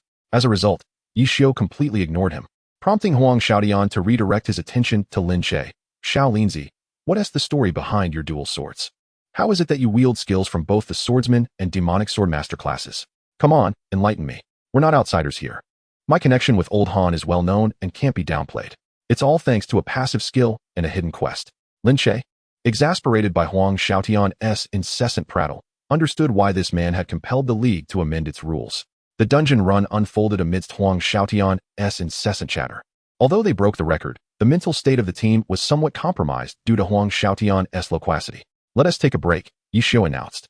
Setting aside Ye Xiu's team for the moment, the record they achieved sent ripples through the realm of glory. Was the record of District 10 merely a facade? How could it be surpassed so swiftly? One could hardly believe the figures. Even a 10-level increase would not yield such results. What was happening in District 10, where professional players were engaged? Such sentiments erupted across the Glory Forum. At the Xingxin Internet Cafe, Ye Xiu and Lin Che each carried a bucket of instant noodles and approached Huang Xiaodian. Lin Che presented a bucket to Huang Xiaodian. You must be hungry. Try my culinary skills. Huang Xiaodian expressed his gratitude. Old Yi, why did you retire? Though you're considered old, couldn't you still play for another 2 or 3 years? After all, Old Han is even older than you. Rest assured, I will return one day. So make sure to put in the effort while I'm gone. The championship will be even harder to grasp when I'm back, Ye Xiu replied. Xiao Linzi, after we finish eating, let us have a match. I want to see if you possess even a fraction of Old Han's prowess. Huang Xiaodian was exceedingly curious about Lin Che. The insights gleaned from the dungeon were limited, and true understanding could only be achieved through direct engagement. Sure, Lin Che responded without trepidation. Once again, they entered the glory arena. The initial move was made by Lu Mu, executing a 3-part slash that charged straight towards Luo Mu. Instead of retreating, Luo Mu advanced, rolling toward the final point of Lu Mu's 3-part slash, his dual swords raised to block. As the sound of metal clashing resonated, Luo Mu twisted his body, his sword slicing toward Lu Mu with an unavoidable strike at such proximity. Huang Xiaodian was also caught off guard by Lin Che. After all, who would expect a basic attack to be so formidable? Yet, Lin Che's basic attack rivaled the damage of a minor skill. Damn it, Xiao Linzi. Your basic attack is outrageous, Huang Xiaodian exclaimed. However, Lin Che offered no response. At that moment, just as Lu Mu was about to engage Lin Che again after absorbing the damage from a basic attack, the ground beneath Lu Mu began to tremble ominously. Oh no, Huang Xiaodian lamented inwardly, realizing he had fallen into a trap. A fissure wave from the sword upended Lu Mu, followed by yet another basic attack. You're merciless, Xiao Linzi. Though Huang Xiaodian's words were cries for mercy, his hands continued to maneuver, narrowly evading the subsequent basic attack. However, from the previous strike, Luo Mu's dual swords were thrust forward with a piercing attack. Lu Mu responded, blocking one sword, but Lin Che, wielding dual swords, struck Lu Mu with the other. Now you have no block left, do you? Huang Xiaodian jeered. He then angled his sword upward for a thrust. Yet, Lin Che, wielding the punishment of the damned, successfully blocked Huang Xiaodian's upward strike. What the hell? Huang Xiaodian complained. Lin Che seemed oblivious to Huang Xiaodian's grievances, maintaining his aggressive onslaught. Ultimately, Lin Che's Luo Mu remained on the field with a health advantage of 5, while Huang Xiaodian's Lu Mu lay sprawled on the ground. Unacceptable. Let us have a rematch, Huang Xiaodian demanded. Upon hearing Huang Xiaodian's call for a rematch, Lin Che removed his headphones, while Ye Xiu, standing behind Huang Xiaodian, struggled to suppress his laughter. Ye Xiu patted Huang Xiaodian on the shoulder. Take a look at the room settings. He gestured toward the settings displayed on the computer screen. Let me see. Huang Xiaotian, still puzzled by Ye Xiu's amusement, clicked on the room settings and noticed the voice chat option was unchecked, indicating that Lin Che had not heard any of his complaints during the match. However, in a normal match, this option is typically checked by default. Since Lin Che was the room owner, the implication was clear. Lin Che had stealthily unchecked that option. This was the sole reason Ye Xiu found such amusement. It is well known that Huang Xiaotian's prowess is not solely attributed to his sharp skills. A significant factor is his incessant trash talk. To silence him was akin to sealing away half of his power. Lin Che. The outcome led to Huang Xiaotian's furious roar. You're supposed to inform the competitors of any rule changes in advance. Chapter 28. The small-eyed and the clumsy hand in the training room of the Micrograss Club. Wang Jieshi addressed Xingxin. You need to head to the guild and retrieve a few accounts. At that moment, the door to the training room swung open, revealing Qiao Yifan, who entered carrying an assortment of drinks and water, propping the door open with his back. You brought so much water? Wang Jieshi inquired. Qiao Yifan chuckled. Since I was going to get some anyway, I figured I'd bring enough for everyone. He distributed the drinks to everyone and even handed his own to Wang Jieshi. Captain, drink some water. Yifan, you should keep it for yourself. I'll step out soon. Wang Jieshi declined. In truth, Wang Jieshi understood that this child might not remain for long. The esports industry has a high attrition rate. Talent merely serves as a ticket to entry, while countless others like Qiao Yifan manage the water coolers for various teams within the league. Wang Jieshi took Gao Yingjie to the guild department, where they encountered Che Qianzi. In Wang Jieshi's mind, Gao Yingjie had already begun to emerge as a potential successor, albeit still in need of honing his skills. Jieshi, here are the account cards you requested, Che Qianzi said. Wang Jieshi nodded thoughtfully, then pointed at Gao Yingjie, saying, just give it to him. This child possesses remarkable talent and will undoubtedly become the backbone of the team in the future. Che Qianzi immediately understood that after Wang Jieshi's retirement, this child named Gao Yingjie would likely inherit the soul of the team, the magician Wang Biuliexing. Subsequently, Che Qianzi handed the account card to Gao Yingjie, saying, hey, Yingjie, could you give me your autograph? He then presented the book that had been signed by Wang Jieshi previously. Gao Yingjie, taken aback, blushed slightly and replied, oh sure. Taking the pen from Che Qianzi, he respectfully inscribed his name beneath Wang Jieshi's. I'm leaving now, Wang Jieshi said with a smile, waving goodbye to Che Qianzi. Upon returning to the training room, Wang Jieshi instructed Gao Yingjie to distribute the account cards to everyone. Today, each of you has an additional training task. In Zone 10, there is a player named Jun Ma Xiao. Your mission is to eliminate him. Each of you must achieve 5 kills, Wang Jieshi announced. Meanwhile, in the Blue Rain Club's training room, Yu Wenzhou held a report from the guild's president, Chen Ilao. Chen, are you asking me to investigate the background of this Jun Ma Xiao? He inquired. Yes, Captain Yu. Jun Ma Xiao has monopolized the records in Zone 10. Our progress in exploring new strategies has not been smooth, Chen Ilao replied. Yu Wenzhou examined the 3 records from the burial grounds, one from Ye Xiu's team and Li Hengjian, one from the Jia dynasty, and one from Ye Xiu's team with Huang Xiaotian. There is something amiss with this Li Hengjian, Yu Wenzhou remarked, pointing to the name on the screen. After this record, Li Hengjian has not appeared again. Chen Ilao was puzzled. Is there a problem, Captain Yu? The record's astonishing height suggests a new strategy has emerged, and it's evident that one team, Jun Ma Xiao's, is farming records, while the other is the Jia dynasty. The likelihood of both teams developing new strategies simultaneously is almost zero, Chen Ilao stated. Thus, the Jia dynasty's strategy must have been pilfered, Yu Wenzhou concluded. However, it was this very trust that led Li Hengjian to believe that Jun Ma Xiao's method was undoubtedly optimal, prompting him to use it without hesitation. Beneath this trust lies fear. It is this fear that compelled him to adopt the alias Li Hengjian and join Jun Ma Xiao's team. Chen Ilao was astonished. Such analytical prowess. If I am not mistaken, Li Hengjian should be Lu Hao. Yu Wenzhou then shared his deduction. During the match against Jia Shi, Lu Hao, a magic swordsman, consistently employed tactics akin to a berserker. If Li Hengjian is indeed a berserker, it validates my hypothesis. Consequently, it follows that Jun Ma Xiao must be Ye Xiu, the former captain of Jia Shi. Chen Ilao was aware that Li Hengjian was indeed a berserker but posed another question. What about Lu Mu? Yu Wenzhou, however, ignored this query and turned to Huang Xiaotian, who was about to flee. Xiaotian, do you think Li Hengjian is Lu Hao? After all, you were matched against him that day. At this moment, Huang Xiaotian was sweating profusely, evidently nervous. I think what the captain says makes sense. Yu Wenzhou appeared oblivious to Huang Xiaotian's embarrassment. Who do you think Lu Mu is? Yu Wenzhou feigned deep contemplation. Could it be Lu Xiaobia from Micrograss? What do you think, Xiaotian? Lu Xiaobia? Don't joke around. That kid could never execute my level of play. Huang Xiaotian inadvertently sold himself out. Realizing too late, that he had let something slip and hastily covered his mouth. Yu Wenzhou gazed at him with a knowing smile. Xiaotian, tell me, after the match against Ye Xiu, did you go find Ye Xiu? Chen Ilao recognized that he was no longer needed in this discussion, quietly exiting the room while silently wishing Huang Xiaotian well. Following an intense interrogation from Yu Wenzhou, Huang Xiaotian discreetly logged into his account and messaged Ye Xiu. Old Yi, calling Old Yi. Ye Xiu received Huang Xiaotian's message and inquired, "What's up? You've been discovered. Our captain, he figured out who you are in no time," Huang Xiaotian complained. "I'm exposed, and you can't escape either. We share the same fate," Ye Xiu replied. Upon hearing this, Huang Xiaotian perked up. "Who says otherwise? I'm being punished with extra training, all because of you. My hands are too clumsy," Ye Xiu remarked. Just as Huang Xiaotian was about to respond, Yu Wenzhou silently approached from behind, narrowing his eyes into slits. "He's right behind me," Huang Xiaotian replied, accompanied by a sweating dinosaur emoji. Ye Xiu was unfazed. "So what?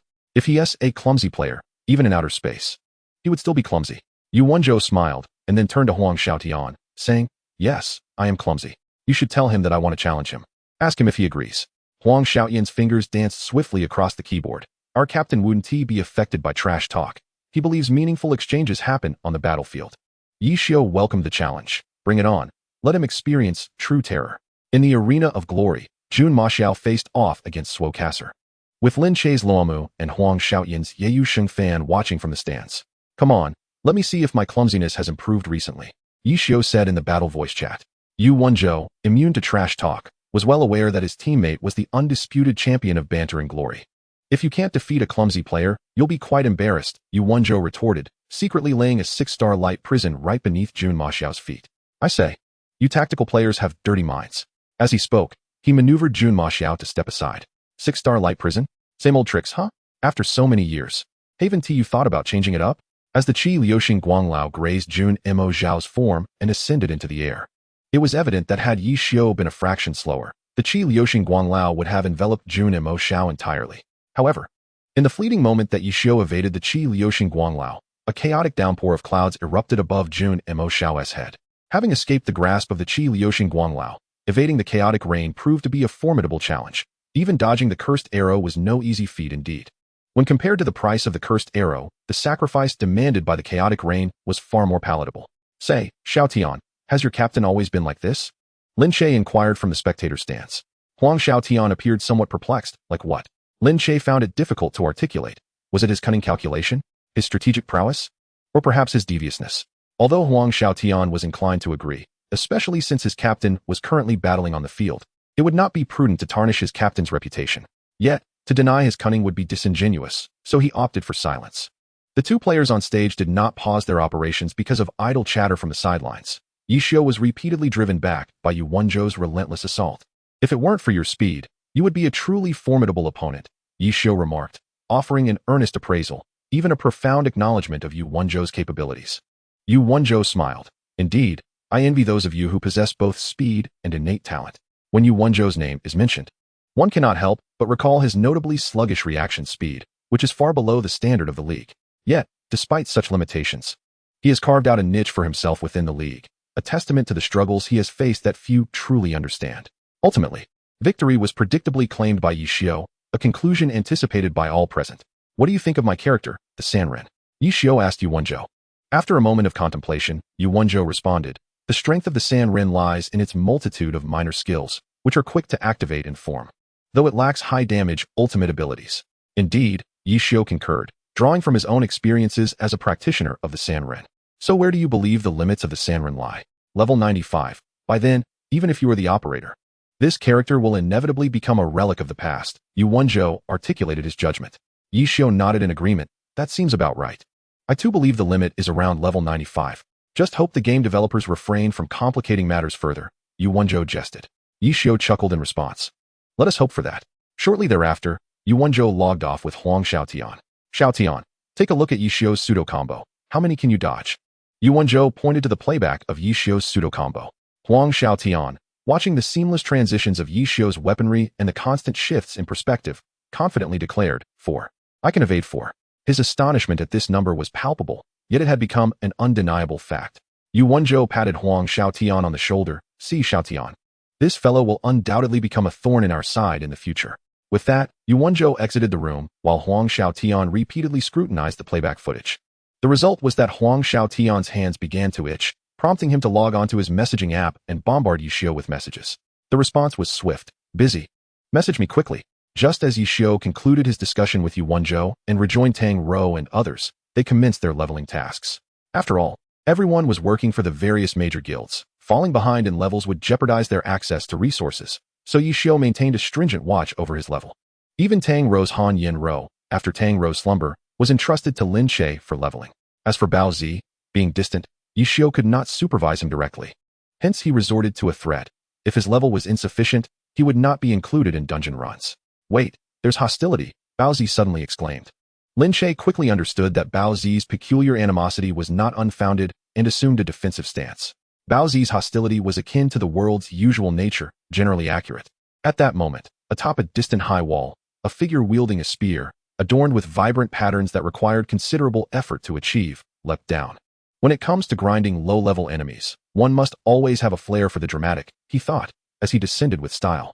While all eyes were drawn to this flamboyant battle mage, a shadow approached Tang Rou stealthily, driving a dagger towards Han Yin Rou's waist. It was Lin Che's Lumo who intervened, blocking the assassin's strike. In retaliation, he swiftly countered, dispatching the would-be attacker. Tang Rou was not one to be trifled with. Despite Lin Che's assistance, she asserted, "This assassin is my opponent." A flurry of moves ensued, but the assassin evaded Tang Rou's sweeping strike. Meanwhile, on Ye Xiu's end, it was a sheer display of dominance. The battle mage's flashy abilities remained unused, as Ye Xiu toyed with him as if playing badminton. Simultaneously, at the Wei Chao club, Xiao Yun was fuming. "Where is Jun Mo Xiao? Why can't I see him?" It appeared to be a case of the shadow step. Although Xiao Yifan was engaged with Tang Rou, his professional background allowed him to observe Xiao Yun's battle, for Jun Mo Xiao was the target for all. "Why don't you hurry up and finish your opponent so you can assist me? Even a casual online gamer is quicker than this," Xiao Yun lamented.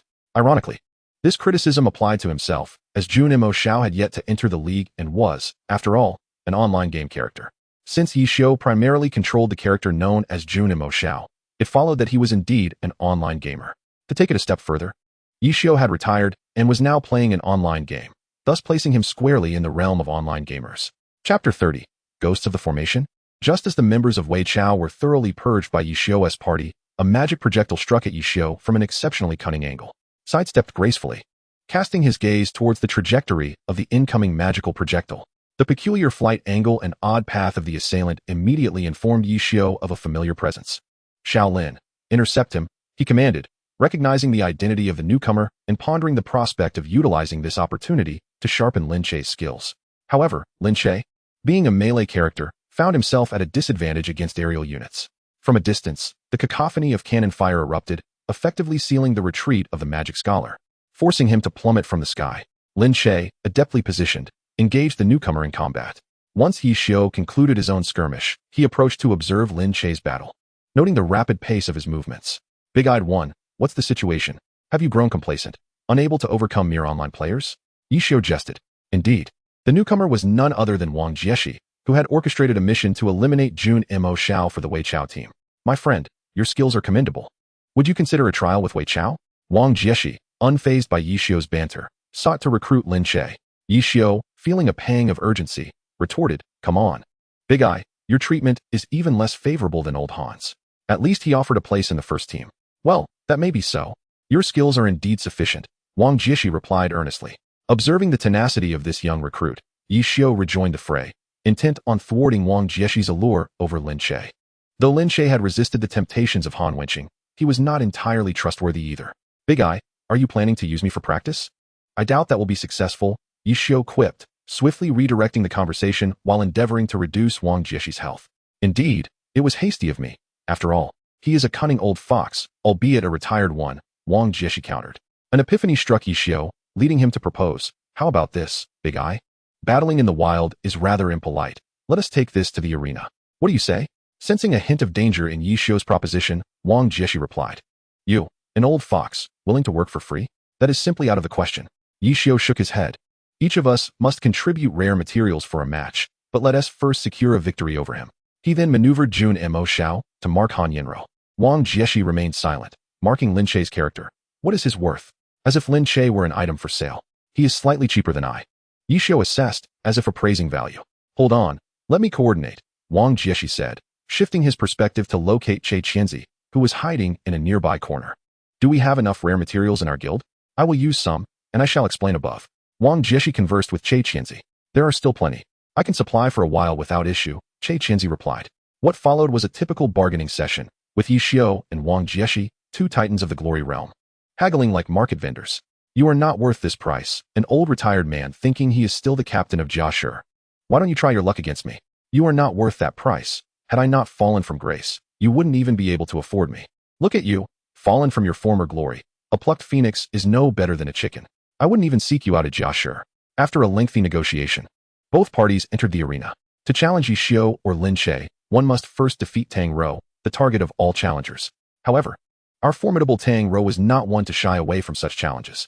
As a professional team, Wei Chao's members were well trained, and defeating Tang Rou did not take much time. Consequently, all challengers would face Ye Xiu and inevitably lose their rare materials. Lin Che, on the other hand, found himself rather alone, with no pressure as no one sought to challenge him. Just as Lin Che was preparing to indulge in instant noodles, Wang Jieshi arrived in the arena, a true master player. Let us continue where we left off, Wang Jieshi stated. Lin Che welcomed the challenge and quickly engaged Wang Jieshi in combat. It became evident that while Lin Che was closing the gap, a certain distance still existed between him and the elite players.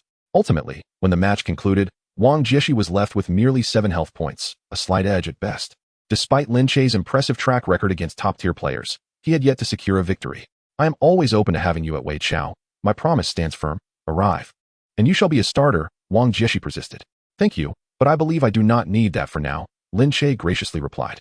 Upon hearing Lin Che's words, Ye Xiu realized that Wang Jieshi was undoubtedly attempting to persuade him to join Wei Chao. I say, Big Eye, how about challenging me for a round? Ye Xiu suggested, eager to showcase the prowess of a free spirit. Wang Jieshi pondered briefly before responding. Very well, let me see what you are capable of. The two then entered the arena, exchanging banter as they battled. I say, now that you've left, why engage a free spirit? Wang Jieshi initiated. How could I possibly lose to you in verbal sparring? Ye Xiu retorted. I aim to demonstrate the strength of my predecessors to you younger generations. The outcome? A draw. Even in a stalemate, Ye Xiu would not let Wang Jieshi off lightly. Big Eye, seeing you struggle so, I shall let you off easy to save face. Meanwhile, the members of Wei Chao's training room listened in astonishment as Ye Xiu repeatedly referred to Wang Jieshi as Big Eye, for within the entire glory circle, few dared to address him so familiarly. Likewise, seeing you so aged yet still striving to support your family, I understand the importance of respecting the elderly. Wang Jieshi shot back. In the background, Xiao Yifan contemplated his own thoughts. During your match against Ye Xiu, it was you, right? Do you remember me, senior? Yes.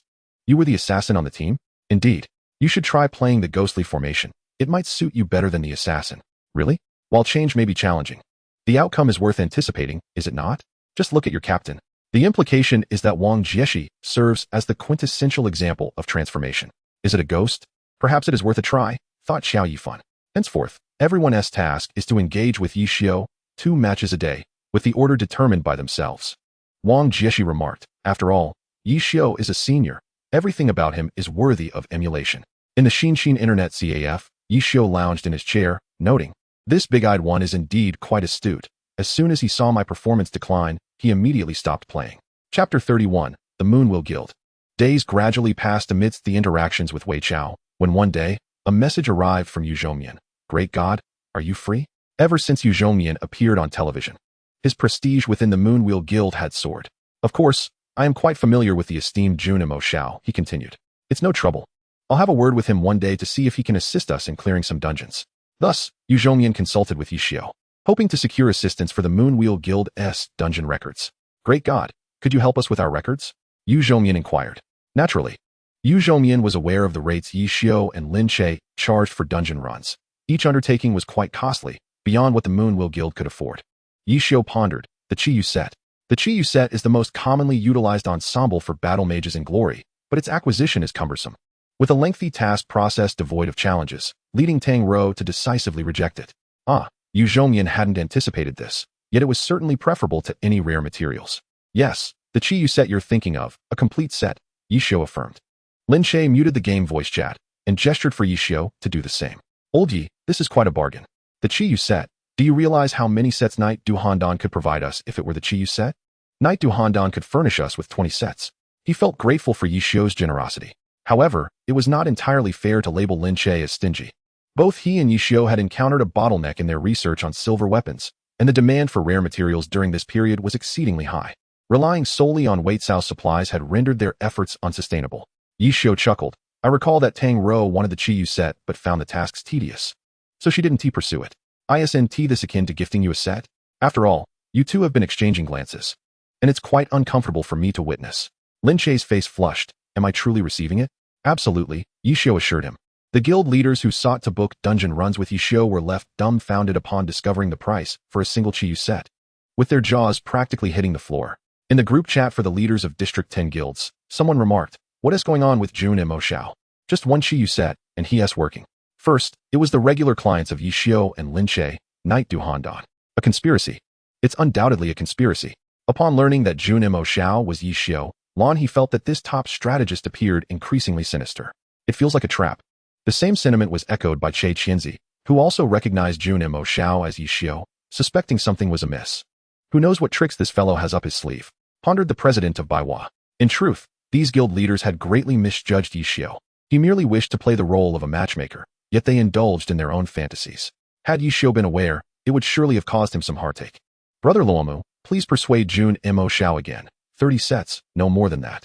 Additionally, I'll provide you with 5 sets as a commission.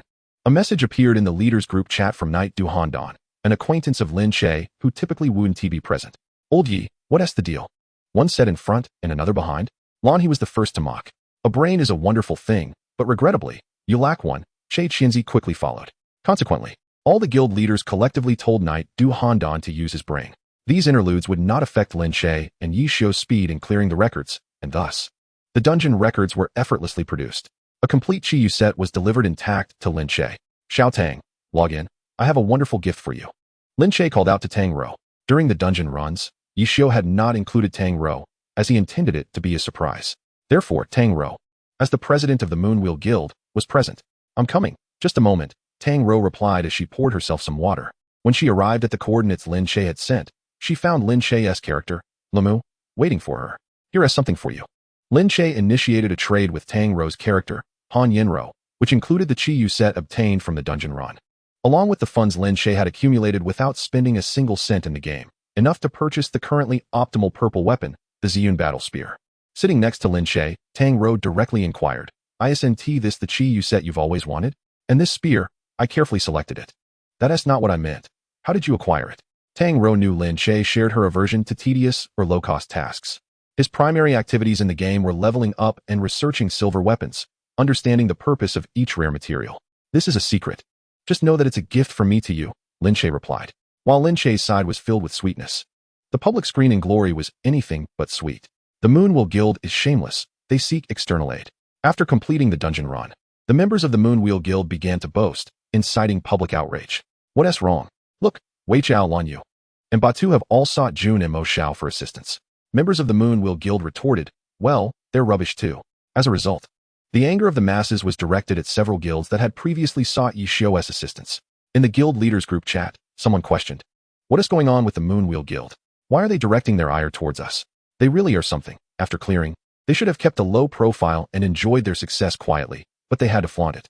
This situation is unusual. We must clear a record ourselves. The record can indeed be manipulated. Meanwhile, Ye Xiu was engrossed in a strategy guide. Shaolin, come take a look at this guide, he beckoned. Lin Che felt a pang of annoyance. The atmosphere was thick with tension, yet Ye Xiu remained oblivious. Tang Ro nudged Lin Che, urging him, he is calling you. Go on. Reluctantly, Lin Che approached Ye Xiu. What is up? If it's nothing urgent, I might just dismantle your Qianji umbrella. His frustration was palpable, and the consequences could be dire. Take a look at this guide, Ye Xiu said, handing the mouse to Lin Che. The guide was extraordinarily detailed, outlining not only Ye Xiu's equipment and attributes, but even noting that he possessed skill points exceeding the norm. The skill books dropped from the Dark Knight Cat Demon. The author made some valid points, though they lacked a bit of gaming theory. The role of a free agent was indeed misrepresented, and even my dual-wielding basic attack methods were inaccurately described. However, one must wonder, who would anticipate that a character in Glory would rely on basic attacks for damage output? Thus, the oversight can be forgiven. Chapter 32, The Siege. Are these statistics computable? Ye Xiu inquired of Lin Che. Lin Che nodded. At the very least, I can. Truly. A remarkable talent, Ye Xiu sighed. I must make your acquaintance when the opportunity arises. Lin Che stole a glance at the author of the guide, Mei Guang.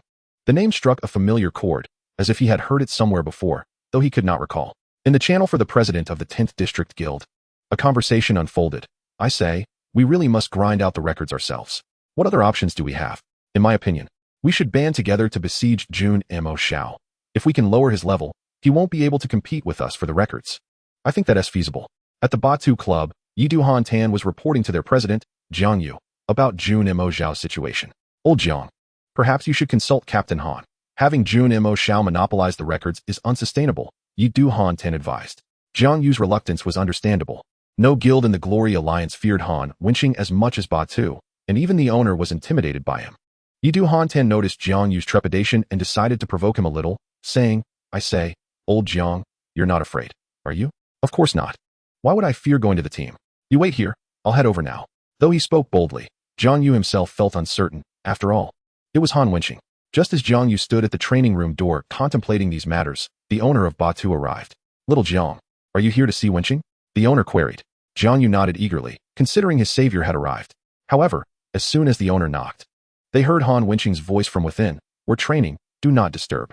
This startled Jiang Yu, causing him to regret seeking Han Wenqing's counsel. Just then, Zhang Xinjie emerged from the training room. Vice Captain Zhang, I have a question for you. Jiang Yu began, realizing Zhang Xinjie was no gentler than Han Wenqing. Zhang Xinjie pointed to Jiang Yu's unbuttoned jacket, advising, button up, there's no rush. Jiang Yu hastily secured his button and explained, Vice Captain, there's a player named Jun Mo Xiao in the 10th District monopolizing dungeon records. We're out of options and came to seek your expertise on his background. Zhang Xinjie, familiar with both Ye Xiu's account and Lin Che's, chuckled. There's also a player named Luo Mu, isn't there? Jiang Yu was puzzled. When did Vice Captain Zhang become so prescient? Luo Mu is the younger brother of your Captain Han, and Jun Mo Xiao is the former captain of Jiaxia, Ye Xiu. Meanwhile, in the game, a formidable army set out to besiege Ye Xiu, with Blue Rain, Micrograss, and Batu conspicuously absent from participation. Chen Guo had taken command of this operation, initially targeting Baozi, whom he deemed most deserving of punishment, only to find Baozi offline. As a result, he shifted his focus to Tang Rou's character, Han Yanro. Within Kongji City, just as Han Yanro exited the city, she was ambushed. Ye Xiu happened to pass by Tang Rou and heard the familiar sound of her keyboard, a sound he associated with combat, particularly against multiple opponents. Glancing at Tang Rou's screen confirmed she was outside Kongji City. Returning to his seat, Ye Xiu chose to entrust this heroic rescue opportunity to Lin Che. Shaolin, I have news for you. Tang Rou is being besieged outside Kongji City. I suggest you hasten to her aid. Lin Che, nearby, swiftly made his way towards Kongji City. Tang Rou found herself cornered in a small room outside the city when suddenly, a commotion erupted outside. Don't you think it's pointless to bully a girl? Come face me. Lin Che had arrived, wielding his sword, effortlessly dispatching anyone who stood in his way. Tang Rou recognized Lin Che's voice, her fingers flying over the keyboard, and Han Yanro's spear danced with renewed vigor. Their positions naturally drew closer until Lin Che's Luo Mu shielded Tang Rou's Han Yanro, creating a protective barrier with his dual swords. Lin Che unleashed an unprecedented speed, driving back the assailants. Kid, it seems you still need my help, Ye Xiu's voice echoed. Jun Mo Xiao arrived just in time to save the situation. The location where Baozi had logged in was discovered, and naturally, he was swift in his escape, promptly retreating into a dry well. However, one person followed him down into the well. That person was none other than the strategy author Mei Guang, who was also the brilliant student Luo Ji. Luo Ji pulled Baozi into hiding, giving Baozi the opportunity to send a message to Ye Xiu. Boss, I'm being chased. What should I do? At that moment, Ye Xiu had already fought his way out of the encirclement alongside Lin Che and Tang Rou. Upon receiving Baozi's message, he immediately devised a plan and replied, come to Kongji Lin. In the Blue Rain Club, Huang Xiaodian, who had been neglected by Ye Xiu for quite some time, recalled his previous request to Ye Xiu. He bombarded Ye Xiu with messages. Upon seeing Huang Xiaodian's messages, Ye Xiu felt a wave of headache and deferred. How about tomorrow? However, Huang Xiaodian remained silent for only a moment before sending another message. Ye Xiu glanced at the clock, and it was just past midnight. Then come to Kongji Lin. A rather dark thought crossed Ye Xiu's mind. Huang Xiaodian was puzzled. What is the point of going to that broken place? Ye Xiu, without a hint of embarrassment, replied, outdoors. Huang Xiaodian grew anxious. His alternate account had not leveled up since that one recording, and he had no idea how much lower his level was compared to Ye Xiu. Not going, you're really bold, he retorted. If you don't come, then so be it. You said it yourself, don't blame me, Ye Xiu mused, reflecting on how to rid himself of this calamity.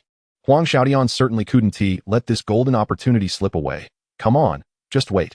Even if you're 3 levels higher, I can still take you down. Mei Guang, along with Baozi, Ye Xiu, Lin Che, Tang Rou, and the freshly logged in Su Mucheng, who was leveling up with Qiao Yifan not long ago, were all hastening toward Kongji Lin. The movements of these groups naturally reached the ears of our commander, Chen Yehui. They were heading to Kongji Lin. So Team 1, Team 2, and Team 3 were sent ahead to lay an ambush in Kongji Lin. As Ye Xiu arrived at Kongji Lin, he noticed the treetops were densely populated with players, prompting a sigh from him. Is it really necessary? Lin Che teased. Have we broken some heavenly law? Just then, a sword light struck from behind Jun Mo Xiao. Ye Xiu deftly maneuvered Jun Mo Xiao to turn around and opened his umbrella to block the attack. I must say, Xiaodian, ambushing is not a commendable habit, Ye Xiu sighed. Our ever-talkative Xiaodian could not remain silent. Then you go ahead. Ye Xiu, not one to shy away. Mark the pursuers behind him with Jun Mo Xiao. They're all your opponents. I guarantee you will be satisfied. Huang Xiaotian echoed Lin Che's sentiments. What kind of heinous deed are you committing to earn such ire? Go on, hero. Lin Che added with a smirk. I came to bother you, not them. Huang Xiaotian reiterated his intent while keeping pace with Ye Xiu's group, although he was unsure why he was even running with them. Meanwhile, the pursuers were bewildered, noticing an extra person in the fleeing group. Liam? He's the one we brushed records with. Clearly, someone remembered the great accomplishments of Xiaotian. No one from Jun Mo Xiao's group was spared. All were vanquished.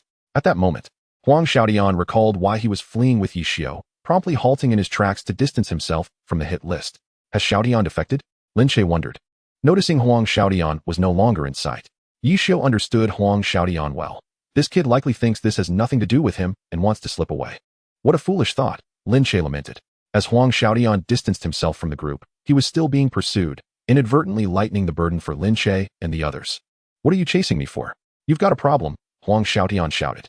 It seemed the pursuers had heard his complaint, responding, He's just a low-level swordsman. Why are we chasing him? Let us go after Jun and Mo Xiao instead. Upon hearing this, Huang Xiaotian felt invigorated. A renowned sword saint in the alliance was being belittled by a group of online gamers. Me? A low-level swordsman? You're not even going to chase me? Am I not as tempting as that old man? Huang Xiaotian roared defiantly. The situation had undergone a dramatic transformation. Those who once chased were now being pursued. What do you fear from a lowly swordsman? Why don't you come and duel with me? Are you really inferior to me, a mere low-level swordsman? Given Huang Xiaotian's spirited retorts, it was indeed hard for the average person to withstand. Instantly, the two factions clashed, as expected of Huang Xiaotian. Taking down a few opponents was no challenge, though his mana was running low. Once Huang Xiaotian dispatched everyone, Ye Xiu leaped down from the tree. Impressive. You've taken down quite a few. Yet, Huang Xiaotian, wielding his longsword, aimed it at Ye Xiu, only to find himself out of mana and consequently ceased his attack. At that moment, Baozi and Mei Guang joined Ye Xiu and Xiaotian. Though everyone's mana was somewhat depleted, Ye Xiu felt a wave of worry. Su Mucheng and Ye Xiu still needed time to arrive, placing everyone in a precarious position. As Ye Xiu and Lin Che braced themselves for a desperate fight, a familiar voice echoed from behind. Looks like you're in quite the predicament. It's up to me to clean up your mess. This was one of the most feared combinations in the alliance, the duo of a priest and a martial artist. A combination that stirred the blood of anyone who witnessed it. Old Han, Brother Han, Ye Xiu and Xiaotian called out, while Lin Che greeted him with enthusiasm. Come on, let me see just how big a mess you've made. And Lin Che spoke with a commanding aura that seemed to convey, regardless of the magnitude of the trouble you find yourself in, I shall bear the burden. This is the essence of. Behind, Zhang Xinjie silently ensured that everyone was in peak condition. This team, in fact, comprised at least 1/3 of the strongest assailants in the league.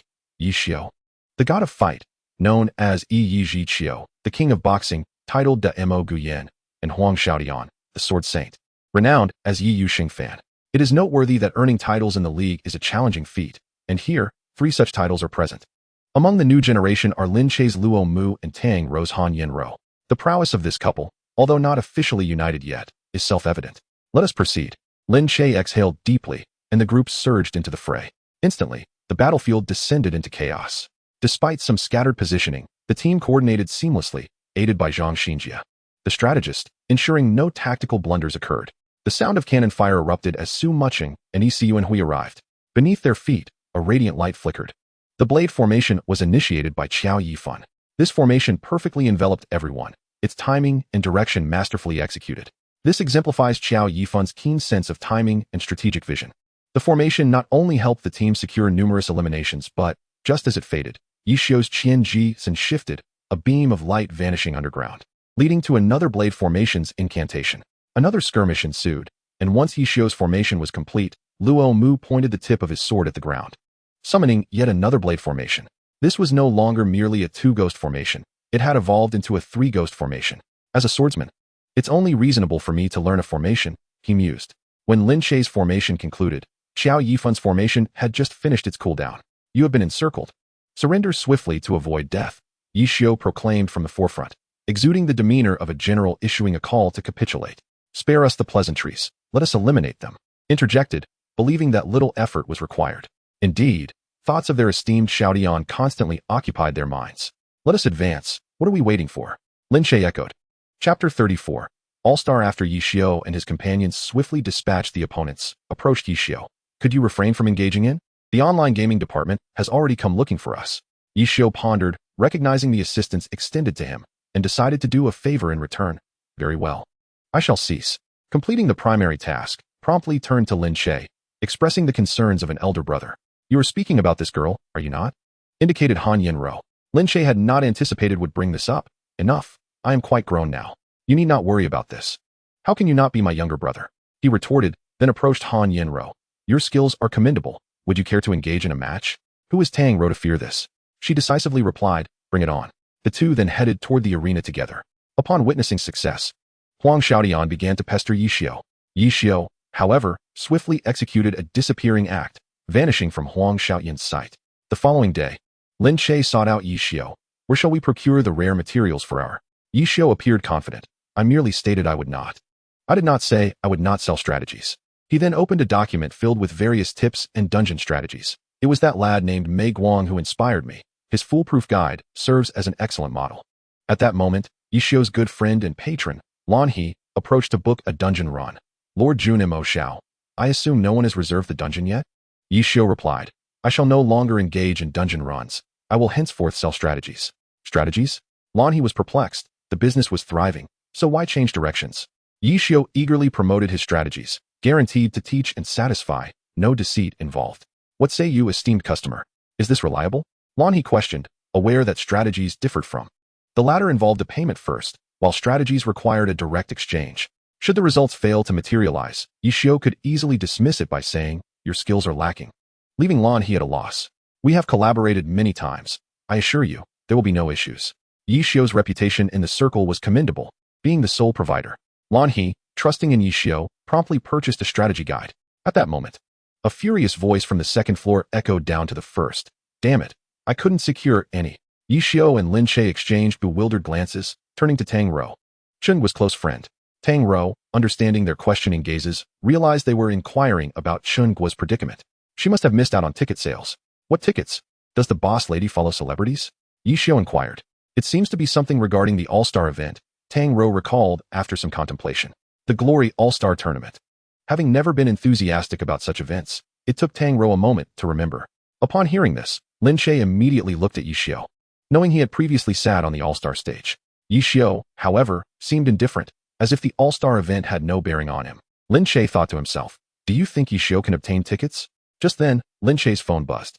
Aside from the usual notifications from Huang Xiaotian, Su Muching had messaged Lin Che. Xiaolin, I have a few All-Star tickets here. Of course, there is no such thing as a free lunch. You need to help me convince Ye Xiu to come along. I asked him previously, and he adamantly refused. Lin Che met Su Muching at the base of Jiashi, receiving the tickets from her hand. This was not their first encounter. Previously, Su Muching had secretly visited to rendezvous with Ye Xiu, a fact Lin Che had caught her at. Rest assured, I will ensure Ye Xiu accompanies you. Back at the Xingxin Internet Cafe, Lin Che swiftly set his plan in motion. He first approached Chen Guo. Boss lady, I have secured a few tickets. Lin Che shook the Honor All-Star tickets in his hand. Wow, Xiaolin, where did you get so many tickets? Give me a few, Chen Guo exclaimed, her eyes gleaming at the sight of the tickets. Lin Che tucked the tickets back into his pocket and replied, Sister Chen, these tickets were originally meant as a tribute to you, but Ye Xiu doesn't wish to attend. If he doesn't want to go, then we shall go instead. Chen Guo responded, puzzled. Actually, these tickets are not even mine. You've probably guessed it. Ye Xiu is merely a retired veteran, a third-rate player who has stepped down from the league. The organizers wanted to invite these veterans back, but Ye Xiu resolutely refused. Look, Lin Che took out the tickets again, but Chen Guo snatched them from his hand, declaring, let me handle this. Just don't let anyone know I was involved. Lin Che added. Chen Guo waved her hand, signaling that she understood. Approaching Ye Xiu, Chen Guo tossed him a ticket, saying, if you don't go, your salary will be docked. She then left with a flourish. On the day of the event, Lin Che and Ye Xiu were the epitome of light travelers, while Chen Guo and Tang Rou carried a plethora of bags. Naturally, the lightly packed Ye Xiu and Lin Che became the best porters. After everyone disembarked from the plane, checked into the hotel, and spent some time exploring the city, they awaited the commencement of the All-Star game that evening. Eventually, 4 individuals arrived, 3 of whom were novices experiencing this for the first time. Ultimately, it was Ye Xiu, employing his remarkable escape tactics, who led everyone into the venue. Shaolin. This seat is quite excellent, Chen Guo remarked, clearly pleased. Lin Che patted his head. Of course, my connections are quite powerful. Indeed, the tickets left by Su Muching are certainly impressive. Just as Ye Xiu's group settled into their seats, a striking figure approached him. You know, sitting in the audience occasionally feels quite nice. It was none other than Su Muching. Ye Xiu hurriedly asked, my little ancestor, what do you want? Nothing much. Just wanted to soak in the atmosphere of the audience, she replied. Chen Guo, noticing Su Muching, couldn't contain her excitement, leading to a flurry of autographs and photos that nearly exhausted her. Meanwhile, Tang Rou sidled up to Lin Che, asking Mumu, while pointing at Su Muching. Lin Che, unable to shield Ye Xiu, nodded in acknowledgement. Tang Rou then shifted her gaze to Ye Xiu. Who else could it be but Ye Xiu? Have your colleagues forgotten him? Lin Che quipped. Tang Rou remained skeptical, prompting Lin Che to elaborate. Ye Xiu was a professional player once, albeit a third-rate one. Knowing Su Muching wouldn't be difficult for him, right? Their camaraderie is evident. Chapter 35, Rookie Challenge Tournament. Of course, let us focus on the match. It's about to begin, Lin Che interjected, steering the conversation. The All-Star event had indeed been well executed, utilizing cutting-edge holographic projection technology, with 24 characters introduced in sequence, evoking awe from countless players. This was precisely why Chen Guo insisted on being present. The ambience of the live event was incomparable to watching a broadcast at home. The atmosphere here was potent enough to ignite enthusiasm even in those unfamiliar with honor, as was the case with Tang Rou, who was currently cheering alongside Chen Guo. Lin Che sat beside Ye Xiu, saying, Tang Rou seems suspicious. I initially intended to keep it from you, but I ultimately relented. It's fine, if she discovers it. So be it, Ye Xiu replied nonchalantly.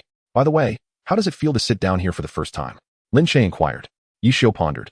It's quite pleasant, much more relaxed than being on stage. Lin Che was taken aback. It was surprising that Ye Xiu found sitting in the audience tiring, considering that grinding levels at home was far more exhausting than any all-star event. However, it was somewhat understandable, given Ye Xiu's history of being challenged the most. The host energetically engaged the audience, announcing, ladies and gentlemen, the all-star event is officially commencing, starting with our tradition, the Rookie Challenge Tournament. Soon, the large screen displayed the name Gao Yingjie, followed by the name of the micrograss team. It's him, Ye Xiu realized. That little mage scholar? Lin Che, having faced Gao Yingjie before, nodded in agreement. Ye Xiu affirmed, yes, this kid is quite clever and talented. Wang Jieshi has found a promising prospect. Gao Yingjie, possessing a somewhat introverted and timid demeanor, felt overwhelmed stepping onto such a grand stage for the first time. Fortunately, the host provided some warmth, saying, it's evident that our Yingjie is a bit nervous. Let us offer him some encouragement. He led the audience in applause. Who do you wish to challenge? Gao Yingjie, the host inquired. Gao Yingjie replied in a barely audible voice, I wish to challenge our micrograss captain, Wang Jieshi. The host, taken aback, noted that such situations were quite rare, as challengers typically selected a senior from another team. Before the host could ask further, Wang Jieshi stood up from his seat, approached the host, and took the microphone, bringing it to Gao Yingjie's lips. Yingjie, don't be nervous. Say it loud and clear. Who are you challenging? With a newfound determination, Gao Yingjie declared, I wish to challenge our micrograss captain, Wang Jieshi. Both parties entered the battle room, preparing for the match. The tournament utilized accounts provided by the organizers, and all adjustments, including points and weapon selections, were made during this preparation period. What does Wang Jieshi intend to do? Lin Che asked Ye Xiu. Ye Xiu shook his head, offering no comment. As the match commenced, both sides engaged in a standard exchange of health points. But Lin Che soon noticed a discrepancy. Wang Jieshi's damage output was unusually low. Though minimal, it was noticeably diminished, and Lin Che recognized it. Old Yi. Wang Jieshi's damage is lower than expected, Lin Che alerted Ye Xiu. Ye Xiu was momentarily taken aback, as he had yet to discern the issue. But upon closely examining the health bars, he confirmed Lin Che's suspicion. Indeed, it appears that this individual has not fully allocated his skill points. Ye Xiu offers further speculation. Lin Che is astonished. Are you suggesting that Wang Jieshi has unspent skill points? Precisely, this fellow undoubtedly has skill points left. Ye Xiu reflects for a moment and adds, perhaps 1 or 2 levels, not much. Why is that? Lin Che is perplexed. Ye Xiu gestures towards Gao Yingjia's battle room. For him. Gao Yingjia? Yes, this lad is clearly lacking in confidence. But what if he were to defeat his master? Ye Xiu articulates. As expected, the situation on the field aligns with Ye Xiu and Lin Che's conjecture. Wang Jieshi is knocked to the ground by Gao Yingjia's sweeping attack, and ultimately, a grand glory shines on Gao Yingjia's screen. The arena falls silent, devoid of applause, an eerie stillness permeating the atmosphere.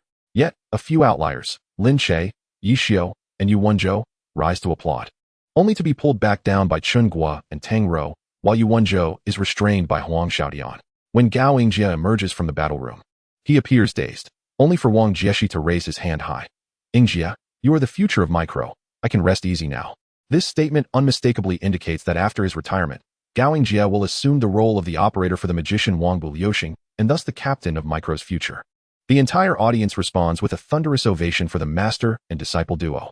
Amidst the applause, the next challenger's name appears on the grand screen, Sun Xiang. In truth, Sun Xiang is also a newcomer, yet he is regarded as a deity by all. Without waiting for the host to inquire, he boldly declares, I challenge Han Wenqing. Let me settle the scores of Ye Xiu and De Mo Guyan today. Han Wenqing spares no words. Bring it on. The two step into the battle room. Lin Che inquires of Ye Xiu. Do you think my brother can win? Lao Han. If Lao Han cannot even defeat Sun Xiang, he might as well retire, Ye Xiu replies. As anticipated, Han Wenqing executes an eagle dive to evade Sun Xiang's Fulong Xiang Tian, toppling Sun Xiang's character. Had it been Ye Xiu, that Fulong Xiang Tian would not have missed its mark. This is the parting wisdom Han Wenqing imparts to Sun Xiang. Subsequently, the grand screen displays another name, Xiao Yifan, hailing from the micro team. Following the usual protocol, Xiao Yifan announces his intention to challenge his senior, Li Xian.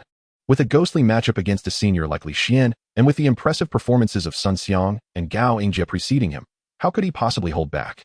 Midway through the match, Lin Che excuses himself under the pretext of needing the restroom, and by the conclusion of the match, Ye Xiu also finds an excuse to depart the audience. Xiao Yifan loses the match, and in a state of despair, he exits the venue, only to encounter two familiar figures in the corridor, none other than the restroom brothers, Ye Xiu and Lin Che. Feeling disheartened? Lin Che gestures towards Ye Xiu. This fellow has yet to lose hope. Indeed, I shall return home today, Ye Xiu responds. How could you think that? Challenging Li Xian is quite foolish, far too naive. Xiao Yifan joyfully exclaims, recognizing the voices of his former teammates from their time playing together. No need to call me senior. It feels quite awkward, and I am not accustomed to it, Lin Che remarks. Big-eyed one, do not conceal yourself. I know you are present. In the corridor's turn, Wang Jieshi appears. How did you know I was here? Wang Jieshi inquires, perplexed. Ye Xiu chuckles. I merely called out at random. Who knew you would actually be here? Now that you have all spoken, I need not add anything further. Wang Jieshi states with resignation. This is the first time Lin Che has encountered the real Wang Jieshi, prompting him to say, after all, you are the captain. Do share a few words. Xiao Yifan, your talent in the ghostly formations indeed surpasses that of an assassin, Wang Jieshi advises. Keep it up, you are still young.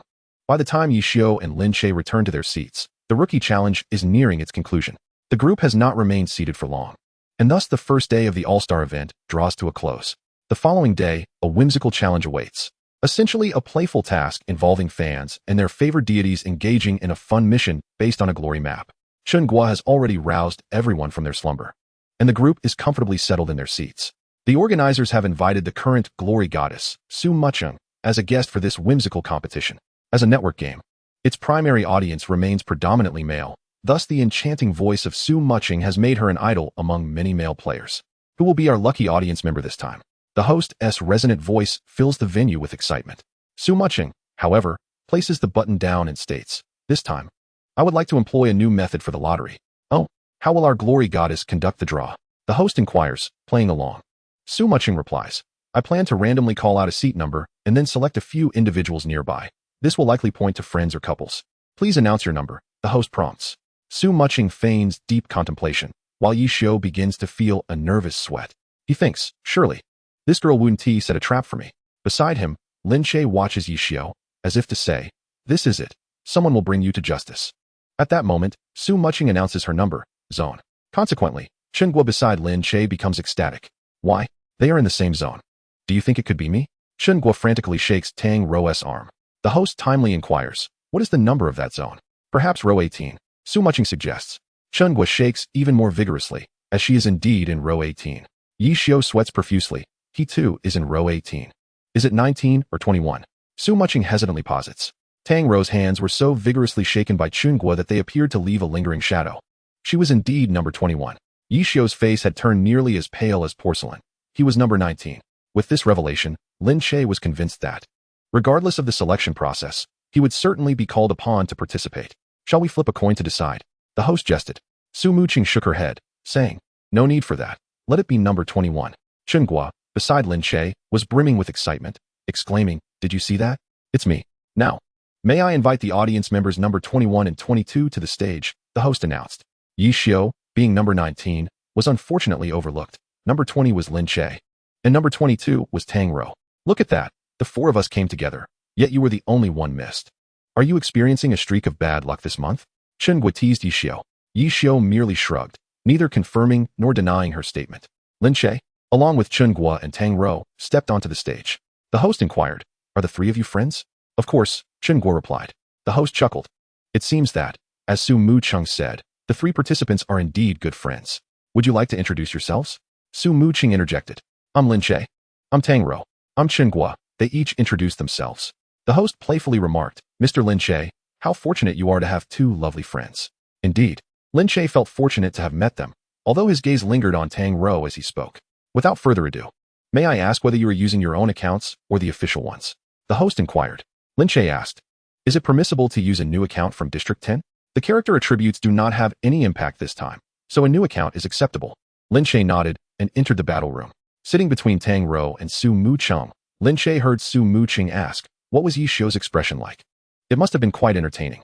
Lin Che nodded, replying, have you ever seen white paint? His face was the same hue. By the way, after your match, won't you go check on old Han? Su Muching inquired, suggesting that, since they had some downtime, it would be better to chat rather than sit idly. It's best to wait until he finishes. He won't be leaving anytime soon, Lin Che responded. This match resembled a climb up a mountain, where everyone's jumping ability and speed were equal, but there were various obstacles and treacherous cliffs along the way. Such maneuvers would pose little challenge to professional players. But for ordinary players, particularly Chen Guo, they could be quite daunting. As the four entered the competition map, they all knew each other, except for Chen Guo, who was unaware of the details, and their movements were harmonious. At that moment, as Tang Rou approached the opposite cliff, her controls faltered slightly. Although her movements were swift, her coordination between her hands was not as precise. Just as Tang Rou began to fall, Lin Che's falling log moved. He lunged toward Han Yen-Rou's feet and shouted, Xiao Tang jump. Tang Rou skillfully maneuvered Han Yen-Rou to step onto the log and successfully landed on the opposite cliff, while Lin Che plummeted downward. In that instant, Lin Che retrieved the punishment of the wicked from his backpack, placed it on the log, and executed an upward thrust, utilizing the maneuver to elevate his character slightly, though it was insufficient to reach the opposite cliff. Just then, Su Muching, controlling Mu Yucheng Feng, launched a flying cannon back to the original cliff, firing a shot that struck the log. As this mode inflicted no damage, the log remained unharmed. However, the recoil from the cannon and the forced displacement on impact could not be negated, sending the log hurtling across to the other side. Don't you want to thank me, sister? Su Muching remarked to Lin Che. Thank you, Sister Muching, he replied gratefully. Thus, the group proceeded lovingly toward the finish line, encountering no further hurdles. Once Lin Che and his companions emerged, they engaged in the customary inquiries about gaming experiences, asking banal questions about playing alongside a master. Upon returning to Ye Xiu's side, Lin Che asked, was it rather dull? As a former master, Ye Xiu had certainly experienced such trivial minigames, and they were indeed lackluster in his perspective. Lin Che, however, replied, I didn't find it so, it was quite enjoyable. In Chapter 37, Sword Dance, upon returning to his seat, the audience and host seemed to finally realize that Lin Che was holding two swords. Subsequently, several renowned stars appeared, engaging in the usual process of selecting participants, followed by signing and taking photographs. Thus, the day passed uneventfully. In the exclusive lounge of Batu, Lin Che entered alongside Han Wenqing. Hello, everyone. Lin Che greeted first. However, the Batu players did not recognize him, though they all nodded politely.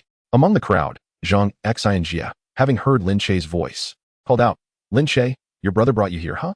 Brother Xingxin, it's a pleasure to meet you for the first time, Lin Che responded warmly. Bai Yanfei, standing next to Zhang Xingxin, nudged him with his elbow and inquired quietly, who is this brother's sibling? Without waiting for Zhang Xingxin to reply, Han Wenqing spoke up, it's me. Han Wenqing's voice naturally commanded a level of authority among the Batu players, causing everyone to pause in surprise. Captain Han has a younger brother? Captain Han can have a brother? What? Captain Han has an illegitimate child. That last remark was a bit excessive. Lin Che pointed. The one who mentioned an illegitimate child stepped forward. I see you. Laughter erupted among the group. Even Han Wenqing cracked a smile, for during non-training times, he was considerably more approachable, albeit just slightly. At that moment, the door swung open to reveal Tang Rou. Shaolin, Ye Xiu asked me to come get you. Come in. There's no rush, Lin Che replied. Tang Rou was invited into the room, and it was quite rare for outsiders to enter Batu's lounge, making the appearance of two newcomers particularly intriguing for everyone. Is this Lin Xiaoti's girlfriend? Bai Yanfei inquired. Lin Che quickly clarified, friend, just a friend. In hushed tones, it was mentioned by Yanfei, my good brother, should the opportunity arise for us to share a drink, I must raise a few toasts in your honor.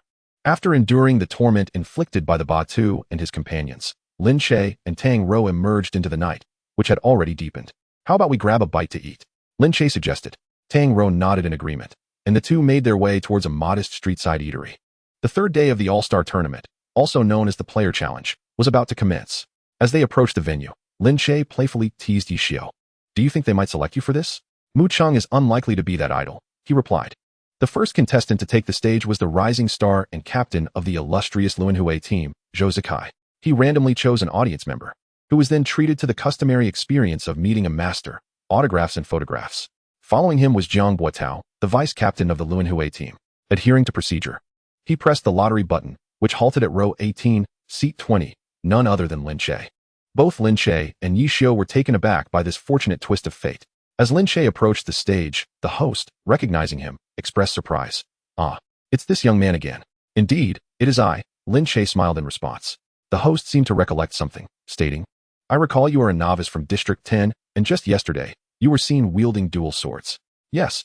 Thus I hope to engage in a match with Vice Captain Jiang using a low-level character, Lin Che replied. The host turned to Jiang Buotao, who nodded in affirmation. Might you share how you acquired the dual swords? The host inquired. Lin Che shook his head. That is a secret. Soon. The staff provided a low-level account to Jiang Buotao, and Lin Che shook hands with him before they each entered the battle room. Upon entering the arena, both players wasted no time and charged directly towards the center. Jiang Buotao initiated the classic combo of the magic swordsman, 3 waves of energy, frost, flame, and swift light, executing them in a flawless sequence. Lin Che attempted to evade by rolling to the side, but the final strike altered its trajectory, targeting him as he rolled to safety. Do not underestimate the magic swordsman, Jiang Buotao warned. Lin Che absorbed the blow but retaliated with a 3-hit combo, closing in on Jiang Buotao's position. The commentators analyzed the match. We observe Lin Che attempting to evade Jiang's 3 waves of energy. Yet Jiang's skill proved superior as he adjusts the strike's position at the last moment. Indeed, Lin Che's evasive maneuvers are rare, primarily because such predictable rolling positions have led to their decline in the current league, remarked another commentator. The first commentator concurred, noting, such tactics are indeed uncommon, but it highlights Jiang's solid fundamentals. Chen Guo turned to Ye Xiu, inquiring, Hey, how long do you think Lin Che can hold out? I believe Lin Che will win, Ye Xiu replied nonchalantly, as if Lin Che's victory were a foregone conclusion. Skeptical, Chen Guo turned to Tang Rou, asking, What do you think, Tang? I trust in Lin Che, she affirmed resolutely.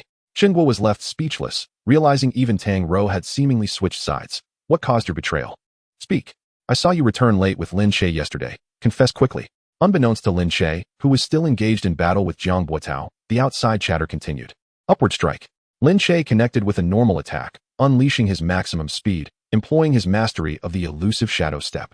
The commentators were astounded, having never witnessed an online gamer perform so adeptly against a professional. Previous instances of online players defeating professionals occurred during the league's infancy when talent was not concentrated, and the competitors were often at the league's lower echelons.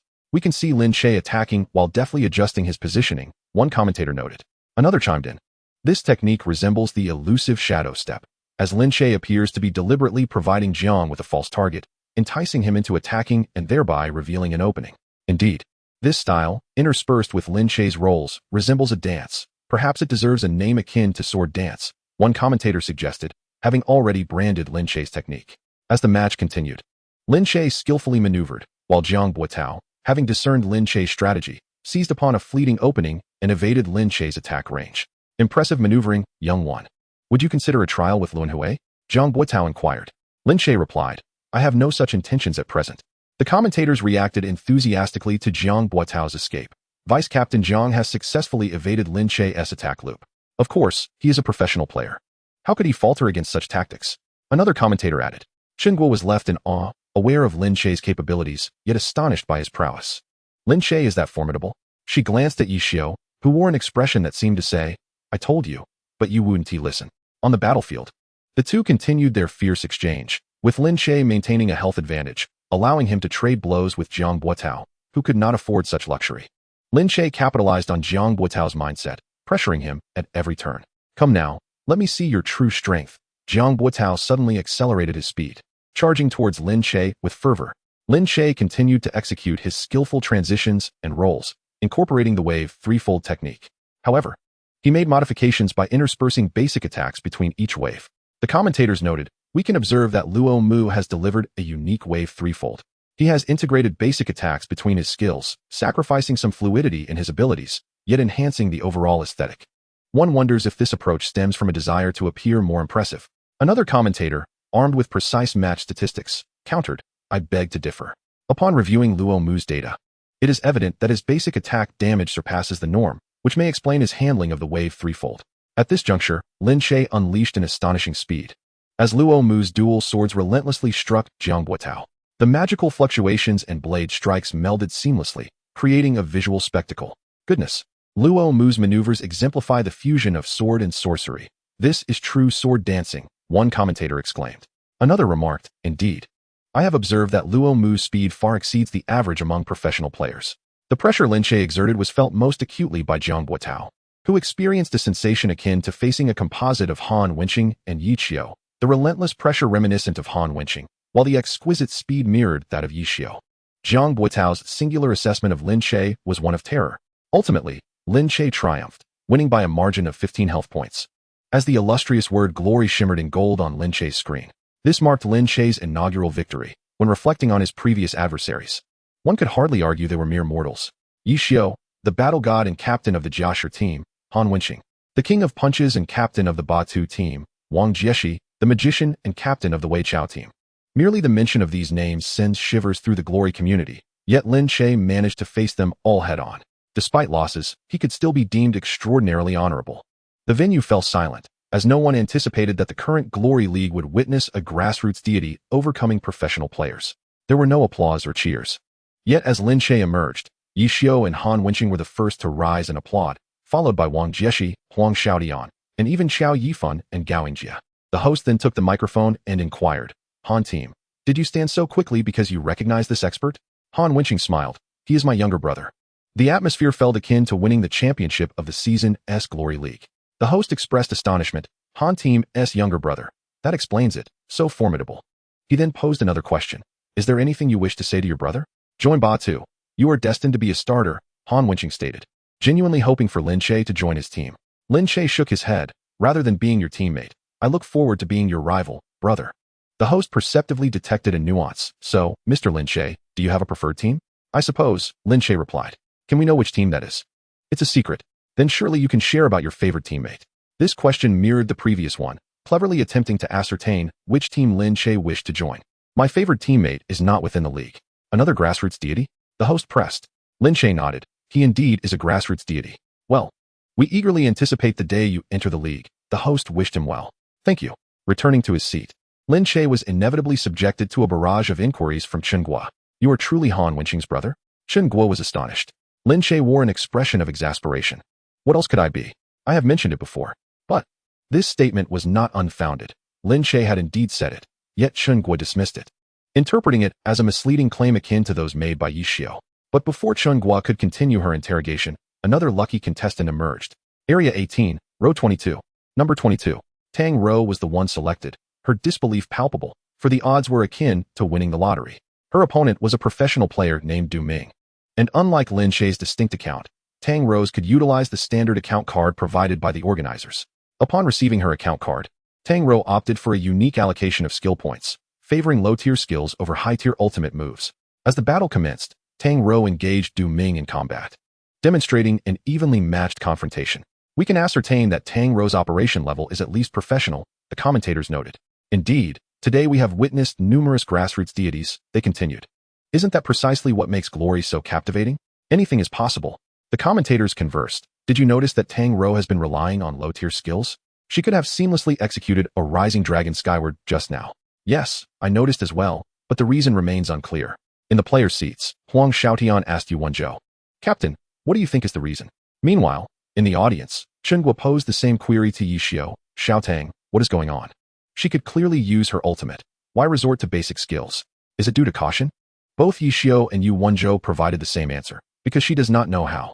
Compared to those skills with which Tang Rou was unfamiliar, she might inadvertently provide her opponent with an opportunity. It was wiser to land several hits with basic skills instead. As the match progressed, Tang Rou's speed continued to escalate. Her lack of experience compelled her to rely on her speed to compensate, a strategy that had characterized her gaming career and remained applicable now. Very astute. Ye Xiu remarked with admiration. Indeed, as expected from Xiaotang, Lin Che remarked. The only one confused was Chen Guo, who asked, what is going on? Stop playing riddles.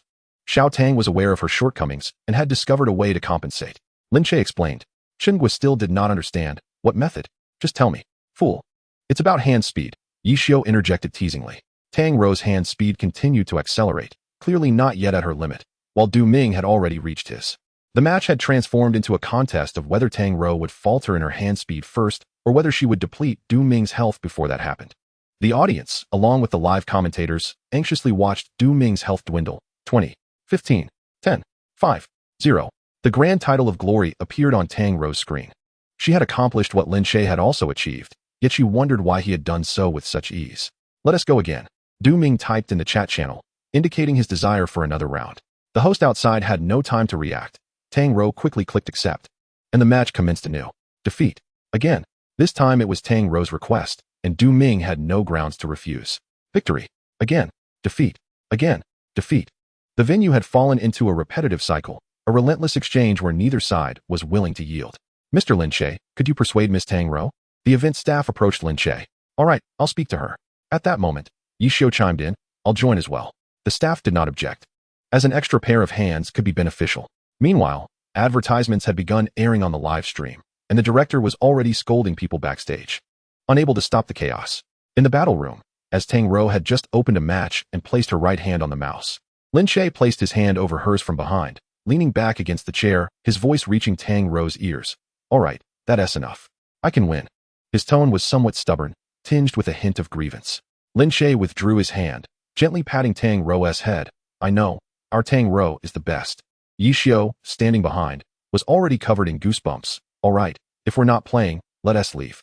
However, whether it was due to the mouse being overly sensitive or Tang Rou being too anxious, the mouse that had already moved to the accept button inadvertently clicked confirm. Let me finish. As Tang Rou stood up, she sat back down on the chair. Lin Che, quick-witted, lifted her arm. No, we have a substitute. He glanced at Ye Xiu while saying this. Ye Xiu, surprised, pointed at himself. Me? If not you, then who? Lin Che retorted. Do you think I can play a battle mage? The outcome was that Lin Che kept Tang Rou close while Ye Xiu was pushed down into the chair. Why are these key bindings so odd? The ultimate skill is so misplaced. Can anyone even play this battle mage? Ye Xiu grumbled while adjusting the key bindings. Lin Che, not one to indulge Ye Xiu, gave him a light smack on the head. Wrap it up quickly, or I'll have words with you. While Ye Xiu adjusted the key bindings, Du Ming was not about to give him an opportunity, but he heard the shift in tone. Who are you? The main player is tired. I'm the substitute. Ye Xiu answered while still fiddling with the keys, not looking at the screen. Be careful, Tang Rou called out.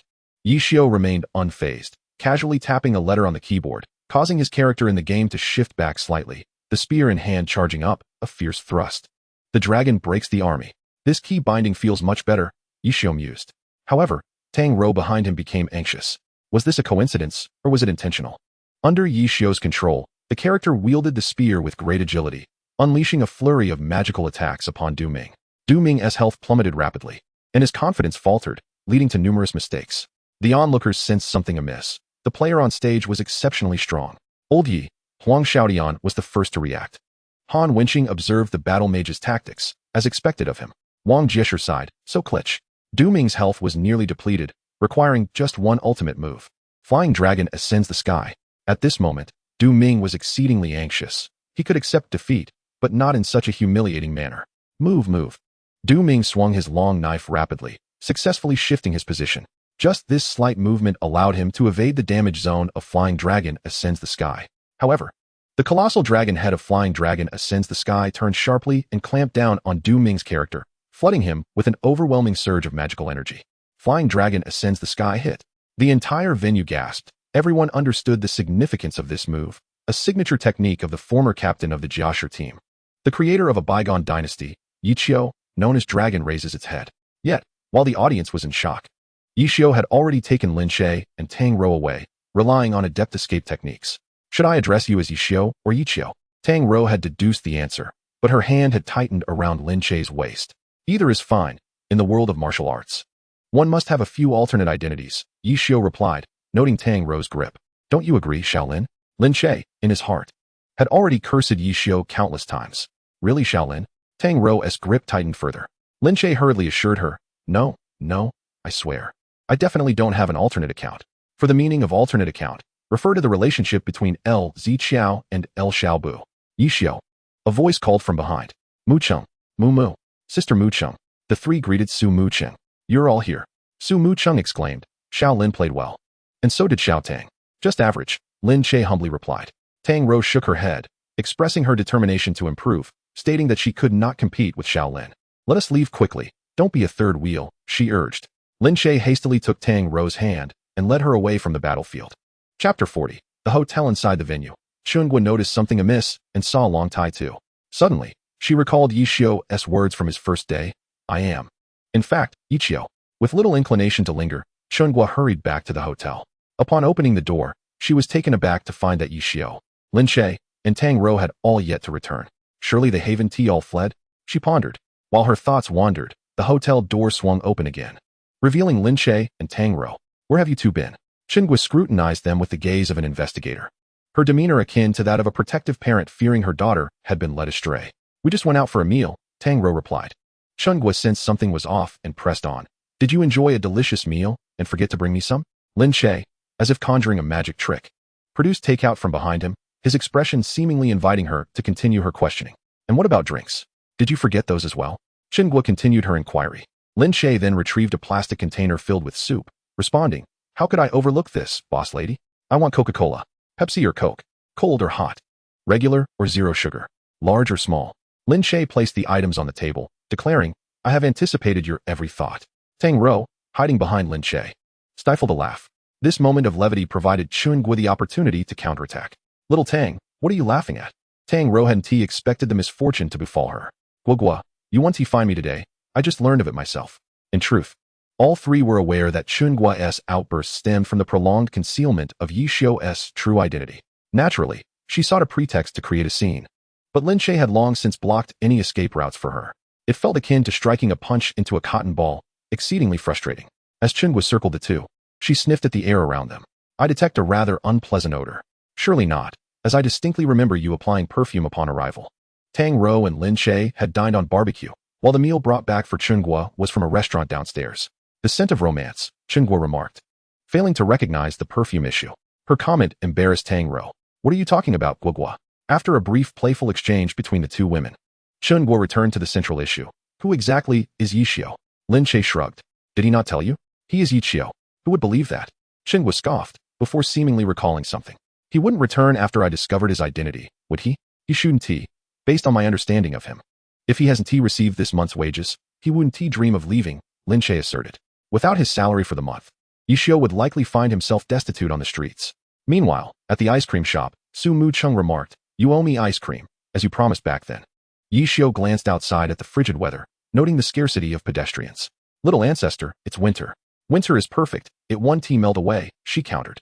Ye Xiu halted Su Mu Cheng's finger, which was about to point at the staff, saying, 2 cups of hot cocoa, please. He then guided her to a table by the window. You're a liar, a rascal, a great deceiver, an old fox, Pinocchio, Su Mu Cheng protested. Unfazed, Ye Xiu replied, I'll buy you ice cream in summer, but not now.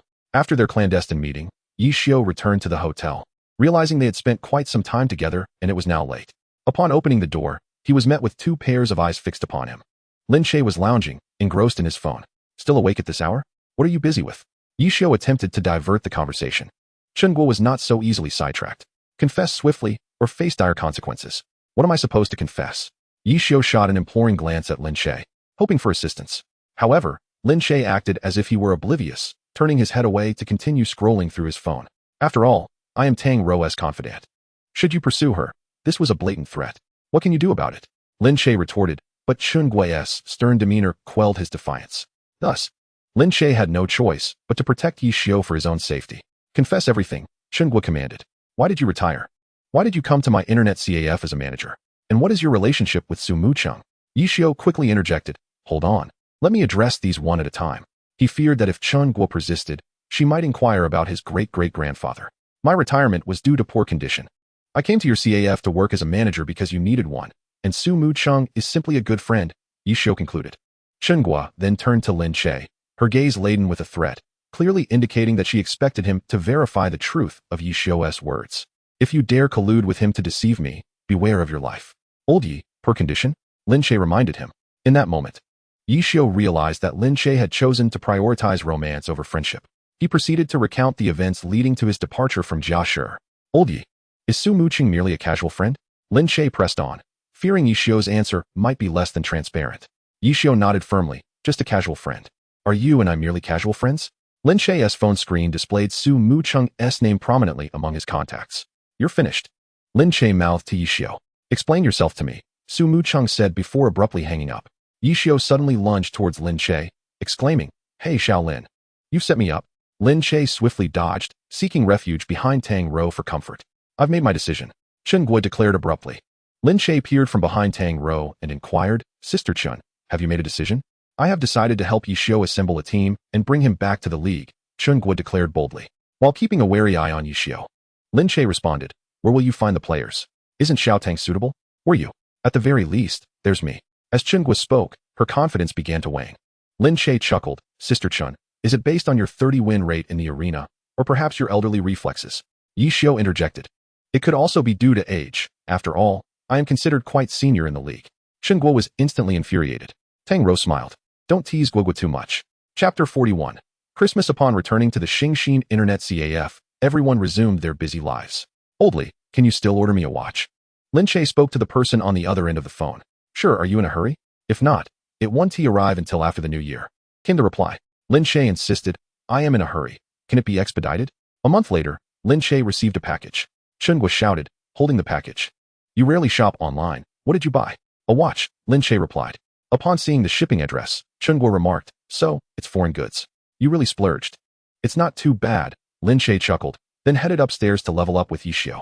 Over the past month, Ye Xiu's strategies had been immensely successful, and their silver equipment had seen a significant upgrade.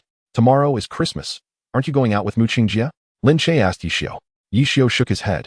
I am Chinese. I don't celebrate foreign holidays. Then you won't participate in the Glory Christmas event? Lin Che continued. Ye Xiu quickly amended, actually, there are benefits to foreign holidays. Lin Che scoffed, commencing his disdainful retort. Ye Xiu turned to Lin Che and stated, after Christmas, someone will be leaving. And what if she doesn't return next year? TSK. That someone was naturally Tang Ro, whose relationship with Lin Che had progressed rapidly since the All-Star event, yet had not advanced further. Mind your own business, Lin Che shot back. The following day, Chen Guo woke up early and retrieved an old, dusty Christmas tree from storage. Boss, why not get a nicer one? Ye Xiu, who was already awake, chimed in. A glimmer of sorrow flashed in Chen Guo's eyes. My dad made this. Everyone was aware of Chen Guo's family situation, and Ye Xiu regretted his words. Let me help you refresh it, Lin Che offered, producing colorful lights and various decorative ornaments, as if performing a magic trick. The group enthusiastically joined in to decorate the Christmas tree, and the endeavor lasted until afternoon. Our esteemed Chen Guo has spoken. Comrades, you've worked hard. Tonight, I'll treat you all at the Shida Hotel. No one is allowed to run off. Can I come too? A voice called from behind Chen Guo. Unfazed, their generous Chen Guo replied, Of course, it's on me. It was Su Mucheng. And after Chen Guo learned of Ye Xiu's identity, she had insisted on meeting her idol. Ye Xiu, feeling somewhat coerced, had eventually given her Su Mucheng's contact information. This was, in fact, the first time the two netizens were meeting face to face. Chen Guo emitted a sharp shriek, startling Lin Che beside her. Su Mucheng. Is it really you? Chen Guo was almost incoherent. Ye Xiu seized the opportunity to mock. Have you ever seen a fake or a dead one? Su Mucheng, in turn, began to defend her dear friend. Don't you dare bully Guo Guo. When dinner time arrived, the group took a taxi to the Shida Hotel. As a public figure, Su Mucheng wrapped herself in a thick scarf, making her appear almost as if the scarf had come to life. Driver, do you play Glory? Ye Xiu asked the cab driver. The driver, perplexed, replied, Glory? What is that? It's an online game, Ye Xiu explained. The driver chuckled. That's for the younger generation. I, as an elder, can't grasp those things. All right, stop covering up. Take it off, Ye Xiu said to Su Mucheng. In the back seat, Su Mucheng removed her thick scarf, exhaling a long breath. So stuffy. Now I understand why you don't take commercial gigs, she lamented. Ye Xiu laughed. That is not the reason. The group chatted in the car, mostly discussing matters related to Glory. Upon entering the hotel private room, everyone settled down. Take your seats. Chen Guo, the host for the evening, ordered. Once seated, they began to order dishes and drinks. Old Yi, what do you want to drink? Lin Che inquired. Ye Xiu hesitated. Is there any cola? Go to that small table over there. Lin Che pointed at a nearby tea table. Ye Xiu replied. Don't you know that alcohol affects your reaction time? As a professional player, one shouldn't tea drink. I've seen Han Ge drink just fine. He is still evenly matched with you, Lin Che countered. Ye Xiu retorted. Han Ge is an exception. You think the beer here is local? Han Ge drinks it like water. Even Zhang Xinjie drinks it straight from the box.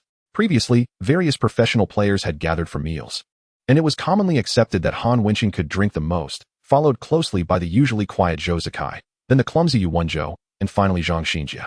The one considered the worst at drinking was none other than Ye Xiu, the esteemed Glory encyclopedia and god of glory. Just mentioning him was enough. He'd collapse at the mere touch of alcohol. Forget him. I'll drink with you, Su Mucheng offered as a distraction for Ye Xiu. At this moment, Tang Rou joined the conversation. Mucheng Jia, let us not drink with those stinky boys. Just the two of us will do. Chen Guo observed the two women, each trying to defend their respective romantic interests, and felt as if she were being bombarded with dog food. If she didn't retaliate, would she still be Chen Guo? She decided to counter with her own tactics.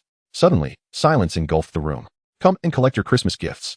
After all, it is the esteemed boss Chen. The gifts are undoubtedly exquisite. Everyone received a present, including Su Mucheng, who joined at the last minute. Tang Rou also prepared gifts for everyone, or rather, everyone had gifts for one another, though some were not brought along. The meal was thoroughly enjoyable, and upon returning to the Xingxin Internet Cafe, the true exchange of gifts commenced. Tang Rou gifted Lin Che a water bottle identical to her own, while Ye Xiu presented Su Mucheng with a longer scarf, allowing her to wrap herself snugly, as he humorously remarked. Lin Che, in a mysterious manner, returned to his upstairs abode, retrieving a custom-made watch from abroad. A delicate gift box was handed to Tang Rou, who recognized it as the packaging for a high-end wristwatch from her country. This watch shop was reputed to be a family-run business, dedicated to handcrafted timepieces that were unattainable even with wealth. Tang Rou appeared somewhat astonished, for her father had long desired such a watch, yet had never been able to procure one. Thank you, she expressed, feeling pleasantly overwhelmed. This sparked Tang Rou's curiosity about Lin Che, as such a watch was certainly not something one could casually acquire from a street vendor. And her experience led her to understand that this watch was more authentic than pearls. Chapter 42, an opportunity nevertheless. Tang Rou would not inquire about the watch's origin in such a public setting. As long as you like it, Lin Che replied, pleased that Tang Rou appreciated his gift. At this moment, Ye Xiu interjected, that watch is not inexpensive. It was not only Tang Rou who recognized its value. Let us not forget the wealthy Yi, who would be compelled to inherit his family's business if he did not dedicate himself to gaming. Ye Xiu recalled that his father possessed a similar watch, which was exceedingly rare. Fortunately, it's a high imitation, Lin Che fibbed. Ye Xiu could easily discern that the watch was no mere imitation. But out of respect for Lin Che's reticence, he chose not to press the matter further. After some more conversation, everyone eventually dispersed to their respective quarters for the night. The Xingxin Internet Cafe occupied the bottom 2 floors of a tall building, with offices rented out above. Years ago, Chen Guo's father and the office building's owner were close friends, thus Chen Guo's cafe had never paid rent. At this moment, Lin Che stood on the rooftop of the cafe, and behind him, Tang Rou arrived via the elevator. What did you call me here for? Tang Rou inquired. Leaning against the railing, Lin Che responded. Do you remember your first day back, when we spoke? Of course I remember. I lost, Tang Rou replied, puzzled as to why Lin Che brought this up. Do you recall our wager? I do. Tang Rou remembered well. She had agreed to grant Lin Che any one condition, as long as it did not violate her own will. If you would grant me a chance. What opportunity? Tang Rou's heart raced, sensing she was on the brink of understanding Lin Che's intentions. An opportunity to stand by your side. An opportunity to take responsibility for your future, Lin Che professed. His gaze locked onto Tang Rou's, filled with intensity. Although Lin Che's confession felt somewhat abrupt, he feared that if Tang Rou departed, she might never return, and he would lose the one he cherished. While Tang Rou had mentally prepared herself, it was still her first time. This Lin Che awaited Tang Rou's response, needing a definitive answer. Answer me a few questions, and do not deceive me, Tang Rou insisted. Lin Che nodded, assuming she would inquire about future implications. Who exactly are you? Lin Che found this question peculiar, as it seemed more suited for Ye Xiu. Why was it directed at him? I am Lin Che. What of it? Tang Rou raised her wrist, pointing to the watch she wore. This watch is not something an internet cafe manager could afford. It's a high imitation. It's not as expensive as you think. Lin Che assumed she had researched the watchmaker online. Tang Rou shook her head. I know this brand. This watch is certainly not a replica. It is genuine. Subsequently, she lowered her hand and placed it behind her back, asking, Lin Che, who exactly are you? What is your past like? In a dim corner of the rooftop, Ye Xiu turned to Chen Guo, saying, I told you, there's bound to be a show. Bringing you here was a wise choice. Why aren't they kissing yet? Lin, hurry up and make your move. On the other side, Su Muching remarked. If boys aren't brave, how can they pursue girls? So foolish. While it seemed that Su Muching was criticizing Lin Che, she was subtly chastising Ye Xiu, implying that if he had awakened to his feelings sooner, she would have already taken maternity leave. Yet now, not only was she without leave, but she was also laboring alongside Ye Xiu. They kissed. They actually kissed. Chen Guo pointed at the embracing Lin Che and Tang Rou, insisting they had kissed. Ye Xiu, with his keen night vision, retorted, kiss? They merely embraced. Is your face made of glass beads? At this, Su Muching playfully kicked Ye Xiu in the rear. Don't say that, Guo Guo. They're coming. Retreat, retreat. Hide, hide. The trio hurriedly concealed themselves as they watched the two pass by, with Tang Rou linking her arm with Lin Che's. Lin, aren't you going to check on your teacher? Tang Rou asked. Lin Che shook his head. No. Having produced such a delinquent student, it must be a source of shame for the teacher. I believe you, Tang Rou replied, her eyes filled with compassion. What are they discussing? Chen Guo queried, puzzled. Su Muching also shook her head in confusion. Only Ye Xiu had an inkling, boss. Do you think Lin Che is just an ordinary university student? Otherwise, Chen Guo responded, having seen Lin Che's diploma. One thing. Could an ordinary university student deduce all the parameters for crafting silver weapons in a single night? Could one person create an entire database? Indeed. Lin Che single-handedly accomplished the work of an entire department from other teams, laying the foundation for the long-term development of the squad. The database, formerly known as the Glory Rare Materials Parameter Database and the Glory Silver Weapon Crafting Parameter Database, represents the highest level of confidentiality for each team. This data serves as the upgrade manual for all silver weapons and the crafting blueprints for new silver weapons. It is difficult to ascertain how many employees have sacrificed their hair or how long it took to perfect each team's database. Ultimately, Lin Che relied on the rare materials he obtained while working alongside Ye Xiu to complete this task.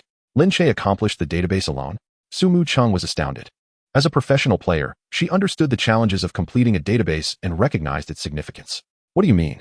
Chen Guo seemed to grasp the idea, but was not fully comprehending. Ye Xiu rubbed his forehead and remarked, if I tell you again. That watch Lin Che gifted to Xiao Tang is certainly not a cheap item. What of it? It's quite normal for Xiao Lin to have a little pocket money. Chen Guo replied, her initial understanding wavering. Oh, it's not about the money. That watch cannot be purchased with just money, Ye Xiu clarified. What then? Chen Guo appeared perplexed. Ye Xiu explained, that watch is a foreign brand, made entirely by hand, and there's a queue just to buy it. Even getting into the queue isn't easy. You know Li, right? Of course, the big boss in electronics, Chen Guo acknowledged. Li is a renowned entrepreneur whose products are popular worldwide. His watch orders take 3 years to fulfill. What do you think? Now, Chen Guo understood. Lin Che was quite a big shot. Wow, this kid is a big shot. Perhaps, that's my speculation, Ye Xiu added. While Ye Xiu was elaborating, the sweet couple had already descended the stairs. By the way, are you merely guessing based on what you mentioned earlier? Su Mucheng inquired. Ye Xiu shook his head. Not entirely. Didn't Lin Che just say it? How did you hear that? I can read lips, Ye Xiu stated, his expression playful. Yet there was an underlying truth to his jest. After experiencing Ye Xiu's transformation, Chen Guo found that his seemingly humorous remarks often contained a kernel of truth. You have that skill? Chen Guo asked. Ye Xiu nodded, of course. In the past, while playing esports, I could read lips through the glass and discern their tactical intentions. How impressive, Chen Guo exclaimed. With a proud demeanor, Ye Xiu replied, otherwise, do you think I won those 3 championships so easily? A multitude of skills never goes amiss. Can I learn? Chen Guo asked. At this moment, Su Mucheng could no longer contain herself and interjected, don't listen to his nonsense. He can't really read lips. Hey, you're deceiving me, Chen Guo said, her fist raised in mock threat toward Ye Xiu. Boss lady, aren't you going to see them? They are about to leave. Ye Xiu quickly shifted the subject. I'll deal with you later, Chen Guo warned, shaking her fist in the air. Back at the Internet CAF, Lin Che and Tang Rou sat together, each at their own computer. Shall we have another match? Tang Rou challenged Lin Che. Isn't there a prize or something? Lin Che queried. Tang Rou feigned annoyance. What more prize do you need? I've already lost to you with the previous one. Do we need another prize? Never mind. Never mind. Lin Che promptly conceded. The two entered the arena. Luo Mu charged forward first, his dual swords unleashed like serpents striking, directly targeting Han Yenro. Tang Rou maintained her distinctive style. Retreating was not an option. Could Tang Rou, who shied away from battle, still be called Tang Rou? Sometimes, a temporary retreat cannot be deemed cowardice, Lin Che advised. At this moment, Luo Mu executed a side roll, evading Han Yenro's attacks, and successfully launching her into the air. The sword dance commenced. Skills intertwined with regular attacks fell upon Han Yenro like raindrops, while Han Yenro, with her line of sight focused on Luo Mu, faced a sword ready to block every time she attempted to strike. This is the complete and comprehensive sword dance that Lin Che had mastered. Only as her opponent could Tang Rou truly feel the pressure Lin Che exuded. It was insurmountable, a genuine sense of helplessness. Tang Rou had faced Ye Xiu before, and while he was formidable, one could still exchange a few moves with him. However, with Lin Che, her weapon never connected. The only chance to deplete his health came from minimal damage through blocks. Wielding dual swords, Luo Mu resembled a warrior equipped with a shield, and the swords acted as his shield, the rolling attacks serving as his defense. If Jiang Bo Tao were present, he would undoubtedly exclaim, "Finally, someone understands me." Behind them, Chen Guo and others watching the screen voiced their thoughts. A masterful integration of skills. This is the hallmark of greatness. Ye Xiu, the straightforward man, fell into his old habit of critiquing Lin Che's maneuvers. Should we be focusing on this? Chen Guo scoffed. Yes, but this skill connection could be improved further. Ye Xiu offered his critique. Chen Guo, exasperated, promptly pushed Su Mucheng forward. You speak. Su Mucheng kicked Ye Xiu again. You old straight man. You think Lin Che should give Tang Rou a chance? Su Mucheng directed her statement towards Chen Guo while leaving Ye Xiu to ponder. Exactly. Can he catch up to Tang Rou like this? The match concluded with Lin Che's victory. Tang Rou pretended to be sulking, puffing her cheeks. You could have let me win. Humph, I'm not happy. I promise, next time for sure, Lin Che reassured her, gently holding her hand and drawing her into an embrace. Meeting you is truly my fortune. Tang Rou rested one hand against Lin Che's chest, burying her head deeply, inhaling his scent, which always brought her comfort. I feel the same way, Tang Rou replied. I will not let those people off easily. It is of no concern to me. Your presence alone suffices. Lin Che comforted Tang Rou, for in Lin Che's eyes, Tang Rou was merely a pretty, ordinary girl. However, Lin Che overlooked the fact that a girl capable of recognizing that watch could hardly be considered ordinary. Tang Rou, with a troubled expression, said, I do not wish to keep this from you. My father is Tang Shusun. Tang Shusun? Who doesn't have a father? Lin Che had yet to grasp the significance. Tang Rou gazed at Lin Che with a smile in her eyes. Tang Shusun, Tang Shusun, Tang Shusun. Finally, Lin Che comprehended. The chairman of Tang's entrepreneurial group, a colossal conglomerate that began with textile dyeing and, after decades of development, now stands as a major player globally with 140,000 registered employees. The chairman of Tang's entrepreneurial group, Tang Rou could no longer conceal her amusement. Have you figured it out? Lin Che was at a loss for words. Miss, does this mean I am to be considered an outsider? Tang Rou playfully smacked Lin Che. What are you talking about? We aren't married yet. So stop with the outsider nonsense. Those peeking from behind Lin Che and Tang Rou wore expressions of astonishment, never expecting the presence of a wealthy heiress in such a small internet CAF. So Tang Rou is the daughter of Tang Shusun. No wonder, Ye Xiu remarked. As Tang Rou's close friend, Chen Guo was the most astonished, having known her the longest yet remaining oblivious to this fact. A wealthy lady is right by my side? Su Mucheng exclaimed. The following day, as Lin Che descended the stairs, he noticed that Chen Guo and Ye Xiu regarded him with a different gaze, akin to observing a rare protected species. What are you staring at? Lin Che inquired of Ye Xiu. We are merely observing how a man enriched by love differs. Ye Xiu replied with a teasing glint in his eyes. What nonsense, why the theatrics so early in the morning? Lin Che retorted. For his affection for Tang Rou was no secret, everyone was aware of it. Chen Guo cast Lin Che a similarly mocking glance as Ye Xiu. Oh, the scent of love is wafting through. Sister Chun, did you and old Yi take the wrong medicine yesterday? Lin Che felt that everyone was behaving strangely today. Is there something different about me? Meanwhile, Tang Rou had already discerned the truth. These few had undoubtedly spied on them yesterday. Thus, she boldly displayed her affection for Lin Che. You have me. Of course, things are different, Tang Rou said as she embraced Lin Che, resting her face against his back. Chapter 44, The Exciting Gathering of the Xingxin Team. Oh, no longer pretending, Chen Guo teased. Tang Rou was so shy that she buried her head into Lin Che's back. What, have you never seen a loving couple? Lin Che said with a steady heart and unblushing face. Tang Rou, from behind Lin Che, playfully punched his back. Who is your spouse? At that moment, Ye Xiu interjected to ease the atmosphere. All right, boss lady, didn't you say you had something to announce? Chen Guo nodded. Indeed, there are two pieces of good news. Lin Che and Ye Xiu leaned in with anticipation, eagerly awaiting Chen Guo's words. Show some enthusiasm, Chen Guo urged. The boss lady is magnificent. Sister Chen is formidable. They clapped listlessly, as they had no idea what the good news was to warrant such enthusiasm. Chen Guo seemed oblivious to their lack of excitement. First, I plan to promote both of you. Promote us from a night shift manager? Is that even a promotion? Lin Che questioned. Ye Xiu chimed in. Are we being promoted to senior night shift managers? Chen Guo shook her finger. From now on, you will no longer work the night shift. Before she could finish, Lin Che interjected. I see we don't have anyone to oversee the CAF. Are we being transferred to security? You big-headed security guard. Chen Guo exclaimed angrily. The positions you are being transferred to relate to the second piece of good news. Before she could elaborate, Ye Xiu interjected. I know. The boss lady is opening a branch and wants us to be the store managers. Lin Che feigned excitement. Really? How wonderful. You and your wild fantasies. Chen Guo was on the verge of losing her temper. Tang Rou, who was being held by Lin Che, spoke.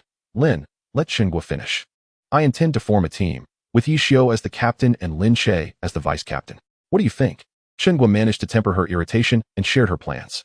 However, instead of the anticipated uproar, silence enveloped the room. Even the sound of breathing seemed absent. Boss lady, are you still asleep? Sister Chen, are you feeling unwell? Lin Che and Ye Xiu immediately began a thorough examination of Chen Guo, fearing they might overlook something. Chen Guo could no longer contain her frustration and waved Lin Che and Ye Xiu away. What are you doing? It's just a team formation. Is it really that serious? Ye Xiu then pulled out his phone, searched for the official website of Glory, and opened the team registration application page. He then handed the phone to Chen Guo. Boss lady, read this before talking to me. Chen Guo took the phone and read it carefully. After about 10 minutes, she slowly lowered the phone, her eyes seemingly devoid of light. I suspect selling Xingxin and even selling off Sister Chen's dowry wouldn't reach 30. Lin Che remarked to Ye Xiu. Ye Xiu shook his head. If we could reach 15, would the boss lady still be running an internet CAF? Tang Rou, confused, asked Lin Che. Lin, what do you mean by 30-15? What does it even refer to? Do you know why there are so few teams in the league? Tang Rou shook her head.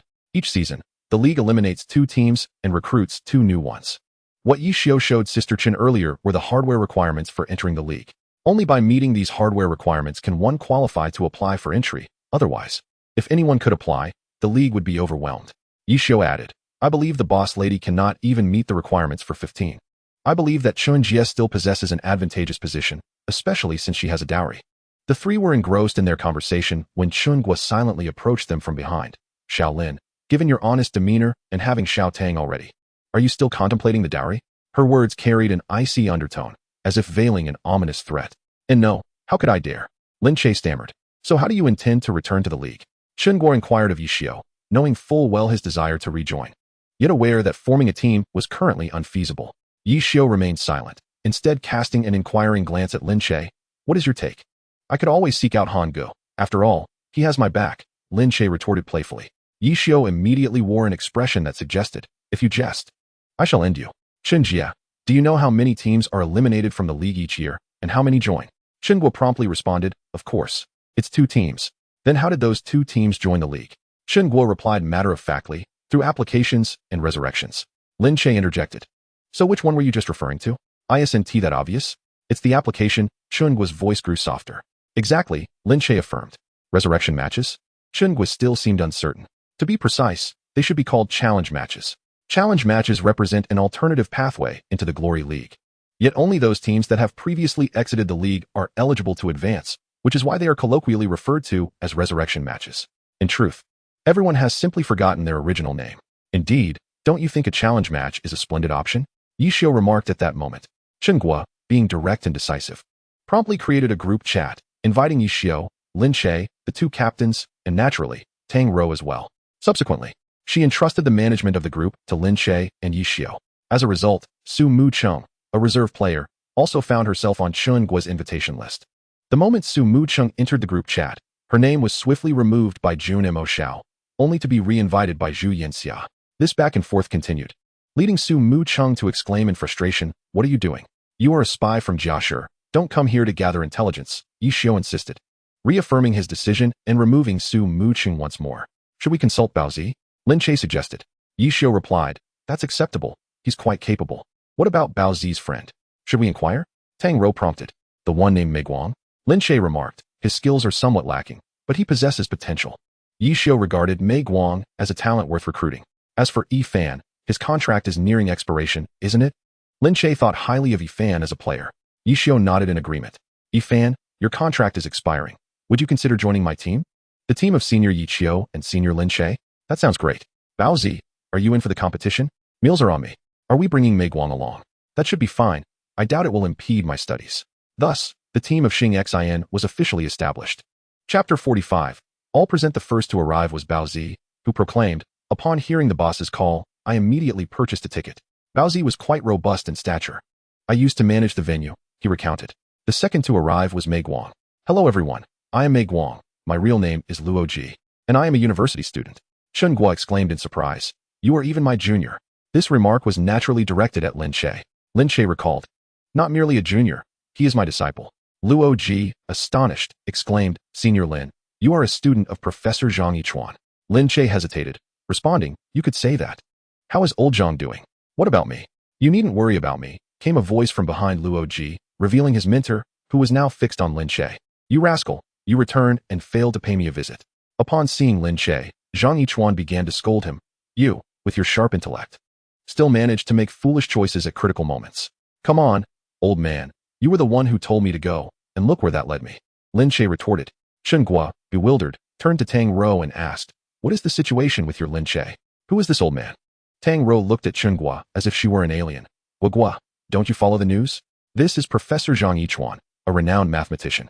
As Luo Ji observed the exchange between his mentor and his online friend descending into a verbal spar, he was taken aback. His mentor, typically known for his amiable demeanor, was now embroiled in a quarrel, shattering Luo Ji's preconceived notions. Teacher, what brings you here? Luo Ji raised his hand, akin to a student seeking to ask a question. Hearing Luo Ji's voice, Zhang Yichuan swiftly quelled his irate demeanor and turned to him with a warm smile. I was merely curious about why a hermit like you would suddenly request leave so early in the morning. Seizing the moment, Lin Che quipped, look at you, old man. You have two faces. When you were teaching me, you were laden with expletives, practically cursing my ancestors. Zhang Yichuan could hardly contain himself. You little brat, do you think I owe you anything?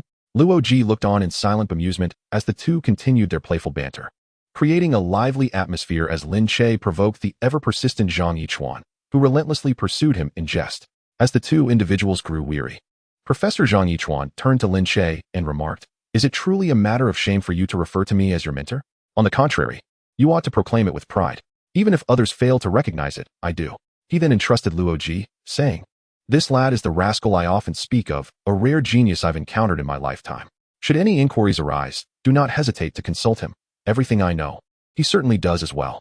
After uttering these words, Professor Zhang Yichuan made his way outside. At that moment, Lin Che said, take care of yourself, old man. Who knows? I might return one day to visit you. I am doing just fine. Professor Zhang Yichuan waved his hand and departed. Luo Ji then regarded Lin Che with a peculiar expression. Senior, since Professor Zhang has mentioned it, I shall certainly comply. If there is anything I am unsure of, I will seek your guidance. Lin Che replied affirmatively. However, Luo Ji shook his head and queried, Senior, is it true that Professor Zhang has hemorrhoids? My classmates have been spreading this rumor. During their earlier exchange, Lin Che had indeed resorted to every means possible, revealing nearly all of Professor Zhang Yichuan's less than glorious past. Unable to contain himself, Lin Che laughed heartily. That rumor originated from me. I never expected it to persist. Luo Ji looked at Lin Che with a thirst for knowledge. Previously, while the old man was using the restroom, I tampered with the lock, rendering it inoperable. He ended up trapped for quite some time, and I was the one who ultimately rescued him. I then spread the tale that Professor Zhang Yichuan had hemorrhoids and had fainted in the restroom, only to be saved by a student. Luo Ji had not anticipated that his teacher harbored such a dubious history.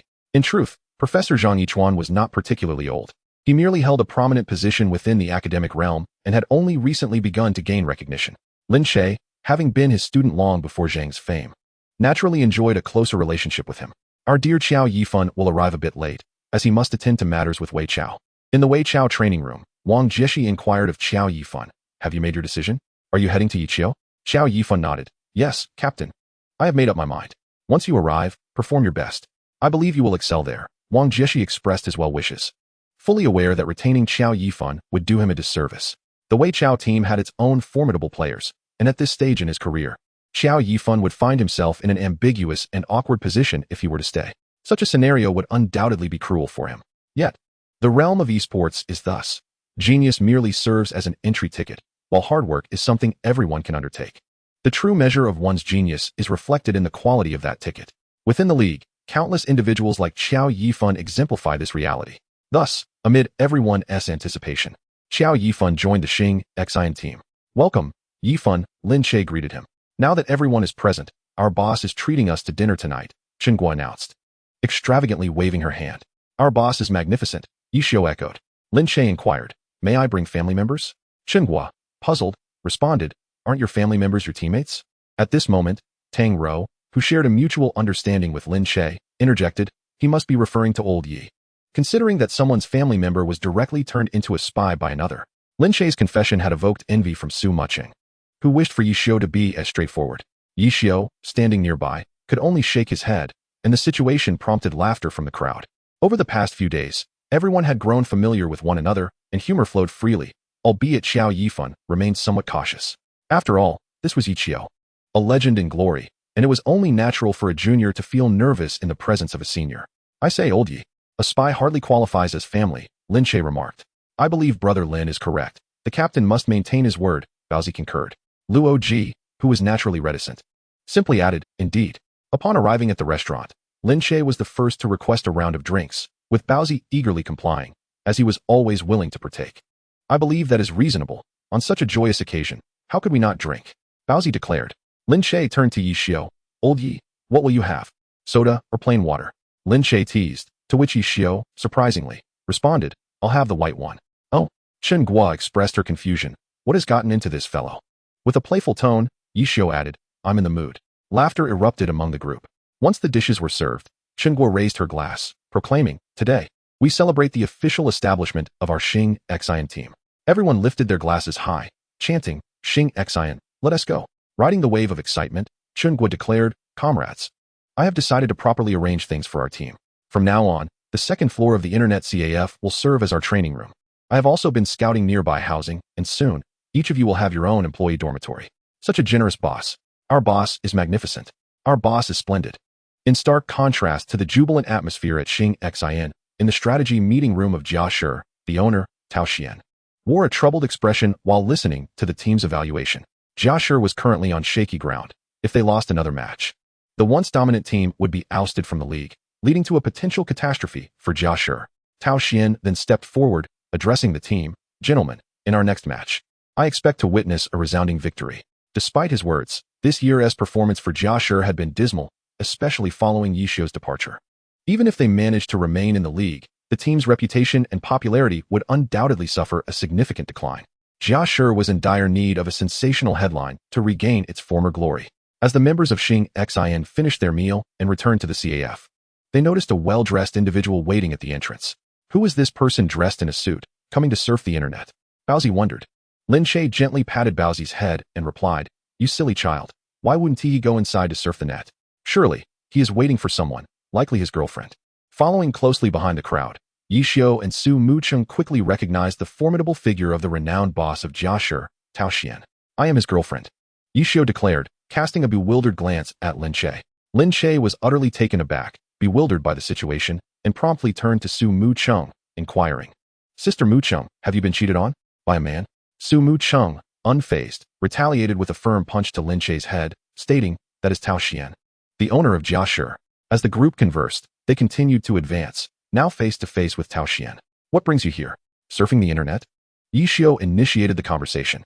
Tao Xian refrained from responding and instead inquired, "Are the ones behind you your team members?" Ye Xiu surveyed the youthful faces behind him, resolutely affirming, "Not just them, they are also the future of the league." Tao Xian dismissed the sentiment, asserting, "Come back, serve as a coach for 6 months. And once your retirement period is over, you will return to the first team as the captain." Ye Xiu shook his head, "I am the captain now." At that moment, Lin Che stepped forward and interjected, "Or rather, he is our captain now." Tao Xian was familiar with Lin Che, given his rising fame, and remarked, "Kid, you lead a grassroots team without a boss, investment, or equipment. What gives you the right to enter the league? How about this? If you join Jia Shi, I can immediately put you in the first team." Unbeknownst to Tao Xian, he assumed that Lin Che and Ye Xiu's team was merely a grassroots endeavor. The conversation inadvertently turned toward Chen Guo, who stood beside Tang Rou, her usual confidence noticeably diminished. Guo, what are you waiting for? It's your turn to step up, Tang Rou urged. Yet, Chen Guo hesitated, expressing, without me, Lin Che and Ye Xiu would undoubtedly have better options. Ye Xiu is one thing, but Lin Che is a coveted asset for every team. However, they are constrained by my inability to meet the league's stringent requirements, relegating them to challenges. Tang Rou countered, Guo, has Lin Che ever expressed concern about this? Chen Guo shook her head. He may be indifferent, but I cannot afford to be. I once asked Lin why he insisted on pursuing the challenges. Guess what he said? Tang Rou inquired. Chen Guo continued to shake her head. He said that challenges serve as the best sharpening stone, even if one enters the league through application.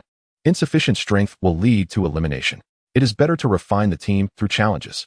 If they cannot even pass the challenges, they might as well return home and play online games. Before Chen Guo could respond, Ye Xiu called out, where's the boss lady?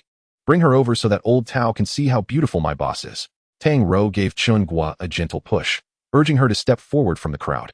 Hello, Chen Guo greeted awkwardly. Lin Che, growing impatient, exclaimed, what kind of greeting is that? This old man is here to poach players, and you, the boss, are not the least bit anxious?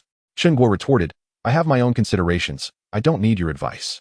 Old boss Tao, I believe my team is not your concern, especially since Jiashi's situation is far from optimistic. Chen Guo finally asserted with newfound resolve. Do you have any idea how costly it is to run a team? It is not something one person can bear. What do you do that allows you to claim you are not worried? Tao Xian remarked. Chen Guo paused, then replied, I operate an internet CAF. She gestured towards the Xingxin Internet CAF behind her, adding, this is my establishment. Tao Xian was taken aback. An internet CAF? Just one? Yes, just one. Chen Guo affirmed with confidence. Tao Xian chuckled, just one CAF? Selling it would barely cover 2 days of Jiashi's expenses. Lin Che interjected. But it is enough for us to enter the league. Tao Xian turned to Ye Xiu, who remained silent, tacitly acknowledging Lin Che's statement. I await your return to beg me. After Tao Xian departed, the members of Xingxin began to discuss the implications of Tao Xian's intentions. Why is Tao Xian suddenly looking for a captain? Asked Fan. Luo Ji adjusted his glasses, stating, if Jiashi loses their next match, they will be on the verge of being expelled from the league. Fan still did not grasp the situation. Lin Che explained, however, the news of the former captain's return could generate some buzz. Even if they are expelled from the league, Ye Xiu's return would provide hope to Jiashi's fans, minimizing the damage. Chapter 47. The Realm of the Gods. While the group reflected on Jiashi and Tao Xian's insidious motives, Bao Zi, who had remained silent until now, finally spoke up. Who is the former captain of Jiashi? The group facepalmed, realizing that the loquacious Bao Zi had been quiet simply because he did not understand the situation. The next day, Lin Che and Ye Xiu were awakened by the sound of drilling. Damn, can't we get some sleep in the morning? Is there no justice? They emerged from their room to find Chen Guo directing a renovation crew, instructing them, this way, be careful. Upon turning around, they encountered the disheveled faces of Lin Che and Ye Xiu. Sister Chen, boss lady, what are you doing so early? This is just a renovation of the second floor. Perfect timing. You two are here. Come accompany me to check out the place, Chen Guo replied. Lin Che and Ye Xiu were then pulled along to view the property. Chen Guo had chosen a prime location, conveniently close to the Internet CAF, with only a 5-minute walk through the back door to reach Xingxin Internet CAF. It's quite spacious. Sister Chen, how much capital do you have? Lin Che remarked. Chen Guo shook her head. It's not that much. I can manage this amount. Then, as if struck by a thought, she added, by the way, we definitely need to establish a guild. As the only member of Xingxin who had previously entered the league, Ye Xiu recognized the moment had come for him to speak up. Indeed, establishing a guild ensures the supply of silver weapons for players and provides fans with a sense of belonging. Then why not establish it now? Chen Guo inquired. Ye Xiu shrugged. I am not adept at managing a guild. Chen Guo sighed. Let me handle it. You set it up, and I will manage the operations. Chen Guo swiftly signed the contract with the landlord and shared the location of the new residence in the group, declaring it to be the team's dormitory from now on. Instantly, the group erupted with excitement, as this dwelling is renowned throughout the city for its exceptional community. Many expressed their eagerness to move in that very afternoon, vowing not to spend another night in a hotel. The rooms were selected online, and due to their limited availability, they could only accommodate 2 people per room. In pursuit of camaraderie, Chen Guo chose to sleep here as well, leading to a rather amusing spectacle. What is wrong with living with my boyfriend? Lin Che initiated the banter. Chen Guo retorted, a good best friend should live together. My dear friend is far more reliable than you scoundrel. Eventually, this playful quarrel concluded with Lin Che's triumph, for Tang Rou had chosen Lin Che. For Lin Che, having his girlfriend by his side was infinitely better than any sweet words. Chen Guo lamented about Tang Ro's shift in priorities. Once she has a boyfriend, she forgets her best friend. But Mu Mu will be here too. You can sleep with her, Tang Ro comforted. Chen Guo shook her head. Mu Mu is with Ye Xiu now. Who knows when she might abandon me just like you did. It was at that moment Chen Guo realized that all the girls around her had found their beloved partners, leaving her to feel like a solitary elder. Xiao Tang, do you think I will find someone I like? Chen Guo inquired. Tang Ro, understanding her friend's sentiments, reassured her. You will. After placing the keys at the entrance and sharing their location in the group, the trio made their way back to Xingxin Internet Cafe. Ye Xiu and Lin Che were already prepared to enter the realm of the divine, with only the arena tasks remaining. However, their primary mission was to establish a guild. Ye Xiu took out his savings and submitted the required gold to form the guild. Soon after, the team members came online, beginning to promote the guild. Due to Lin Che and Ye Xiu's extensive experience in the game, they had garnered considerable popularity, resulting in a significant number of new recruits.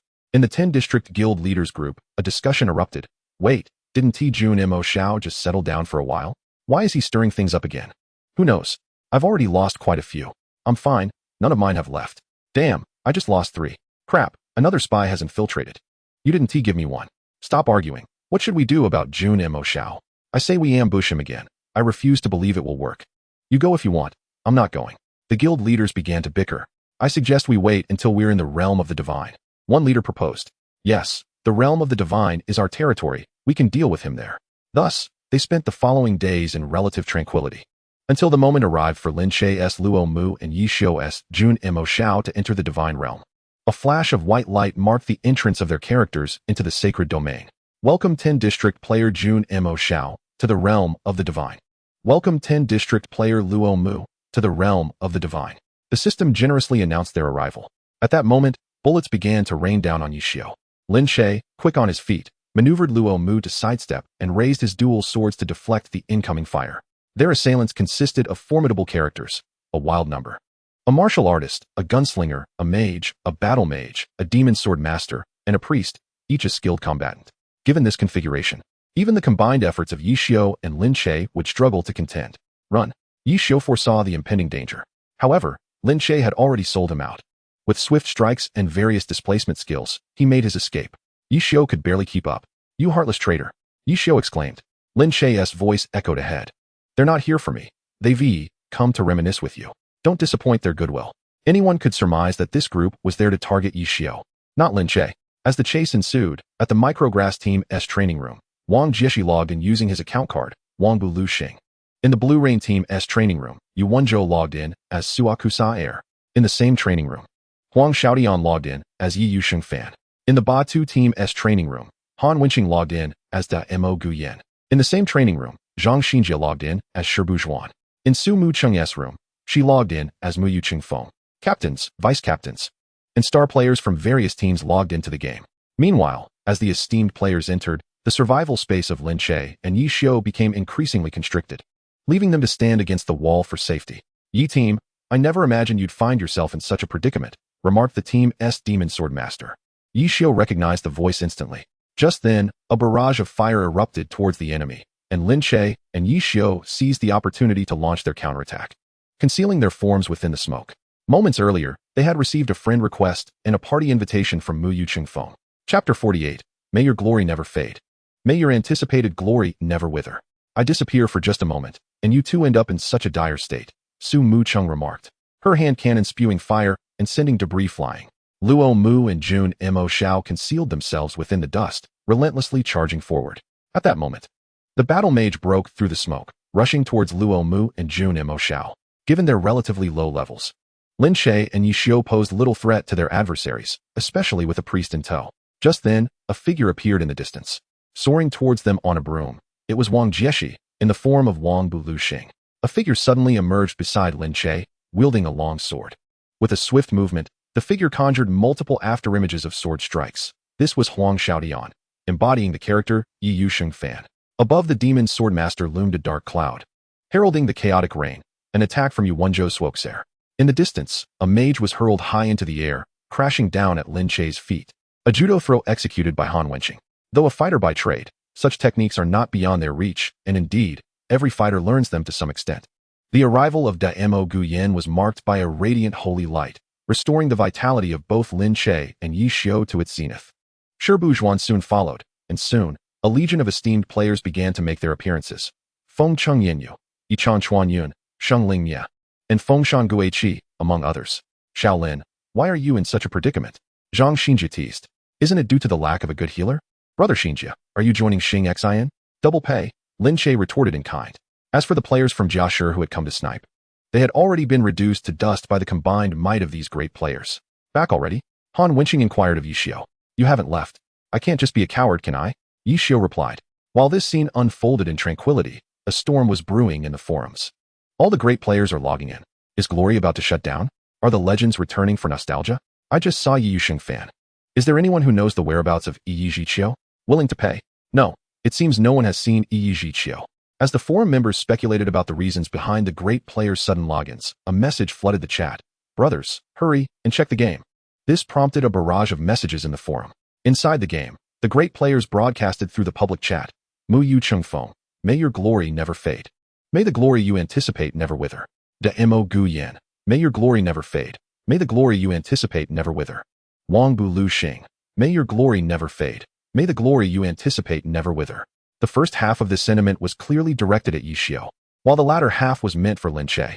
Standing behind Lin Che and Ye Xiu, Chen Guo and the other Xingxin team members were left speechless, particularly Chen, the boss, whose jaw nearly hit the floor. You, how do you have such good relations? Clearly, she believed that with Ye Xiu's sharp tongue, he must have few acquaintances. Come on, I am the founder of Glory. All these are my juniors, they should bow to me, Ye Xiu proclaimed. However, this comment was inadvertently broadcast by Lin Che, who had forgotten to mute his microphone. Come on, juniors. How shameless. I'm your junior. Where do you put Wei Laoda? Huang Xiaodian was the first to protest. As a loyal friend of Ye Xiu, he showed no mercy. Bowing? You'd be lucky if you don't have to kiss my feet. Han Wenqing stated the objective truth. I am not a junior. As Ye Xiu's lifelong rival, he certainly could not be considered a subordinate. Wang Jixing commented. It could be considered, I suppose. Junior does make some sense, Chu Yunqiu added. As part of the golden generation, he had indeed been influenced by Ye Xiu, given that their generation was often described as having been raised under his shadow. See, Diana has some insight. You all haven't noticed clearly yet. Ye Xiu praised the one voice of agreement he heard. However, it wasn't he so rigidly defined. Wang Jixing promptly backtracked after hearing Ye Xiu speak. I, you, he. Ye Xiu truly wanted to curse, one and all. Huang Xiaodian interjected. The scattered players are indeed worth seeing. This was Zhang Xinjie's most objective assessment. At this moment, Gao Yingjie, standing nearby, spoke up. Actually, Lin Qianbei is quite formidable as well. All the great players immediately turned their attention to the young man. Did I say something wrong, Captain? Gao Yingjie suddenly became uncertain. No, you are absolutely correct, Wang Jixing encouraged. Wang Jixing then addressed everyone. Let us bring him out to see the world. Lu Hanwen, following Huang Xiaodian, chimed in. Where's Lin Qianbei? I want to have a go. This time, Huang Xiaodian echoed. Let us bring him out to see the world. However, Lu Hanwen's voice was too youthful, sparking curiosity among the great players. Is this a child? Zhang Xinjie remarked. Blue Rain is so heartless? Fang Rue sarcastically commented. Employing child labor, how disgraceful. Ye Xiu seamlessly integrated into the crowd and brought closure to the matter. Wei Ve discussed it with Hanwen's parents. And his participation is in the process. Rest assured, it's all legal and compliant, Yu Wenzhou stated. In truth, every team leader typically brings along a few juniors. One, to pay respects to the legends in hopes of sparking inspiration, and two, to help other team leaders familiarize themselves in the circle, just as the golden generation did, who still maintain their own little groups. After all, knowing a few friends is never a bad thing. Come on, old Yi, don't change the subject. Hurry. Huang Xiaodian, being the classic party member, would never let you show off the hook. Wang Jixing pointed at Lin Che and said, and Lin Che, don't let this kid escape. Hanwen, keep an eye on him. If he tries to run, give him a good beating. Wang Jixing had also become familiar with Lu Hanwen, developing a fondness for the young child. Or perhaps it was simply that in this circle, everyone was friends, and they would all assist the juniors. Hey, my Hanwen is not someone you can command. Yingjie, listen to me. Keep an eye on Lin Che, and if he tries to run, give him a beating. But don't touch Hanwen, Huang Xiaodian insisted. As a result, Lu Hanwen and Gao Yingjie flanked Lin Che, and within a few short minutes, they had already become good friends. After all, they were all young, the hopes of future glory, and naturally, they had plenty of common topics to discuss. Lin Qianbei, don't run away. I want to spar with you, Lu Hanwen exclaimed. Gao Yingjie expressed some concern. Will we really get our turn? After all, the great players present were numerous, and the lineup was even more extravagant than an all-star game, leading Gao Yingjie to doubt whether he would have a chance amidst so many seniors. Chapter 49 The Arrival of the Great Gods. Very well, you two let me go. We can settle this privately. I shall accompany you in battle, and we can fight freely, Lin Che proposed. Not a chance, the two youngsters replied. Over there. The room is all set up. In the professional players chat group, Huang Xiaodian sent a message. Brothers, the epic showdown is about to commence. Room name, Ye Xiu. Password, 12138. Who is Xiaodian competing against? An unidentified player inquired. I am, Ye Xiu stated through his account, but his alias was Jun Mo Xiao. Which senior might this be? Not every player had Ye Xiu as a friend, so without a note, they were unaware of his identity. Ye Xiu, hailing from De Mo Guyan. Instantly, the chat erupted with voices of reverence towards the great god. Consequently, the arena was filled with individuals from the entire professional scene, including even retired veterans like Zhang Jiala, who was humorously dubbed the Eternal Second of the league. Hey, you Eternal Second, what brings you here? Lin Jingyan, who had a good relationship with Zhang Jiala, remarked. What? Can I come back to take a look? On the battlefield, Ye Xiu and Huang Xiaodian had already engaged in a fierce bout. Old Yi, having retired, why has your skill diminished? Huang Xiaodian began his banter. I told you long ago to spar with me to hone your skills, and now look, your abilities have regressed to this extent. However, Ye Xiu remained unresponsive. Is this fellow not wearing headphones? Huang Xiaodian mused, recalling that the arena settings had not disabled in-game voice communication. After suffering losses due to this in the past, it was unlikely he would fall for the same trick again. Subsequently, Huang Xiaodian continued to hurl verbal provocations. Yet Ye Xiu's silence only reinforced Huang Xiaodian's assumption that Ye Xiu had indeed neglected to wear headphones. Nevertheless, Huang Xiaodian was currently being overwhelmed by Ye Xiu's onslaught. Captain Yu, it seems Xiaodian needs extra training. Even the retired veterans are no match for him, Wang Jieshi commented. Before Yu Wenzhou could respond, Huang Xiaodian seized the opportunity to suggest, how about you, Dian, take a turn against the old man? Wang Jieshi ignored Huang Xiaodian and turned to Yu Wenzhou, Captain. Xiaodian still has energy left, he needs additional training. In truth, everyone in the circle knew that Huang Xiaodian was thoroughly submissive to his captain, Yu Wenzhou. Dian Yu. Huang Xiaodian began to mutter some off-the-record remarks typical of match banter. Despite engaging in verbal sparring with those off the field, Huang Xiaodian's hands never ceased their movement, his footwork no longer concealed, and his actions grew bolder, as Ye Xiu had not donned headphones, and thus lacked certain crucial judgments.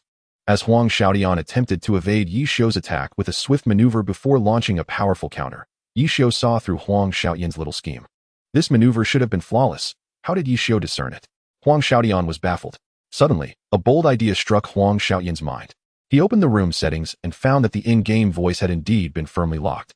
Thus, Ye Xiu could not hear Huang Xiaodian's taunts. But the sounds of footsteps and various noises persisted in reaching Ye Xiu's ears. Xiaodian, checking the room's participants, Luo Mu. Lin Che, I shall eliminate you.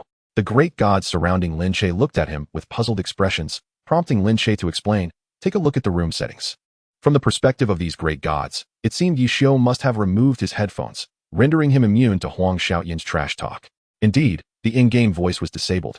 And the first to react was Wang Jieshi. Xiaodian, you've been sanctioned. After all, the rivalry between Wei Chao and Lan Yu was well known, and Wei Chao's victories had often been marred by Huang Xiaodian's banter. As Ye Xiu struck down Huang Xiaodian, concluding the game, Huang Xiaodian was teleported to the spectator area. He quickly zeroed in on Lin Che's position and charged towards him with a three-stage strike. I will slay you, Huang Xiaodian shouted. Lin Che, meanwhile, deftly maneuvered Luo Mu to evade, and although there was no damage in the spectator area, the spectacle was nonetheless intimidating. What the hell? Why did you not mention this before the match began? Lin Che protested. Huang Xiaodian, now incensed, ground his teeth in frustration. You didn't change anything before the match either. Where's the evidence? Lin Che retorted playfully. Our sword saint would not be one to shy away from defeat. Unexpectedly, the league's foremost master of trash talk found himself outwitted by Lin Che. The morale among Wei Chao's players was remarkably high, viewing Lin Che through a favorable lens. I demand a rematch, Huang Xiaodian declared. However, no one paid him any mind. Instead, Yu Wenzhou called out to Ye Xiu, come down. Let us have a few rounds with Shaolin. Yet, the question of who would step up loomed large. If they sent a great god, it might seem unfair, as the opponent had yet to join the league. Conversely, selecting an average player might not yield much insight, resulting in a futile endeavor. I think Hanwen should go, Yu Wenzhou suggested. Wang Jieshi nodded, then shook his head. Hanwen is fine, but he may not be able to compete. How about Yingjie as well? 1 against 2. Shaolin might not stand a chance, especially since he hasn't reached max level yet. At this moment, Su Muching still sought to defend her teammate. Let us revise the rules. Taking down one should count as a victory. Shaolin, do you agree? Wang Jieshi concluded. I am fine with it. The great gods then turned their attention to the two youngsters, as their opinions were also essential. That works for me, Lu Hanwen replied eagerly. Please go easy on me. The humble Gao Yingjie, having experienced Lin Che's prowess, added. On the battlefield, the in-game voice was reactivated, prompting a fresh round of Huang Xiaoyan's cursing. Be careful, you two, Lin Che cautioned, addressing the two younger players, whom he referred to as youngsters with a hint of fondness. Lin Che had now reached Lu Hanwen, his dual swords dancing with vigor, putting Lu Hanwen in a precarious position. Observing Lu Hanwen's struggle, Gao Yingjie swiftly brandished his magical broom to provide assistance. Hanwen, you can do it, Wang Jieshi remarked. Lan Yu has truly stumbled upon a treasure. Yu Wenzhou modestly replied, you flatter me. Gao Yingjie's performance is commendable as well, though his temperament does not quite align with yours. The two individuals on the field were undoubtedly the most attuned to the pressure. Lin Che's dual swords were indeed unpredictable. Each block he executed thwarted the pivotal skills of both opponents, causing them considerable distress. Speed up and keep up, Lin Che urged. The dual swords in Luo Mu's hands danced ceaselessly, and the health points of both players were continuously diminishing. Ultimately, the two young players faced defeat, as Lin Che triumphed with a mere 3 health points left, earning the recognition of all professional players present. In Chapter 50, Zhan Lulan, Yu Wenzhou commented. Little Lin has grown stronger. Huang Xiaodian, as Lin Che's half-peer. After all, Lin Che also wielded a swordsman skill set, remarked. I might not be able to defeat him, Wang Jieshi added. This lad will prove to be as formidable an opponent as Ye Xiu, Gao Yingjie and Lu Hanwen. The two young players returned to the stands, dejected, standing behind their respective team captains. Lin Che approached the two youngsters to console them, saying, not bad. You're still young. Go out and add friends. Back on the field, Huang Xiaodian re-entered, shouting, Old Yi, come down and meet your demise swiftly. Aren't you tired? If you aren't, I certainly am, Ye Xiu retorted, glancing at the crowd in the stands. Each one was a star of their own team. And now Ye Xiu's expression resembled that of a man gazing at beautiful women, all of them hungrily eyeing him, as the players began to queue up for a chance to challenge him. Indeed, now one must queue to face Ye Xiu. The orchestrator of this was Su Muching, who could be likened to a scheming wife. Mu, add Lin Che to the list as well, Tang Rou messaged Su Muching, thinking that such good fortune should not exclude Lin Che. Thus, Su Muching collaborated with Chu Yunxiu to manage the dual-channel operation. Those wishing to challenge Ye Xiu, come to me for a chance, Su Muching declared. Anyone wishing to challenge little Lin Che, come to me, Chu Yunxiu added. In response, Ye Xiu quipped. Aren't you all professional players? Shouldn't you be training? Soon after, Ye Xiu's avatar, Junimo Xiao, faded into gray, clearly indicating he had logged off, having exited the game midway due to an unfavorable situation. While Ye Xiu had retreated, Lin Che remained, muttering, shameless old thief. You sold me out. He then hastily logged off as well, employing a swift exit. The following day, countless media outlets reported on how professional players logged on, speculating as to why so many were flocking to the online game.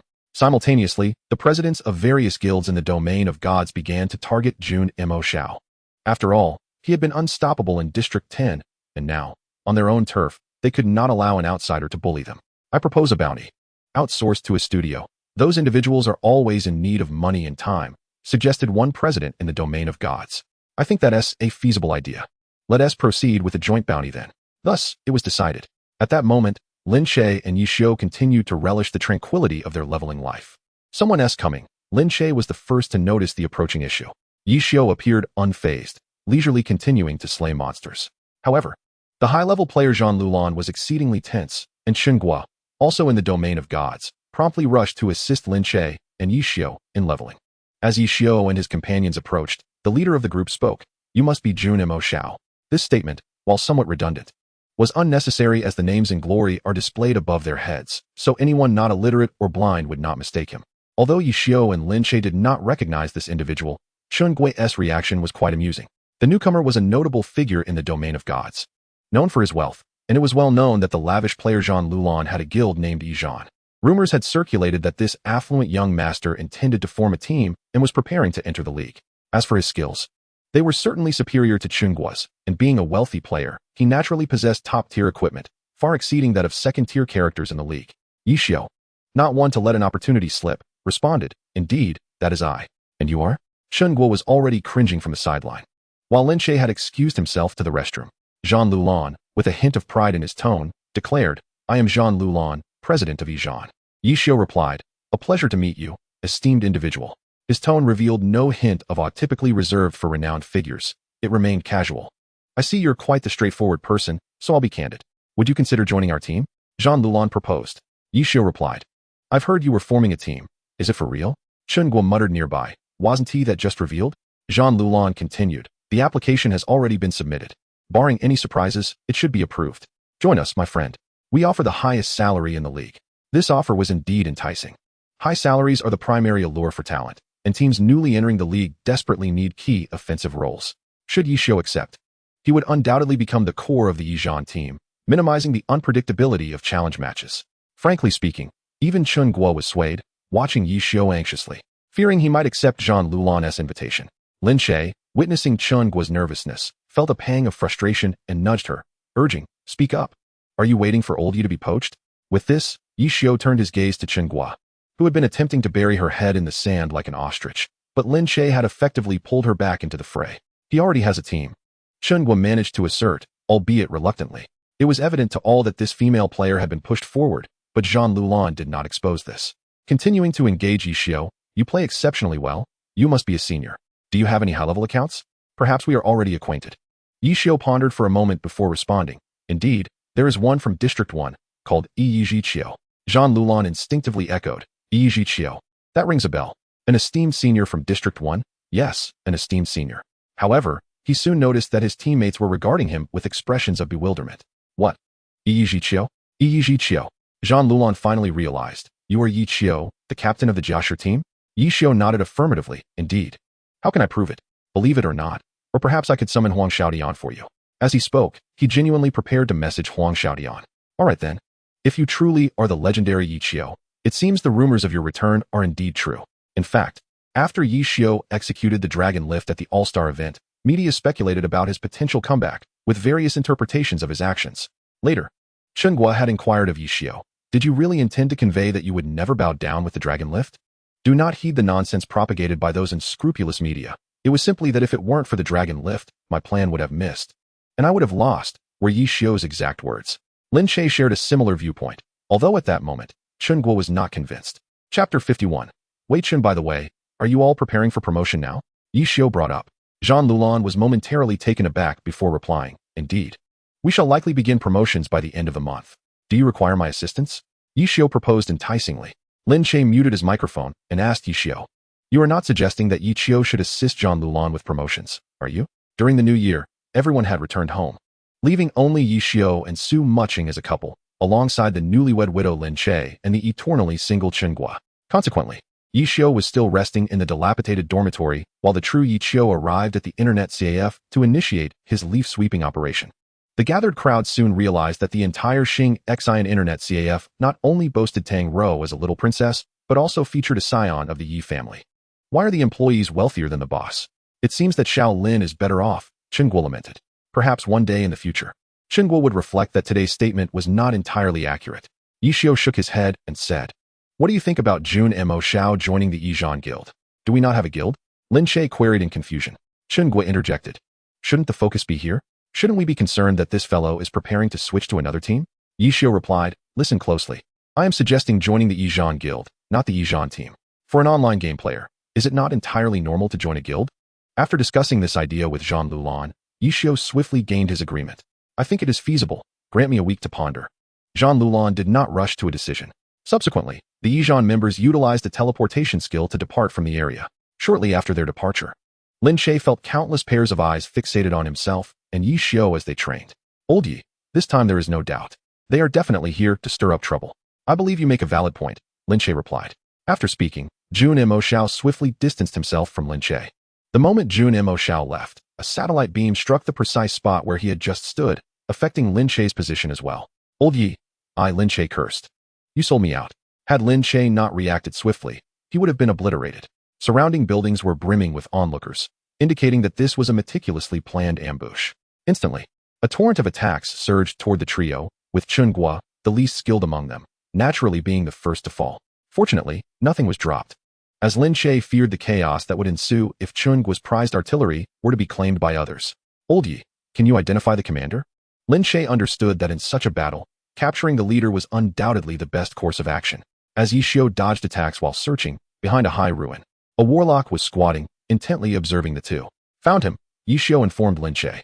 However, the figure's posture seemed familiar, exuding a peculiar sense of mischief that incited an impulse to reprimand him. Well, look at that.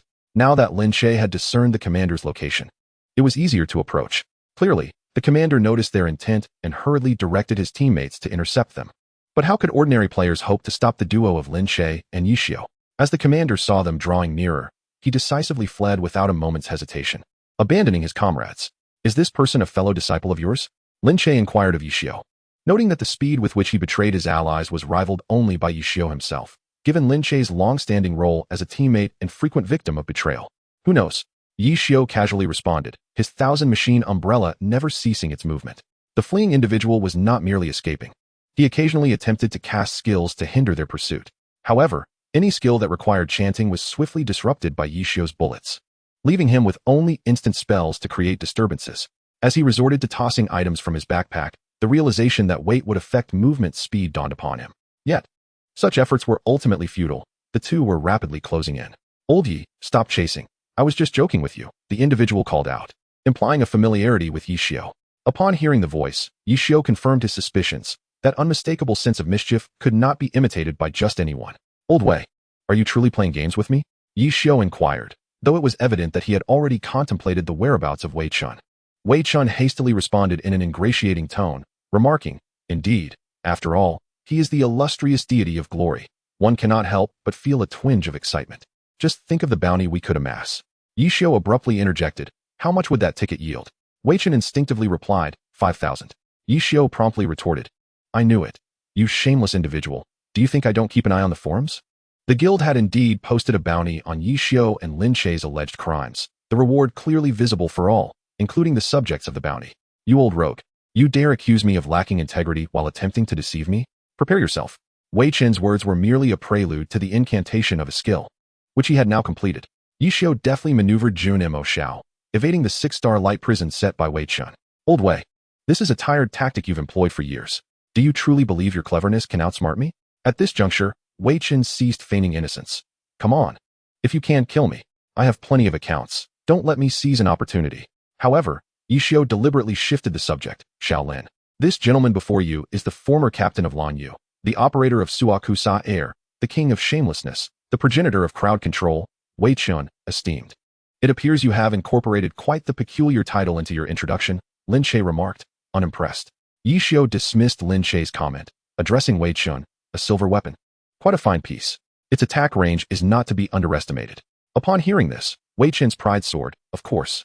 Who else could forge such a silver weapon but me? Yet, unbeknownst to Wei Chun, a character wielding a katana had stealthily approached from behind, poised to deliver a decisive strike. Chapter 52, the old man also holds power. Old Wei, look behind you. Ye Xiu shouted. Wei Chun, donning an expression of understanding, retorted.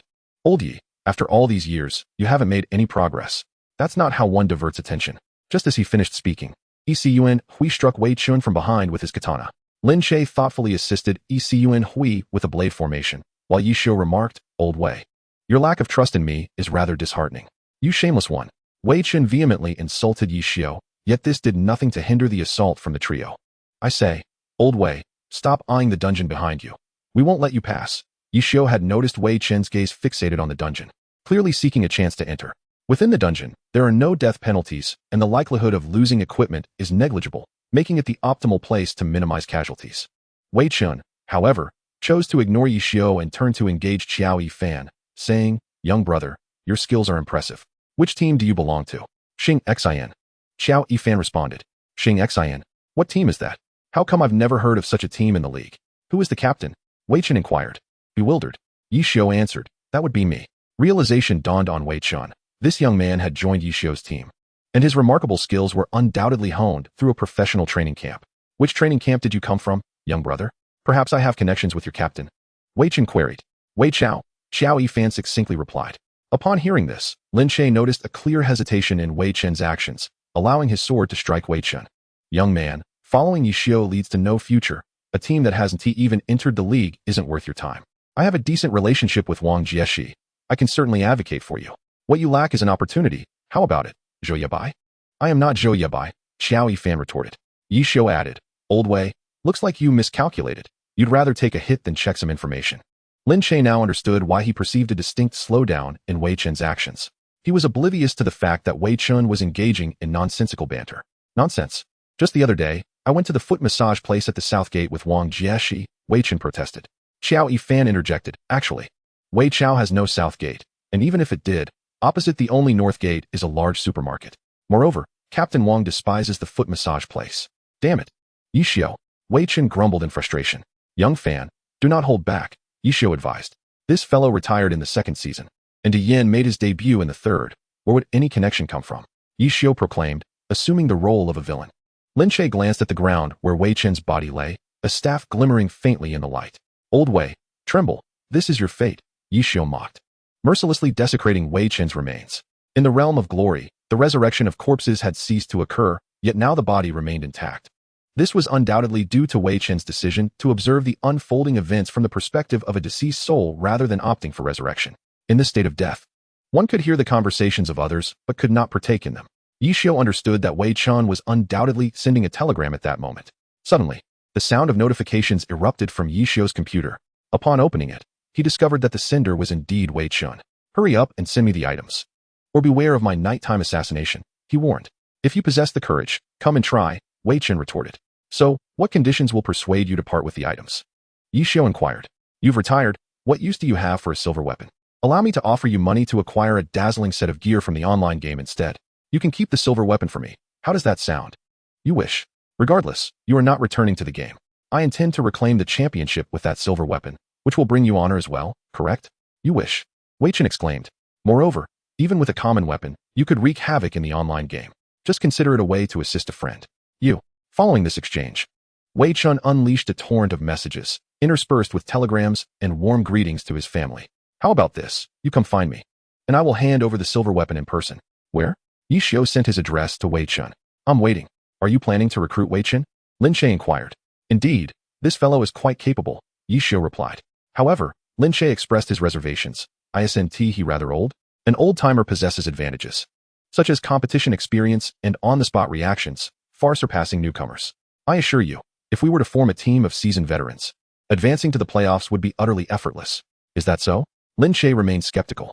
Then simply observe the All-Star game and see if there is a spot left for us old-timers, Ye Xiu concluded, returning to negotiations with Wei Chen. Lin Che approached Tang Rou's computer. So, Yifan has come to the realm of God seeking me.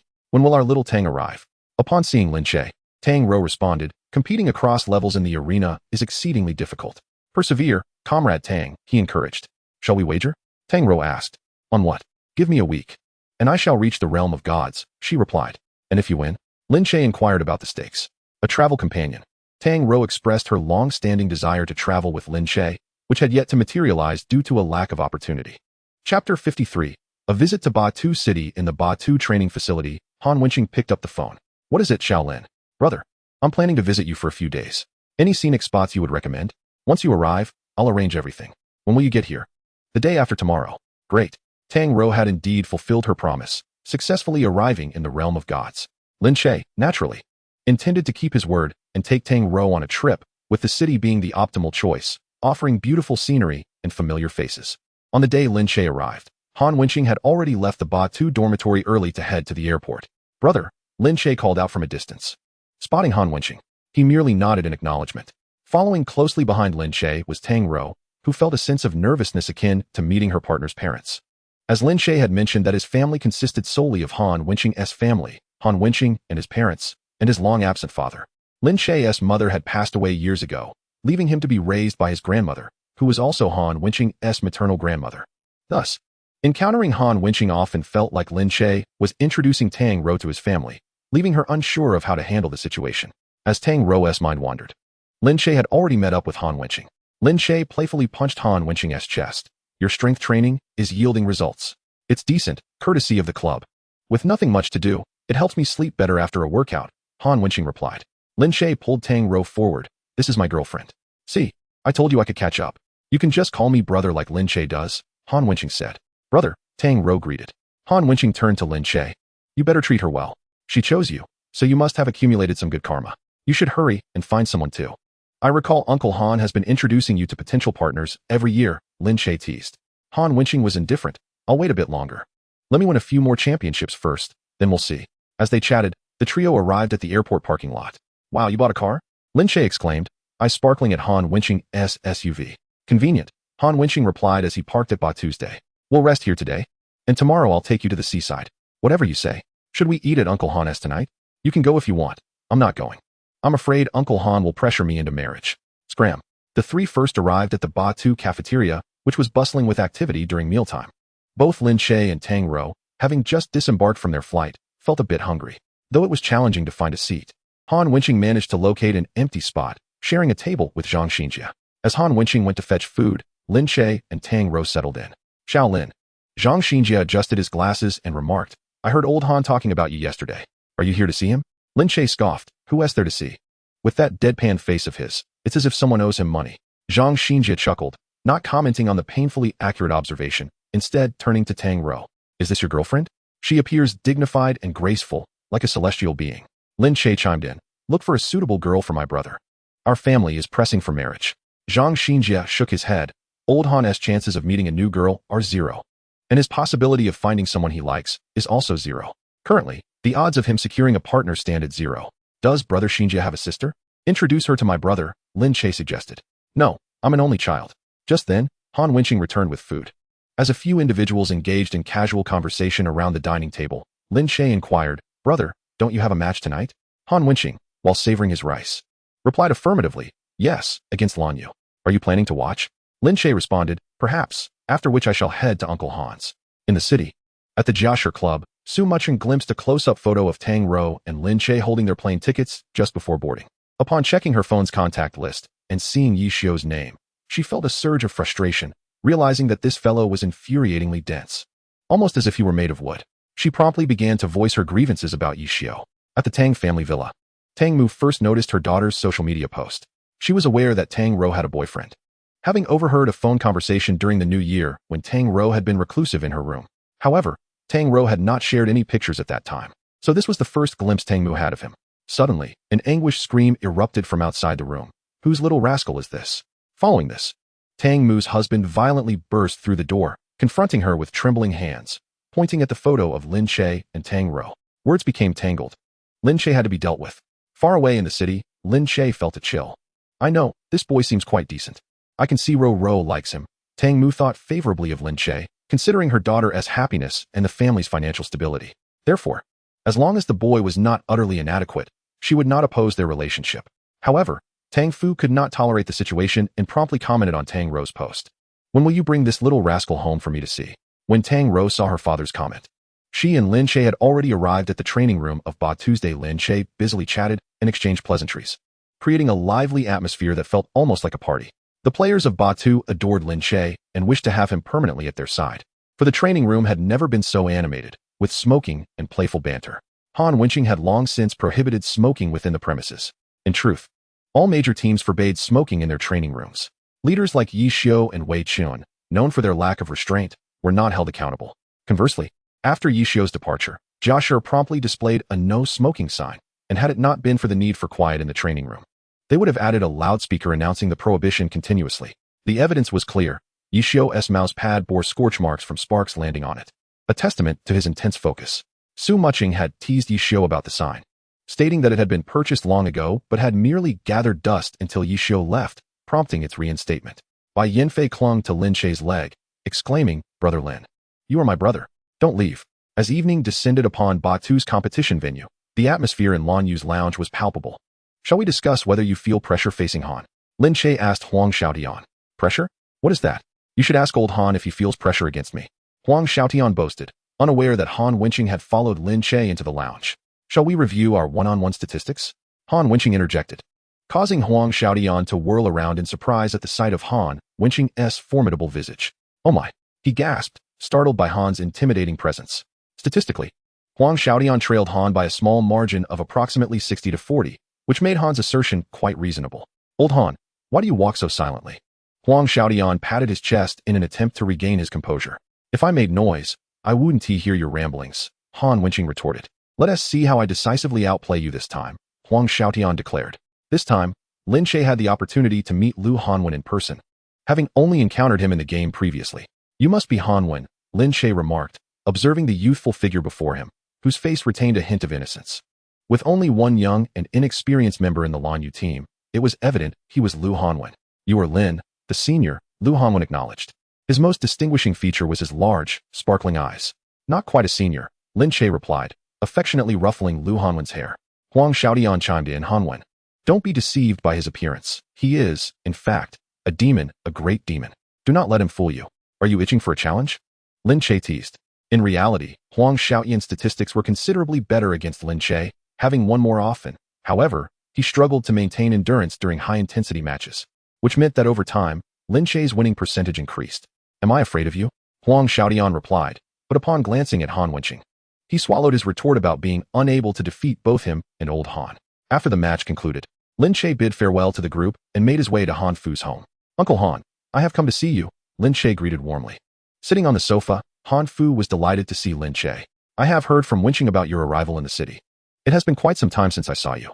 Indeed, I just returned not long ago to visit you, Lin Che responded. Han Fu chuckled, spare me. Do you think I wouldn't know when you come back? Unable to hide his cleverness, Lin Che swiftly shifted the topic. Uncle Han, what do you think of my girlfriend? Isn't she beautiful? He presented Tang Rou, who stood beside him. Our little Lin has worked hard. Please take good care of her. Han Fu and Tang Rou were conversing, and soon he began to reprimand Lin Che. I say, young man, you already have a partner. Why haven't you introduced her to your brother? Lin Che defended himself. Uncle, if I were that capable, I would have introduced her to Han Ge long ago. At this moment, Han Mu, who had been scrutinizing Tang Rou for a while, interjected, I always said, little Lin was quite charming in his youth. And now his girlfriend is also beautiful. I still remember how he insisted on marrying her when he was little. Oh dear, I'm famished. Aunt, when will dinner be served? Lin Che noticed the conversation veering off course and swiftly changed the subject.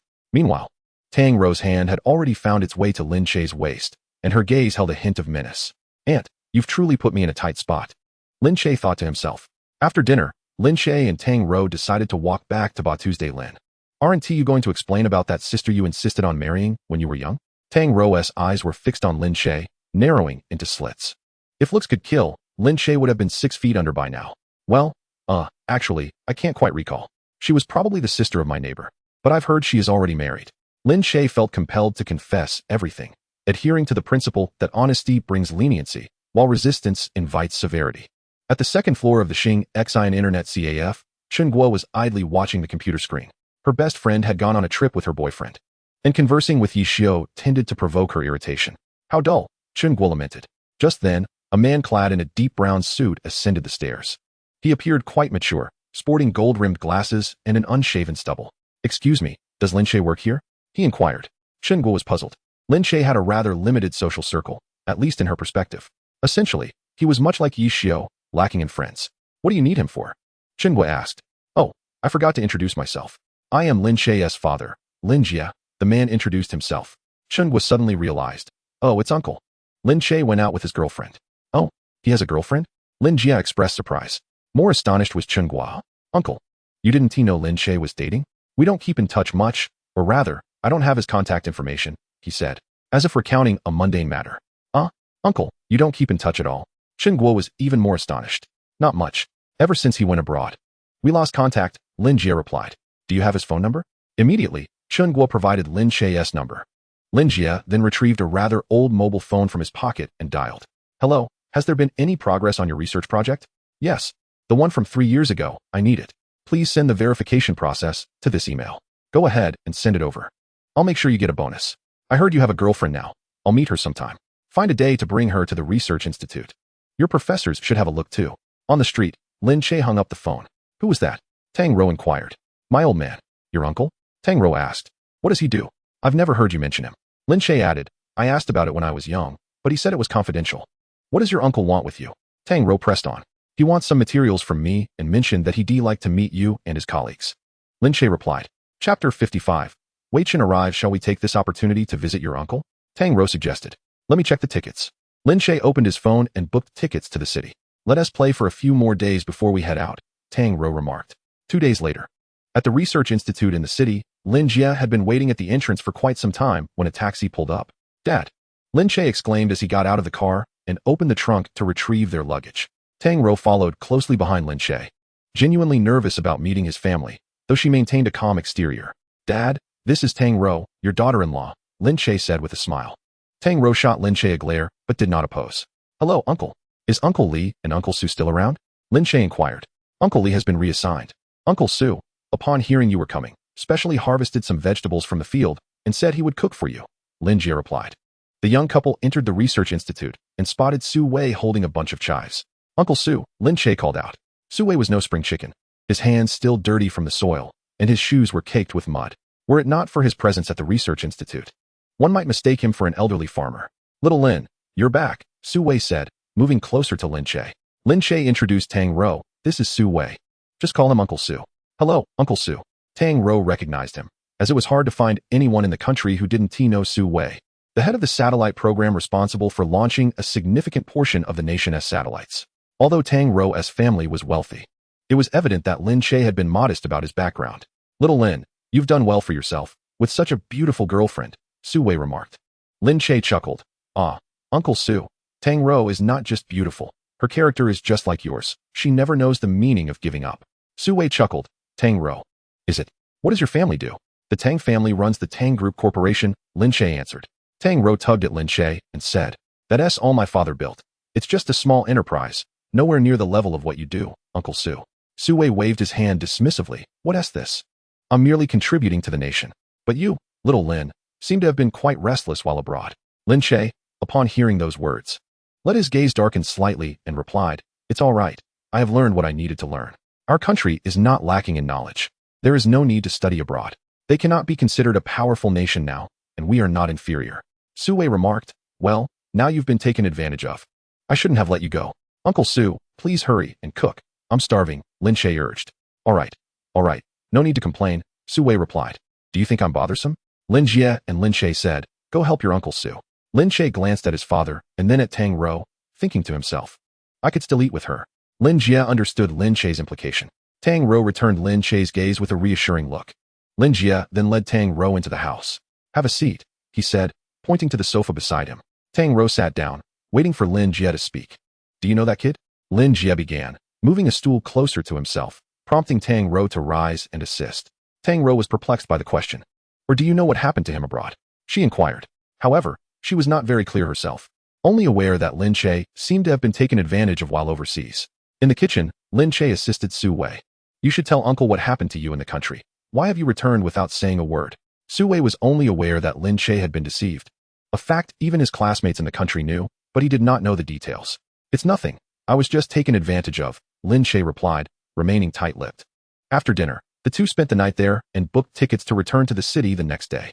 Upon returning to Xingxin Internet Cafe, Lin Che sank into his familiar esports chair, exclaiming, This place is still the best.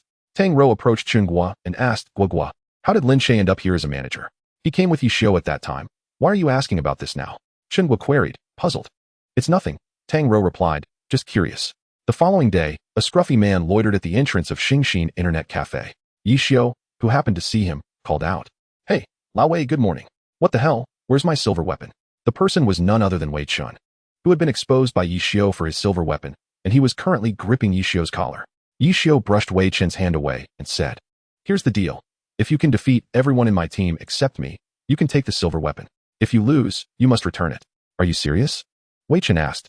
However, looking at Ye Xiu's smiling face, he felt that this guy couldn't be so kind-hearted. There are no professional players, right? Wei Chun confirmed. Only Qiao Yifan, Ye Xiu responded. Wei Chun scrutinized Ye Xiu with a doubtful gaze. You're not lying to me, are you? If you deceive me, I'll be the one to suffer, Ye Xiu swore. What a wicked oath, Wei Chun lamented. Ye Xiu led Wei Chun to the training room, where everyone was present. As they all were quite diligent, Ye Xiu's presence outside was purely coincidental. At that time, Ye Xiu had been smoking in the training room rather excessively and was chased out by Chen Guo. Come back when you've had enough. Since Lin Che began his relationship with Tang Rou, he had been forced to quit, limiting himself to 4 cigarettes a day, no more. Everyone, please welcome our illustrious veteran. Wei Chun, the former captain of Blue Rain and the previous operator of Suakusa Air, Ye Xiu introduced. Get lost, Wei Chun retorted. I am Wei Chun, the former captain of Blue Rain. Pick one, Lao Wei, Ye Xiu said. It's you, Wei Chun pointed to a relatively young player. The chosen one was Qiao Yifan. As the two entered the game, Wei Chun recognized Qiao Yifan as the formation genius from that day. He was confident in his ability to defeat him. However, Qiao Yifan was now without any equipment. I need my silver weapon first. Otherwise, how can I play? Wei Chen demanded of Ye Xiu. I'll find you one. Ye Xiu said, rummaging through his inventory until he found a level 50 blue weapon and tossed it to Wei Chen. Is this even usable? Wei Chen questioned. Aren't you using it? Ye Xiu replied. You brat, Wei Chen scoffed. Chapter 56. My strength is unprecedentedly impressive. Those who knew Ye Xiu's true capabilities, including Lin Che and others, all displayed expressions of disdain. No limits. How shameful. As the match commenced, the map was a relatively complex jungle terrain. Xiao Yifan chose to run straight toward the center of the map, while Wei Chen was still typing. Kid, you must be the ace of this grassroots team, Wei Chen remarked. After all, Ye Xiu had stated that among the entire team, only Xiao Yifan was a professional player, who indeed had to be stronger than ordinary players. In Wei Chen's view, Xiao Yifan, as a professional, had naturally become the second strongest in Ye Xiu's team after Ye Xiu himself. Defeating this second strongest player would naturally allow him to reclaim his silver weapon. I still have a long way to go, Xiao Yifan humbly replied. Frankly speaking, Xiao Yifan was indeed one of the top players in Xingxin, not to mention Ye Xiu, Lin Che, the veteran player, and Baozi, the neurotic gunner. He could confidently claim the third position. After all, he was professionally trained and a diligent player, and the accumulation of experience had led to a qualitative transformation. However, Wei Chen firmly believed that Xiao Yifan was merely being modest. Although he thought defeating Xiao Yifan would not pose a problem, he decided to adopt a cautious approach, hiding in the bushes to secretly build up his skills. Xiao Yifan, being young and inexperienced in dealing with players lacking limits, was diligently searching for the positioning of Wei Chen's formation. However, when a speck of gray stepped onto the 6-star light prison, it signified the end of the match. Xiao Yifan was defeated, and Wei Chen taunted, Old Yi, is there anyone stronger? Ye Xiu chose to remain silent, merely signaling Wei Chen to continue selecting opponents. Consequently, our dear Luo Ji found himself innocently caught in the crossfire. It is worth noting that Luo Ji's talents are somewhat limited. One might say that his strengths do not lie in combat. Thus it was no surprise that he was thoroughly defeated by Wei Chen. You're the one. Wei Chen felt an overwhelming sense of confidence, convinced that no one in the team could surpass Xiao Yifan. The fortunate contender this time was Baozi. Yet Baozi's matches could never be analyzed through conventional reasoning. Even a brick casually tossed into the grass by Baozi would inevitably strike Wei Chen. Despite Wei Chen's efforts to maneuver in a distorted stance, the brick struck true, as if it had been guided by fate. Is it opened? Wei Chen pondered. If it's not closed, then it's opened, Lin Che teased, asserting that Baozi's luck was such that it was simply unreasonable for him not to have won the lottery by now. However, Wei Chen, despite having his own peculiarities, quickly regained his footing, aware that Baozi's good fortune would not endure indefinitely. Who's next? Wei Chen had begun to unleash his full-scale mockery. I'll take my turn, Tang Rou interjected. Tang Rou was, in essence, a prime candidate for a professional player, endowed with extraordinary talent, albeit overshadowed by her exceptionally gifted boyfriend, akin to gold buried beneath soil. Despite the concealment, gold remains gold. She was never anyone's subordinate, not even Lin Che's.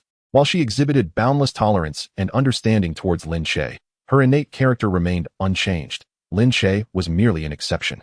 As a high-speed player, Tang Rou posed a considerable challenge for Wei Chen. Yet, to say that he was incapable of handling her would be an understatement for the seasoned Wei Chen. He simply would not be defeated. Old Yi, if it's not feasible, you take over. I haven't even warmed up yet. Wei Chen, now somewhat delirious, sought to challenge the deity of glory. Let me have a go, Lin Che proposed. In truth, during the pursuit of Wei Chen, Lin Che had not exerted much effort, merely pressuring his position, so Wei Chen did not perceive Lin Che as particularly formidable. However, when Lin Che's falling wood approached Wei Chen's formation, he felt a sense of impending doom. The sword's radiance never ceased, chanting, "Don't make me laugh. How can one chant while being struck repeatedly?" Ultimately, the invincible general, Wei Chen, found himself defeated. How utterly infuriating, Wei Chen genuinely remarked, recognizing that once Lin Che's rapid assault closed in on such a chanting character, it resulted in annihilation. Even if Wei Chen were to unleash his full potential, victory remained elusive. Old Wei, what's your take? Are you convinced? Ye Xiu inquired. Wei Chen clicked his tongue. Mediocre, at best. Is there potential? Indeed, Wei Chen objectively assessed. What about you? None. I'm quite past my prime, Wei Chen replied, acknowledging the years he had been away from the league, a relic of a bygone era. No ideas? What about silver weapons? Spare me the chit-chat. Are we doing this or not? Just give me a straightforward answer, Ye Xiu pressed. Wei Chen fell silent for a considerable time, gritted his teeth. Let us do it. Let us go big. That's settled, Ye Xiu affirmed. I'll show you the ropes later. At that moment, Lin Che remarked, Old Yi, the priest you asked me to keep an eye on, I've found a good one. Long ago. Lin Che and Ye Xiu had devised a plan to find a priest for Xingxin. Where does one find a priest? You could casually grab a dog from the side of Glory Road and ask it, where do you think priests can be found? Even the dog would bark in response. Directing you to Ba Tuesday, the following is a recollection. Little Lin, what if you were to borrow Zhang Xinjie from your brother? After all, the league hasn't said that challenge matches and regular matches cannot overlap, Ye Xiu proposed. His face brimming with anticipation, as if he genuinely hoped Lin Che could persuade Zhang Xinjie to join them. Lin Che pointed to himself. Me? Yes, your family. Blood is thicker than water. Cousin, not too close. Lin Che quickly distanced himself from the idea, imagining the bewildered expression on Han Wenqing's face when he broached the topic. So where do you suggest we look? Ye Xiu intentionally left the question open, hoping Lin Che would shoulder the responsibility of finding a priest. Lin Che, astute as he was, recognized Ye Xiu's intent. I have an idea. Why not ask Ye Xiu if we could borrow their healer for a few days? Ye Xiu is barely holding on, Ye Xiu lamented. Ye Xiu was on the brink of elimination, one more loss, and they would face Ye Xiu in the challenge matches, becoming true kin. Ultimately, Lin Che, feeling sympathetic, accepted the arduous task of infiltrating his cousin's support team and undermining his cousin's prospects. Ye Xiu gave Lin Che a thumbs up. Your cousin will be proud of you. Chapter 57. Ye Xiu is eliminated. Which one? Ye Xiu leaned closer to Lin Che and called out to Wei Chen. Come take a look. Wei Chen approached Lin Che's side, gazing at the computer screen where a recording was playing. In the video, Lin Che's character was in a precarious state, a grenade landing at his feet. Should it explode, his health would plummet to 0. At that precise moment, a white light illuminated the screen as Lin Che's health was instantly restored, courtesy of a healing spell from a priest named Xiao Bing Liang. That healing spell was well timed, Ye Xiu acknowledged, genuinely impressed. Wei Chen nodded in agreement. Regardless, I found you a healer. It's up to you to make contact. I want to be involved, Lin Che stated, wishing not to be burdened with additional tasks. Ye Xiu shook his head. That one isn't suitable for me. Perhaps the boss could come. She would be a better fit. How ruthless, Lin Che retorted, though he did not object. To be frank, Chen Guo, their boss, was relatively easygoing. Just then, Chen Guo rushed into the training room, breathless, exclaiming, this is bad. As a devoted friend, Tang Rou consoled. Guo, what troubles you? Take your time, there's no rush. Chen Guo leaned against the doorframe, one hand lifting her phone to reveal the screen to everyone. Ye Xiu has been eliminated. The screen displayed the news of Ye Xiu's exit. Once a dominant dynasty team, they had now fallen to the depths of the league, evoking a sense of melancholy. It seems we must face Ye Xiu, Lin Che sighed. Wei Chen then remarked, is it too late for me to withdraw now? Although Ye Xiu remained outwardly indifferent, thoughts brewed within him. Ye Xiu is formidable. Tang Rou, however, was filled with determination, as battling strong opponents had always been her passion. Is Ye Xiu really that strong? The one asking this question could only be Bao Zi, whose carefree nature was well known. Noticing the somber mood among the group, Lin Che quickly sought to change the subject. Old Wei, since you've decided to join Xingxin, it's time to show you something. As he spoke, Lin Che opened his laptop and revealed a folder. The database of Xingxin was laid bare before Wei Chen. Wow, Wei Chen exclaimed, recognizing the significance of this information, which both thrilled and intimidated him. He turned to Ye Xiu and said, you managed to steal Ye Xiu's database? Ye Xiu shook his head. This was done by Shaolin. By one person? Ye Xiu retorted, do you think I could accomplish this so swiftly? The existence of this database ensured that Wei Chen's death grip strategy would have a subsequent upgrade. Wei Chen perused the data for quite some time, growing increasingly enamored with it, wishing he could shower Lin Che with affectionate gestures. Ye Xiu then called Lin Che and Wei Chen outside the training room for a smoke. The trio of smoking giants in Xingxin had gathered. Old Wei, what do you think of my team? Ye Xiu inquired. The newcomers possess talent, and there's an extraordinary prodigy among them, along with you, an old veteran. It's indeed promising. However, it ultimately lacks something compared to a true battle team. Wei Chen replied. Really, Old Wei? Do you truly believe it lacks something? Lin Che challenged. The teams we see have what Xingxin possesses: a guild, training, a database, experienced veterans, and talented newcomers. Isn't that a complete team? Though small, a sparrow possesses all vital organs, Wei Chen countered. Lin Che then asked, Old Yi, if we really faced Ye Xiu, what are your thoughts? No thoughts, just winning will suffice. Before long, the day to register arrived, and Lin Che was uncertain how Ye Xiu and Chen Guo had persuaded the timid girl, whom he initially believed to be a skilled player, worrying that Xingxin's atmosphere might be too heavy. Yet, Ye Xiu informed Lin Che that this timid girl was actually a male character, which left Lin Che bewildered. Everyone, please hand me your ID cards, Chen Guo called out in the training room. After registering everyone, she beckoned the smoking trio to assist her. Help me move this poster outside, she instructed. However, the three were taken aback by the content of the poster. Sister Chen, you can't be serious, Lin Che remarked. Ye Xiu added, by doing this, you leave no room for retreat, boss lady. Remarkably, Wei Chen remained silent this time, patiently awaiting Chen Guo's explanation. The poster announced that her internet CAF would be participating in a challenge, which was typical as every CAF would organize activities to attract customers during this period. Yet, everyone else would merely claim to partake in the challenge for a chance to see how far they could go. Chen Guo, however, explicitly stated her intention to enter the league. If it were any other season as challenge, it might have been acceptable. But this season featured a colossal barrier standing between the challenge and the main league. For Xingxin to enter the league meant they must defeat this behemoth, the once mighty dynasty team, Jia Shi. It was important to note that Xingxin CAF was located directly across from Jia Shi, with many patrons being Jia Shi fans. This act was undoubtedly a direct affront to Jia Shi, a display of mockery at its finest. Furthermore, former Jia Shi fans would never again frequent Xingxin. Yet many of Chen Guo's revenues came from the internet fees of these fans. This move was undoubtedly a self-sabotage. While the players could always find another team to join if they lost, for Chen Guo, this poster signified that at this moment, she, as the owner of Xingxin, had no retreat left. All right, let us move it out. I've made up my mind, Chen Guo declared. Inside the Jia Shi club, Tao Xian inquired. What word from Thunder? Xiao Shiqin should arrive in the city the day after tomorrow, came the response.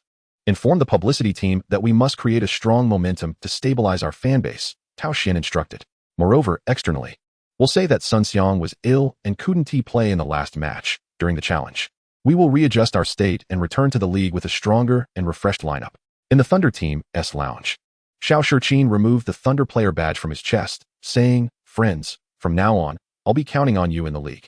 This was essentially a farewell, indicating his impending departure from the team for another. As one of the 4 great strategists, Xiao Shiqin excelled at leveraging the weak against the strong.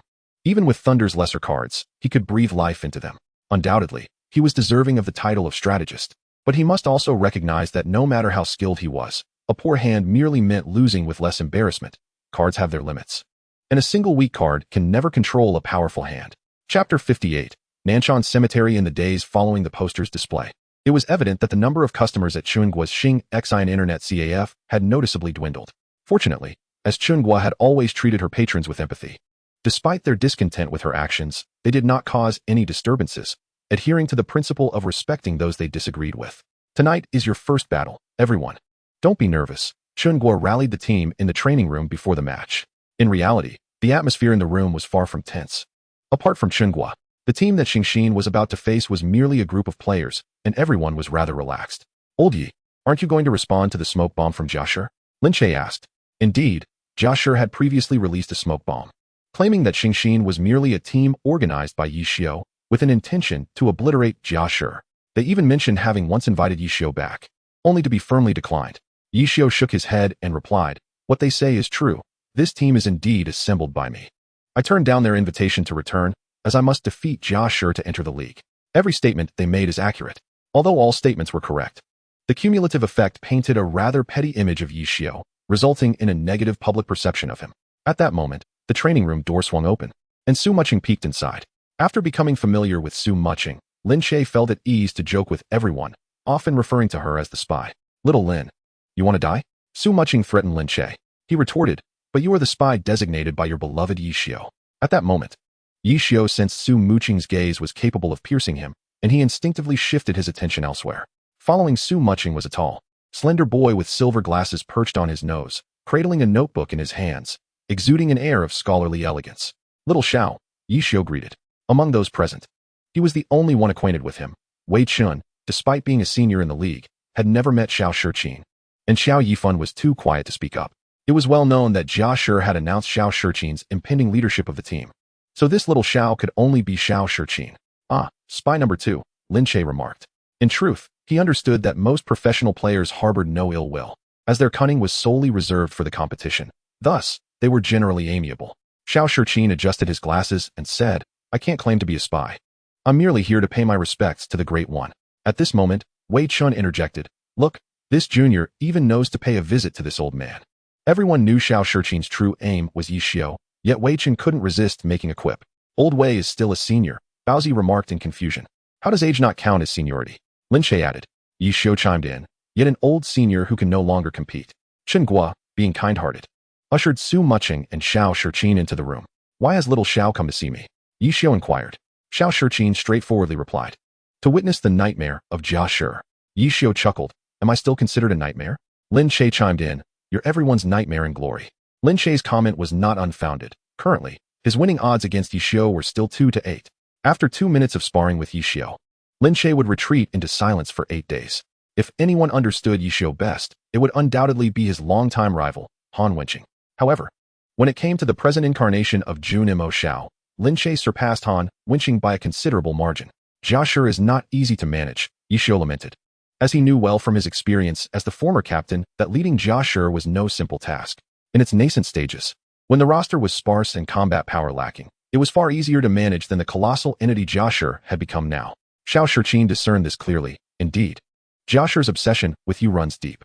After engaging in further conversation, the time for the match drew near, prompting Su Muqing and Xiao Shiqin to prepare to take their leave. Wait for me downstairs tomorrow, Ye Xiu instructed Su Muqing. She nodded and departed with Xiao Shiqin. In truth, everyone treated the competition with seriousness, yet it appeared the opposing team was rather nonchalant. The team facing Xingxin was humorously named Loving Sleep.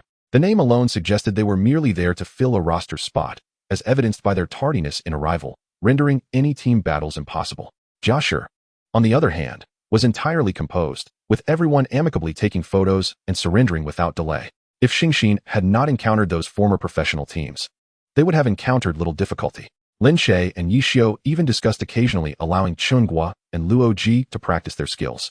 The following day, Lin Che, Ye Xiu, and Chen Guo met up harmoniously at the entrance of the Xingxin Internet Cafe. What a stroke of bad luck to see you everywhere, Lin Che teased. Ye Xiu retorted, seeing you is what brings me bad luck. Where are you two headed? Chen Guo inquired, noting that these two young masters rarely ventured out. The only things that could coax them out were running out of cigarettes or lighters, and even then, they would decide who would go based on a game of rock, paper, scissors. South Mountain, Lin Che replied. Ye Xiu nodded in agreement. Just then, Lin Che felt a hand grasp his own from behind. Turning around, he discovered it was Tang Rou. It was simple. Both understood one another well enough without needing many words. Sometimes, a single gesture or glance sufficed, and it was more than just that. The four of them made their way to the base of Jia Shi, where they awaited the arrival of Wei Chun and Su Muqing. With 5 people, a single vehicle would not suffice, so they called for 2 taxis to head toward the South Mountain Cemetery. The 3 girls were tasked with buying flowers. As it was clear that Ye Xiu and Lin Che, being traditional men, would struggle to choose anything suitable, the group split into 3, each with a distinct destination. Chen Guo would share her daily life with her father, while Ye Xiu and Su Muqing were there to pay tribute to Brother San. Lin Che and Tang Rou had come to visit the elderly lady. Lin Che led Tang Rou to the grave, gently wiping the tombstone. This old lady was rather old-fashioned. She never bothered to learn anything modern, not even how to use a mobile phone, except for occasionally transferring money to me from abroad. In truth, while abroad, Lin Che had always been working and studying part-time, feeling that asking his family for money would impose a burden on them. This little old lady, however, never lacked for funds to support him. Lin Che crouched before the gravestone, continuously reflecting on his current life. I am quite well now, having found someone I love to be with. It is a pity, however, that I did not wait until marriage. He gently patted the gravestone. Behind him, Han Wenqing's voice resonated. If you were to marry, wouldn't I be able to witness it? Chapter 59, Memories. The visitors were not solely Han Wenqing. All the members of Ba Tu followed closely behind him.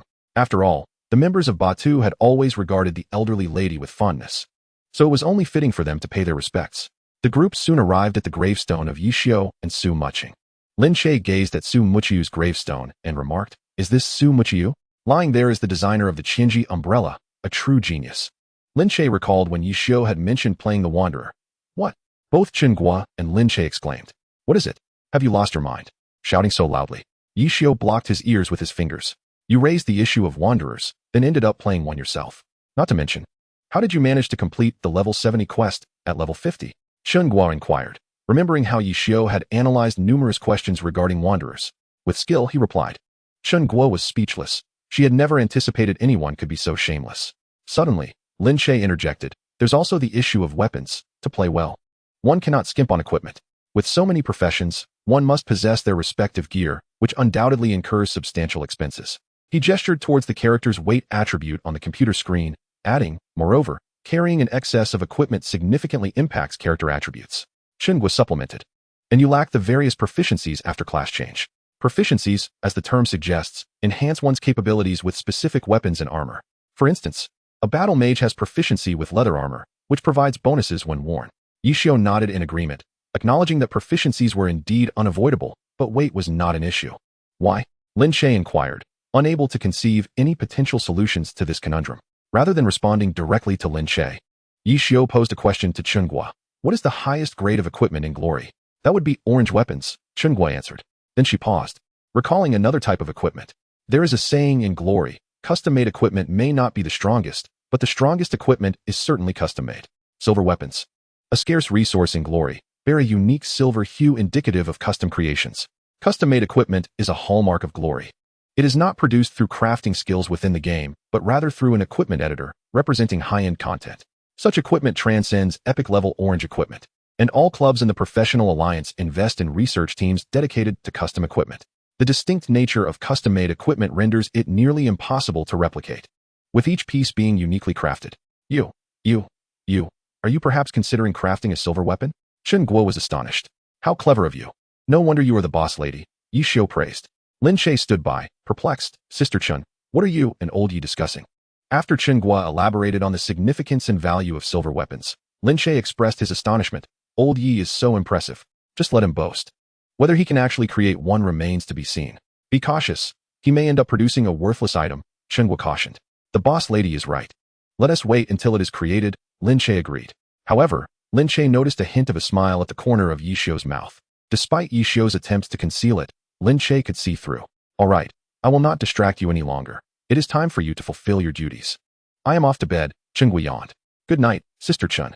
Good night, boss lady. Chen Guo waved her hand, leaving the two with her departing figure as she ascended to the second floor. Now, gazing once more at Su Muqiu's gravestone, Lin Che felt a pang of nostalgia. For the fall of such a genius was a lament not only for Glory, but for all. Lin Che's thoughts drifted back to the early days of his acquaintance with Ye Xiu. Old Yi, what did you do before? In a short time, Lin Che had grown familiar with both Chen Guo and Ye Xiu. It was not his own sociability, but rather the easygoing nature of these two that fostered such camaraderie. Nevertheless, this feeling was quite pleasant. Ha ha ha, he was a second-tier professional player before retiring, Chen Guo replied with a chuckle, nearly choking on her laughter. Is that so? Does old Yi envy first-tier players? Has he ever considered changing careers? Isn't this a change? Now, he works as a network administrator with you. Ye Xiu shot Chen Guo a sidelong glance, saying, never. It's not that first-tier players are superior, it's merely that one must strive harder. As for changing careers, I have never contemplated it. To me, being a professional player is not merely a job, it is my glory. Lin Che suddenly felt a kinship with Ye Xiu. Neither regarded work as mere employment, but as a form of honor and pride. Is glory enjoyable? Lin Che inquired, his interest piqued. If I told you it was fun, would that sound disingenuous? You should try it yourself. Believe me, you will not regret it. Lin Che found this reasoning compelling and boldly asked, are you going to District 10 as well? Yes, I am heading to District 10 to start anew. Ye Xiu's unwillingness to leave prompted Lin Che to ask, why must you go? Glory is no longer the same as it once was. People like me have been cast aside by the current professional alliance. With that, a hint of melancholy crossed Ye Xiu's face. Lin Che recalled the first time he carefully examined the Qianji umbrella. Old Yi, enlighten me. Lin Che grinned mischievously, rubbing his hands together in excitement, as he was genuinely intrigued by this custom weapon. You look so honest, yet you harbor so many mischiefs, Ye Xiu teased. Shifting the screen towards Lin Che initially overlooked the weapon's attributes. His first impression was of its name, Qianji umbrella. Soon, he discovered that the weapon's design could only be described as flawless, though he noted an imbalance between the ribs and the canopy. Old Yi, the ribs could be a bit shorter. This would significantly reduce wind resistance, making it well worth the slight sacrifice of the canopy. Do you also have knowledge of this? Lin Che scratched his head and chuckled. This is precisely what one learns in university. Now, take a look at this. With that, Jun Mo Shao flicked his wrist, causing the Qianji sand to unfurl, revealing its spear-like form. Oh, it can transform as well. How intriguing. Lin Che was captivated. If the umbrella's shaft could be extended a bit more, and the angle of the ribs decreased, the transformation would be swifter. Following Lin Che's suggestions, Ye Xiu made adjustments. And indeed, all attributes improved. The attack speed increased by 1, while the transformation remained largely unchanged. Well done, Lin, you are truly talented. Lin Che smiled, though he had to admit that the creator of this weapon was a genius. Such a genius was perhaps now engaged in a game of glory with the divine. Possibly because even the heavens favored glory and took him under their wing as a tutor. What a pity, Han Wenqing remarked. Returning to the Internet CAF, everyone resumed their busy lives, but this time Lin Che had brought back a teacher for Wenyin. Little Lin, I can only stay for 3 days, Xingxin stated. All right, he added, 11 o'clock is my limit. Fine, that works, Lin Che agreed. The most excited among them was undoubtedly in Wenin, as he had been recruited from the Batu Guild.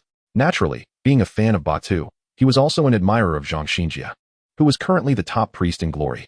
Lin Che had indeed found an excellent mentor for in Wenin, with Zhang Xinjia present. As Lin Che's older brother and Zhang Xinjia's good partner, Han Wenqing was naturally drawn in as a sparring partner. In fact, the one who would benefit the most from this practice would be Baozi, as they both belonged to the fighting class, and Han Wenqing could teach Baozi a great deal. Tang Rou also seized the opportunity to train diligently. Honestly speaking, her growth trajectory mirrored Lin Che's, being defeated by various powerful beings, undergoing training, then facing defeat again, and training anew. Han Wenqing was quite satisfied with his sister-in-law, or perhaps extremely pleased. In his view, such dedication was far more precious than mere skill. During this time, Tang Rou learned a great deal and became aware of some formidable opponents that battle mages face. After all, the ones who understand you best may not be your teammates, but rather your adversaries. As Ye Xiu's long-standing rival, Han Wenqing was undoubtedly the most seasoned when it came to battling mages. 3 days swiftly passed, and Lin Che accompanied in Wenin to the airport to bid farewell to the two esteemed figures from Batu's day. Lin Che attended as a brother, while in Wenin came as a disciple to see off Zhang Xinjia, who had already acknowledged in Wenin as his student. Shaowen, remember the positioning I taught you and memorize the map points. You must understand that priests lack self-preservation techniques. Your understanding of the map and your positioning are your means of survival, Zhang Xinjia instructed, and Wenin nodded like a little lamb, indicating he would remember. Lin Che then cautioned Han Wenqing. Uncle Han has been urging me to help him find a partner. I tell you, within this week alone, he has sent me no fewer than 20 messages asking me to introduce someone to you. He then pulled out his phone to show Han Wenqing, revealing a barrage of messages urging Lin Che to find a match for him, occasionally mixed with reminders for Lin Che to hurry up and get married.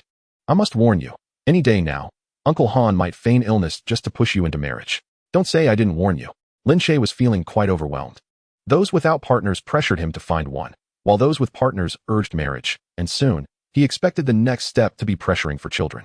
You need to find a partner to share the burden. My old man isn't nearly as anxious as yours, Han Wenqing retorted. Lin Che nodded. Yes, after I saw him. He seemed to have vanished again. Realizing the conversation had veered off course, Lin Che quickly redirected. Do you even have any leads? I'm in a rush to deliver results. Just then, his phone rang. Guess who this call is from, and why it would be Uncle Han? It was obvious from the context that the caller was indeed Uncle Han, as Lin Che, being somewhat of a homebody, knew this was not a video call. In this day and age, people rarely called unless they were older. Lin Che answered the phone. Uncle Han, what's up? I said. That rascal Han Wenqing is with you. See if you can introduce someone suitable for him, came the voice of Han's father from the other end. After a lengthy conversation, Lin Che hung up and sent off Han Wenqing and Zhang Xinjia. The first hard battle for Xingxin was about to commence. Wuji team. This is the first professional team we are encountering. Although they have been eliminated, they are not comparable to ordinary player teams, Ye Xiu remarked. Luoji added, in fact, Wuji isn't weak. Their best record is 15th. Lin Che chimed in. Even if they aren't decked out in silver gear, they at least have a solid coverage of orange gear, while we at Xingxin are slightly lacking. Hey, have a bit of confidence in ourselves. We aren't just a little behind, Wei Chen interjected. Currently, Xingxin could be said to have complete purple gear coverage, with only 3 silver weapons across the entire team. Although Lin Che's database theoretically allows for an infinite number of silver weapons, the materials are insufficient. Just think of the Qianji San, which was crafted with rare materials. While Lin Che's punishment and severance also consumed a great deal of resources, in comparison, Wei Chen's death's hand could be seen as a model of thrift. At that moment, Lin Che shifted the conversation, saying, thus, after much contemplation, given your limited skills and shallow understanding, I have devised a secret method to rapidly enhance your power. Chen Guo interrupted, speak plainly. Lin Che immediately clarified, it's the skill point strategy from Old Wei. I've worked on it with Luoji. Luoji quickly raised his hands in protest. Me? No, it was all orchestrated by Shige. I still have a few steps that I have yet to comprehend. In fact, when Wei Chun intended to join Xingxin, he showed Lin Che the skill points for the Yingfeng Bujin ability, and Lin Che took on the task. If one were to discuss the abundance of skill points and who benefits the most, Lin Che's, Limu, would undoubtedly rank first, with no one else coming close. After all, Lin Che inflicts damage through skill interspersed with basic attacks, so most of his points are allocated to skills that have rapid release times and various negative effects. Damage may diminish, but effects do not wane. Coupled with the self-redirecting ability of Fazhui Duani, it has fashioned Limu into a unique entity. Are you suggesting we utilize skill points to compensate for our equipment disparity? Chen Guo inquired. Lin Che nodded and then shook his head, responding, yes, but also no. Speak plainly, Chen Guo insisted. Lin Che then turned to Ye Xiu. Old Yi, do you recall our foolish strategy? As an experienced fox, Ye Xiu understood Lin Che's implication. Are you suggesting selling to others? Ye Xiu queried. Who could possibly purchase? Wei Chen replied. It must be Zhang Luoyan. He is a fool with deep pockets. Chen Guo stated. Yet, Lin Che shook his head. He would likely prefer a finished account. Ye Xiu then articulated the answer. Luan Hui. Lin Che had indeed considered Luan Hui. It was undeniably an excellent choice, possessing strength, ambition, and a desire to contend for the championship, making Luan Hui the prime candidate for this venture. In Chapter 61, Luan Hui. Everyone first allocated skill points to their characters, with Lin Che reaping the greatest benefits, followed closely by Ye Xiu's, Jun Moxio. The drawback of a free agent lies in the absence of a high-damage ultimate, while the increase in skill level effectively compensates for this shortcoming. Subsequently, the team drafted the personnel for the negotiations with Luan Hui, Ye Xiu, without whom they might not even gain entry, Chen Guo, the team owner, whose presence was inevitable, and Lin Che and Luo Ji, both professionals accompanying the expedition. Initially, it was suggested that Wei Chen should join, but he insisted that Lin Che and Ye Xiu represent him entirely, opting not to attend. The group then flew to Luan Hui, where Ye Xiu led them to the base only to be halted by security. Friends, entry is prohibited, the guard stated. We are here to see Jiang Guotao. Ye Xiu replied. Do you have an appointment? The guard inquired, as family members of team members often made visits by prior arrangement. Ye Xiu shrugged. No, we do not. The group felt embarrassed, realizing that Ye Xiu had brought them to pay a visit without an appointment. Chen Guo immediately questioned, You didn't team make an appointment? Ye Xiu retorted, I've never made an appointment when I came here before. The others were momentarily taken aback, realizing the logic in his statement. Ye Xiu's previous visits to Luan Hui were solely for competition, thus an appointment was unnecessary. If needed, the team manager would handle it, leaving no room for Ye Xiu to intervene. Seeing that Chen Guo was ready to lash out, Ye Xiu quickly added, Wait, let me make a call. He then pulled out his phone and dialed. Soon after, Zhang Guotao emerged from within. Ye team, what brings you here? Zhang Guotao greeted warmly. Given that Zhou Zikai was known as the silent type in the circle, it was usually Zhang Guotao who handled press events, with Zhou Zikai focusing on maintaining his handsome appearance while Zhang Guotao took care of the social interactions. Little Lin has come too, Zhang Guotao acknowledged Lin Che, as the circle was aware that Han Wenqing had an exceptionally talented cousin, and they had exchanged messages online. To be frank, Lin Che now possessed the capability to enter the ranks of professional players. The only thing he lacked was a professional player certification. Ye Xiu declared, I have a significant gift for you at Luan Hui. As Zhang Guotao conversed with Ye Xiu, he guided everyone into the club, casually informing the security guard, It's fine. I've spoken with the higher-ups. Typically, allowing strangers entry requires registration, but due to Zhang Guotao's influence, this was waived. Zhang Guotao was well known within the professional circle for his social prowess, maintaining good relationships with everyone, regardless of their standing or skill level. By the way, gather those at Luan Hui who can make decisions. I have something good to show you, Ye Xiu reminded. Ye Xiu was not one to forget the primary purpose of their visit. Zhang Guotao, while amiable, was not the one to negotiate in matters of significance. They required someone authoritative. All right, I'll ask around and see if the boss is available, Zhang Guotao replied. Although Ye Xiu's lack of boundaries was well known, he was not so idle as to travel such a distance to Luan Hui without purpose. Concerns for his own safety also deterred him from any reckless behavior, as displaying such behavior could lead to a severe beating. Zhang Guotao led everyone to the reception room, where they would naturally be welcomed. Shortly thereafter, Luan Hui's owner arrived, accompanied by a certain Tong Lin. This individual was rather average as a player, sharing a common existence that did not reflect that of a top-tier expert. Yet he possessed an immense passion for the game. Essentially, Glory is a game that embodies competition. When projected onto individuals, it becomes part of the entertainment industry. As Glory has developed, the diversity of its players has increased. Some mingle in the league for the thrill of competition. Others seek to use the game as a platform to elevate themselves to stardom, while some may lack skill and talent, but harbor an unbounded love for the game. Tong Lin embodies this passion. His continued presence in the Glory League is solely due to his love for the game. Ye Xiu. It has been quite some time since we last met, Luan Hui's owner greeted, having previously encountered team owners at social gatherings, from which Ye Xiu had made a hasty exit. I have brought you something wonderful, Ye Xiu said as he shook hands with the Luan Hui owner. Then I shall prepare to be enlightened. Do you have an account? The Luan Hui owner inquired. Ye Xiu's words were not directed at the boss of Luan Hui, but rather addressed to Tong Lin, who stood behind him. Tong Lin presented his account card. As the reception area for the team, computers were, of course, available. Ye Xiu swiftly maneuvered his character, completing a task and deliberately pausing before claiming the reward. He turned to the group from Lin Che and said, "Watch closely." After clicking the option to submit the task, a skill book appeared in Tong Lin's character's inventory. A skill book? Zhang Bo and Tong Lin exclaimed in astonishment. For the acquisition of such an item was indeed quite mystical, and its non-tradable nature signified its rarity. "Is this what you meant?" The boss of Lin Che inquired. Although he was the boss, he was also a gamer, and thus aware of the significance of the skill book. However, Zhang Bo noticed a concern. "Surely, it can't be just this one?" Ye Xiu replied, "Of course not. We have a certain quantity to discuss." Following this was a round of negotiations. But despite Lin Che's keen interest, their sincerity was lacking. "I believe this item is certainly worth more than what you're offering. Do you intend to monopolize it?" Lin Che remarked. Ye Xiu shook his head. "We cannot accept this price. Let's renegotiate." Lin Che sought to lower the price, hoping to acquire the item at a minimal cost, which led to an unpleasant discussion. Upon returning to the hotel, Lin Che remarked, "Lin Che truly lacks sincerity. If it were up to me, I would consider Batu. I still have connections there." Ye Xiu pondered for a moment and replied, "Batu would also be acceptable. You should reach out to Lao Han. Then I will book the tickets." Chen Guo, as the owner, took on the travel expenses. Luo Ji raised his hand and asked, "Captain Yi, won't you get beaten up if you go to Batu?" Laughter erupted in the room.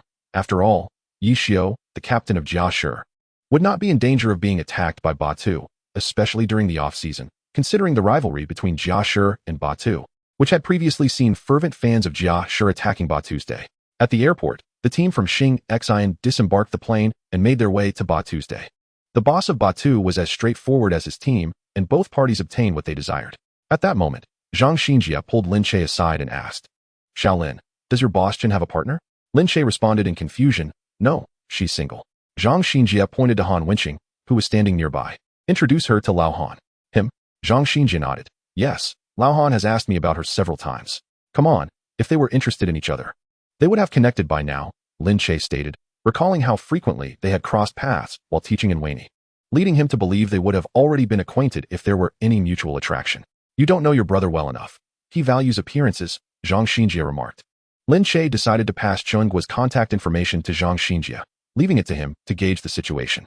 After Lin Che's group returned victorious, Wei Chun emerged as the wealthiest member of the team. "All right, everyone, what are your wishes? Today, I, Wei Dafu, shall fulfill them all." The others looked at him as if he were foolish.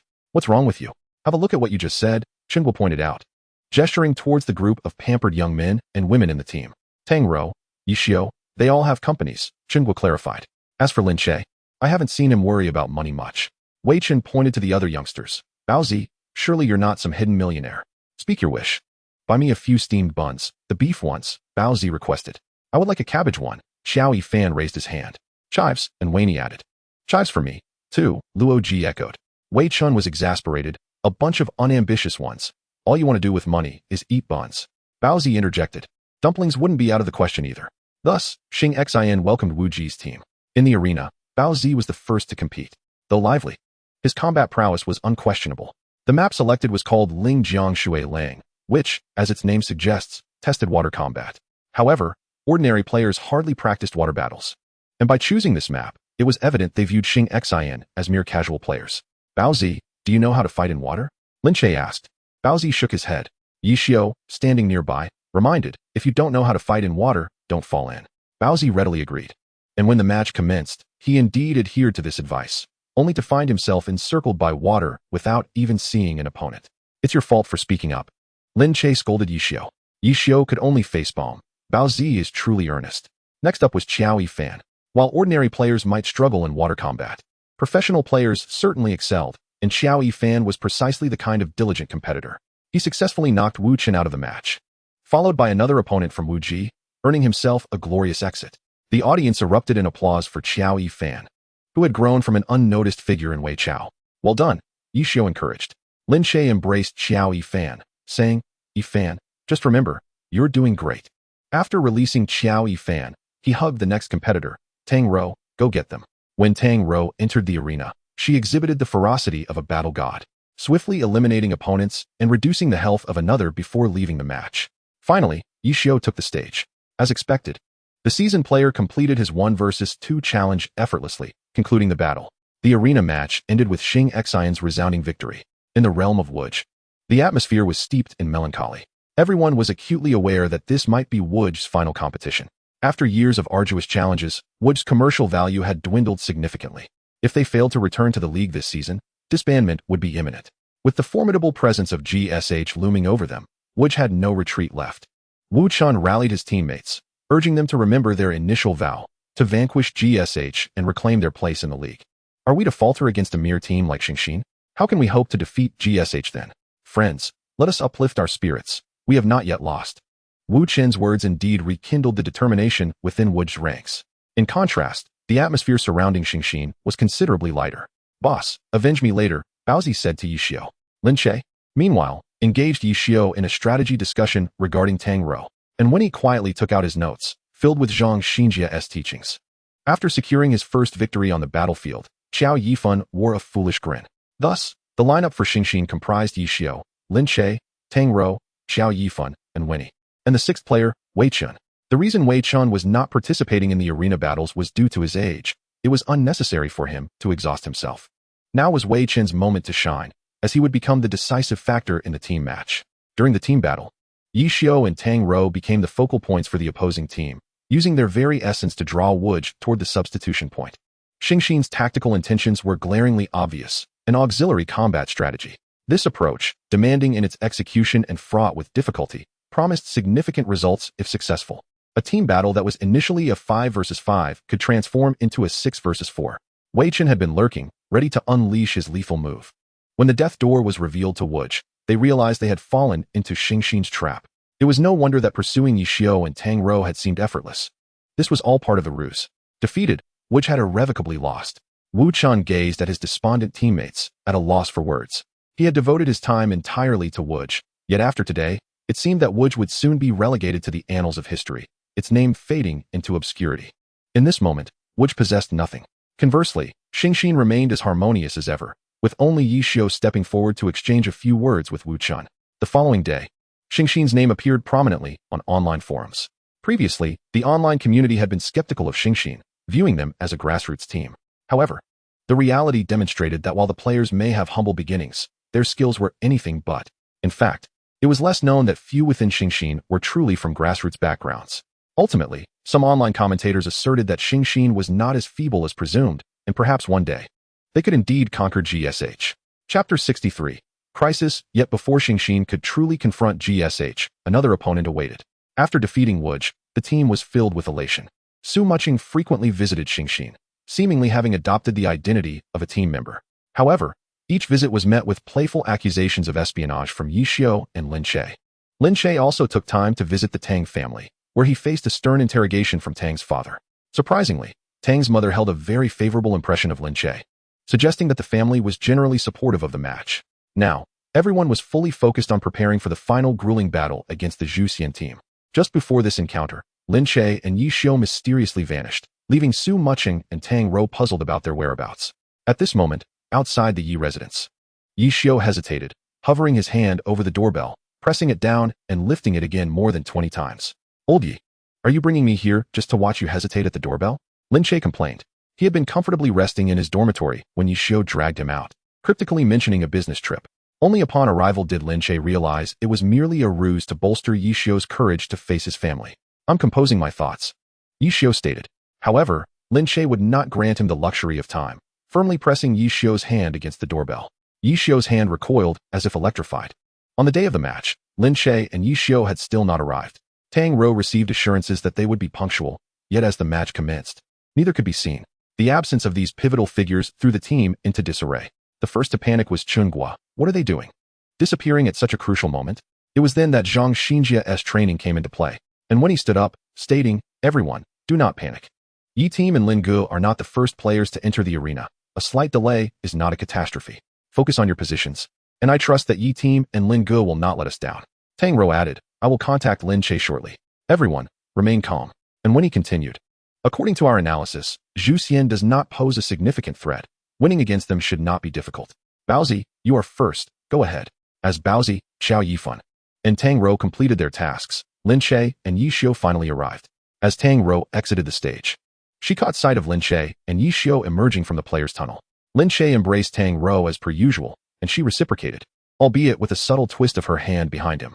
Meanwhile, In the audience, a well-dressed gentleman seated himself. The next to enter the arena was Ye Xiu, who, masked, glanced at the audience as he made his way to the competition area, spotting his father among the spectators. Subsequently, the entire venue erupted in astonishment as Ye Xiu, who had always concealed his face behind a mask, finally removed it. The battles fought by Xingxin had always concluded swiftly, and this occasion was no exception. Both Ye Xiu and Lin Che were formidable opponents, and now Xingxin truly stood in opposition to Ye Xiu. Just as the members of Xingxin were celebrating their victory, Tao Xian appeared at the player's passage.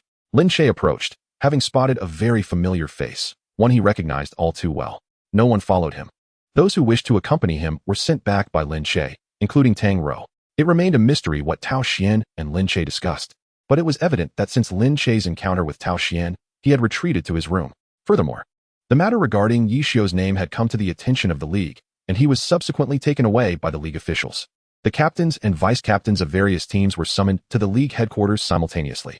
In the lounge, Yu Wenzhou spoke. Do you know why we have been called here?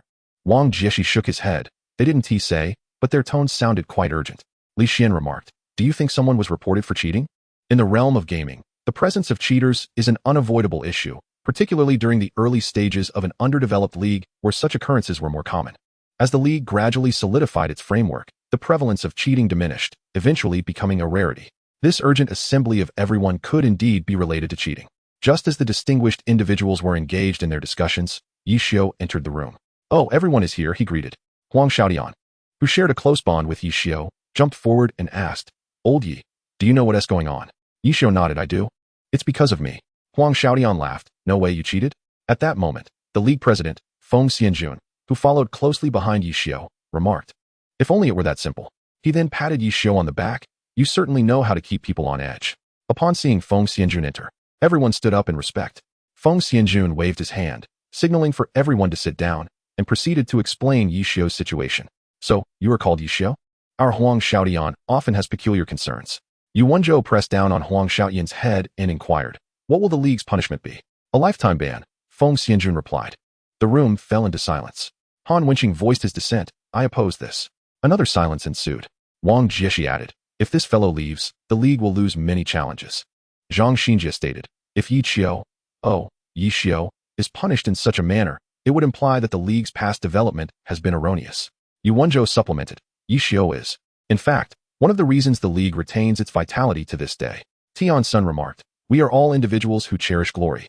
As long as Ye Xiu is the one playing, it suffices. To negate Ye Xiu's contributions to this industry over a mere name seems excessively harsh. Feng Xianjun held his head in his hands. I understand your sentiments, but how can this be explained to the public? At the Xingxin Internet CAF, despite their victory, everyone was far from joyful. Xingxin now stood on the brink of disintegration, facing a dire predicament. Outside the door, Tang Rou repeatedly dialed Lin Che's number, only to hear the phone ringing within, unanswered. The others were as anxious as ants on a hot pan. Gritting her teeth, Tang Rou lifted her leg and forcefully kicked the door. It was a simple door, lacking reinforcement, yet even so, it was challenging for a girl to break through. Let me handle it, Baozi said, rolling up his sleeves and delivering a powerful kick. Chapter 64. The finale begins after Baozi kicked open the door. Ye Xiu returned from outside. However, Tang Rou had no time to acknowledge Ye Xiu and hurried into Lin Che's room. Lin, what's wrong? She asked, embracing Lin Che. Lin Che patted her hand and stated, you know the phrase, science knows no borders? Everyone from Xingxin leaned into Lin Che's room, their curious eyes fixed upon him. Lin Che opened his phone and displayed a news article to everyone.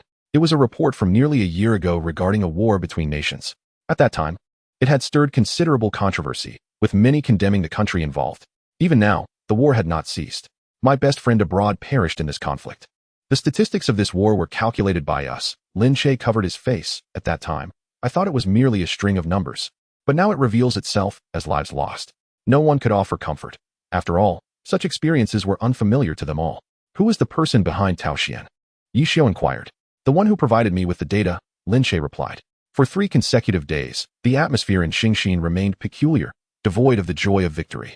Tang Rou stayed by Lin Che's side, never leaving him, until one person arrived. Hello, is Lin Che here? A blonde foreigner entered the Xingxin Internet CAF, awkwardly inquiring in broken Chinese. Chen Guo asked, who are you? But the individual clearly struggled with the language, often failing to convey his thoughts. Fortunately, both Tang Rou and Ye Xiu were proficient in English. I am a friend of Lin Che, here to see him, the visitor stated. He then noticed the watch on Tang Rou's wrist and added, "Oh, you must be Lin's sweetheart?" Tang Rou displayed a look of confusion. The visitor noticed her puzzlement and explained, "I forgot to introduce myself. I am Alan Jean, and that watch you are wearing is made by my family." He bowed to Tang Rou in greeting and clumsily said in Chinese, "I should call you sister-in-law." Tang Rou led Alan to Lin Che's room. Upon seeing Lin Che, Alan exclaimed, "Oh, my friend, what has happened to you? We were all in the wrong, completely wrong." Lin Che replied, "Dorf is dead. It is our fault." And are the closest of friends. When a war breaks out in his homeland, he resolutely returns to his country, and thereafter, there is no news of him. It is only after the victory over that learns of situation from.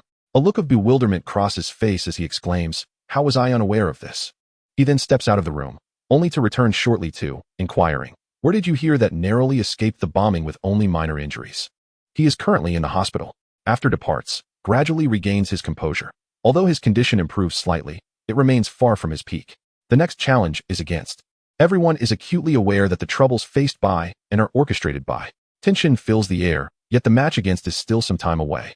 Leaving everyone to focus on training, unbeknownst to them, has somehow managed to lure into their midst. Accompanied by a taciturn man who immediately occupies a corner of the training room, immersing himself in practice without engaging with others, only shares some interaction with him. While one could argue that Tu has communicated with him, albeit through a rather forceful manner. Meanwhile, under the guidance of, begins to recover his state. With everything progressing positively. During this time, the official organization undertakes a significant update, discreetly enhancing the game's ranking system, leading to greater unpredictability in the finals. At last, the moment of the decisive battle with arrives. The officials show immense regard for this confrontation, inviting numerous captains as commentary guests. In the first half, the commentators are, and, while the second half features, and, S presence in the commentary booth feels somewhat out of place, as he is not known for his verbosity. In the opening match, Fields, a protege of who had previously visited and often played with, establishing a cordial rapport. In contrast, sends out, observing the matchup, remarks, taught personally by, is nothing short of classic, employing the strategy. A nearby commentator queries, what does the strategy entail? Remains silent, prompting to respond, it is the simplest and most effective strategy.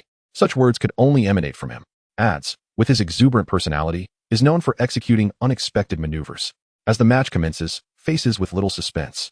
Despite any luck, S fundamental skills prevail. The battle rages on with both combatants at 50 health. Expresses regret, alas, made an error, perhaps he skipped breakfast. Just as steps off the stage, he hears commentary and feels a kinship. Indeed, I did not eat. The commentators then turn their attention to the next contestant from. Glancing at the match schedule, announces, next up is their captain. The commentary continues to highlight prowess. A player whose unique playstyle has long vanished from the league. Demonstrates formidable combat ability in the hands of. Objectively assesses, indeed, if this man returns to the league, it will pose a significant challenge for everyone. The commentator playfully probes.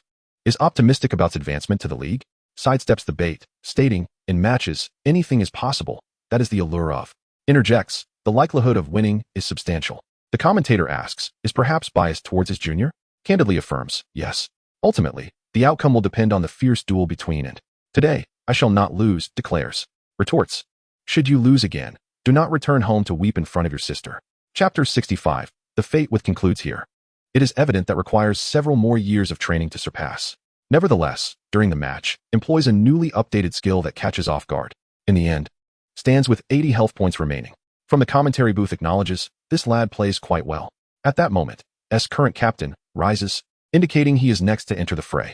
The commentators heighten the anticipation, stating, will send out their captain, marking a clash between the old and new leaders. Upon entering, speaks little, confidently striding toward the center of the map. Undeterred, engages in battle. Facing once more, this time as adversaries rather than allies. Feels a surge of nostalgia. After his departure, invested in altering its character design, rendering it somewhat unfamiliar to. In all honesty, possesses the potential to ascend to godly status. Yet his temperament requires refinement to effectively lead a team. Although he has shown some improvement, he still falls short of his ideal. Ultimately, S health advantage proves decisive, leading Tu's defeat. Left with 20 health points. The next contestant from is, who, despite her limited experience, boasts commendable speed and guidance from various masters, making it feasible for her to eliminate, who is down to merely 20 health points. As Sun Xiang left the arena, Han Yinro still had 70 of her health remaining, which was quite a commendable achievement. The next contestant from Jiashi was Shun Jian, a martial artist, whose presence appeared somewhat insignificant among the illustrious lineup of experts. Logically, He should have been accompanied by Qiu Fei, yet Qiu Fei, bearing the prestigious title of Ye Xiu's true disciple, rendered Xingxin feeling somewhat helpless. To Xingxin, defeating Tang Rou seemed a manageable task, given that she was a newcomer. Conversely, Tang Rou perceived no considerable pressure from this opponent. Having endured the strain imposed by Han Wenqing for a duration, and she had developed her own insights regarding martial artists. During the match, Han Wenqing, who was half a mentor to Tang Rou, observed with utmost scrutiny. The first half proceeded smoothly until the latter portion. Alas, a moment of operational blunder occurred. Huang Xiaodian, as an opportunist, swiftly seized upon Tang Rou's mistake. Xingxin capitalized on this oversight to triumph over Tang Rou, fully aware that without this misstep, he would have faced defeat. Regrettably, Tang Rou's error sealed her fate. Upon exiting the arena, her mood was markedly dismal. Lin Che gently embraced Tang Rou, running his fingers through her short hair at the back of her head, and said, "Let me take over." He then proceeded to the competition stage. Lin Che's role was destined to embody the absolute dominance of Luo Mu at this stage, leaving Xingxin powerless, particularly as he specialized in close-quarters combat. The next contestant was Xiao Shiqin. Lin Che recalled Ye Xiu's words prior to the match. Most people still regarded Xiao Shiqin primarily in terms of strategy, while in reality, his skills were overshadowed by tactical brilliance. This was Ye Xiu's evaluation of Xiao Shiqin. The battle between Lin Che and Xiao Shiqin provided a visual feast for all spectators. It was evident that Lin Che's unique sword dance could yield impressive performances even against a long-range opponent like the mechanic. Yu Wenzhou commented, "Now, both Xingling Mie and Luo Mu are in critical health. The outcome hinges upon a fleeting moment." "Not quite," Han Wenqing interjected, just as he uttered those words. Xingling Mie propelled himself towards Luo Mu for a self-detonation. Although Lin Che reacted swiftly, rolling aside and raising his dual swords to block, the explosion's radius and damage were overwhelming, leaving him unable to reverse the situation. The match resulted in a stalemate, placing the fate of both teams in the hands of their goalkeepers. Jiashi's goalkeeper was Su Muching. Upon seeing Su Muching rise, Ye Xiu's grip on the armrest tightened significantly. The atmosphere on Xingxin's side turned tense. Prior to the match, they had bantered about whether Ye Xiu would show leniency towards Su Muching, and now she was stepping onto the stage. Ye Xiu had previously asserted that Su Muching would likely not participate due to the risks involved. Now, all they could do was hope she wouldn't falter. For any mistake would lead to defeat, leaving Xingxin in an inescapable predicament. At this moment, Wei Chen remarked, "Why the long faces? I'm not that weak. Am I? Can't even handle a fully powered Su Muching? Have a little faith in me." However, it was clear that the team had little confidence in Wei Chen. When the two entered the arena, it became evident that Wei Chen indeed could not prevail, even without errors. His connection with Jiashi ended here. Su Muching, controlling Mu Yucheng Feng, announced her departure from the game. Ye Xiu was already waiting for Su Muching off stage. Upon seeing Ye Xiu, Su Muching, unable to hold back her tears, leaned her head against his chest. Ye Xiu gently patted her back, continuously soothing her emotions. "Leave the rest to me," he comforted her. In that instant, Su Muching suddenly leaned in and pressed her lips against Ye Xiu's. In the commentary room, Huang Xiaodian quickly turned to shield Lu Hanwen's eyes with his hand, exclaiming, "We can't let the kids see this, they might get ideas. Little Lu, wait until you're older to watch." Originally, he had brought Lu Hanwen along to broaden his horizons, but now it was indeed an eye-opening experience. Despite being in front of Lu Hanwen, Huang Xiaodian watched with great interest, as a close friend of Ye Xiu, witnessing this pair, who had never been publicly acknowledged online, finally revealing their relationship. In the audience, Ye's parents watched with glowing eyes, as if ready to bring Su Muching home at any moment. What followed was a team battle that would determine the fate of both sides. Frankly speaking, both teams boasted extraordinarily luxurious lineups. Jiashi featured two deities, Xiao Shiqin and Sun Xiang, while the other teammates were seasoned veterans. Xingxin, on the other hand, had Ye Xiu, the god of glory, at the helm, Lin Che, a pseudo-deity, Wei Chen, an old master, and a group of talented newcomers. Until the battle concluded, no one could definitively predict the victor. With such anticipation, the life-and-death battle between Jiashi and Xingxin commenced. In the final match, the participants for Xingxin were Ye Xiu, Lin Che, Tang Rou, Wei Chen, and Mo Fan. And in Wui, Jiashi fielded Sun Xiang, Xiao Shiqin, Qiu Fei, Xingjian, Wang Zhe, and Zhang Jiaxing. It was evident that Xingxin's arrangement brought forth a delightful surprise. The commentators noted, "This Mo Fan has yet to make an appearance in any match." The commentary team had changed for the second half, with Zhang Xinjia stating, "I am somewhat familiar with this Mo Fan." Now that both teams had entered the battle room, they could freely analyze Mo Fan without the constraints of commentary. The commentators seized the opportunity to inquire, "Deputy Captain Zhang, do you know this Mo Fan?" While the name Mo Fan may not ring a bell for many, his account, Hui Run Buwan, was well known. Zhang Xinjia elaborated.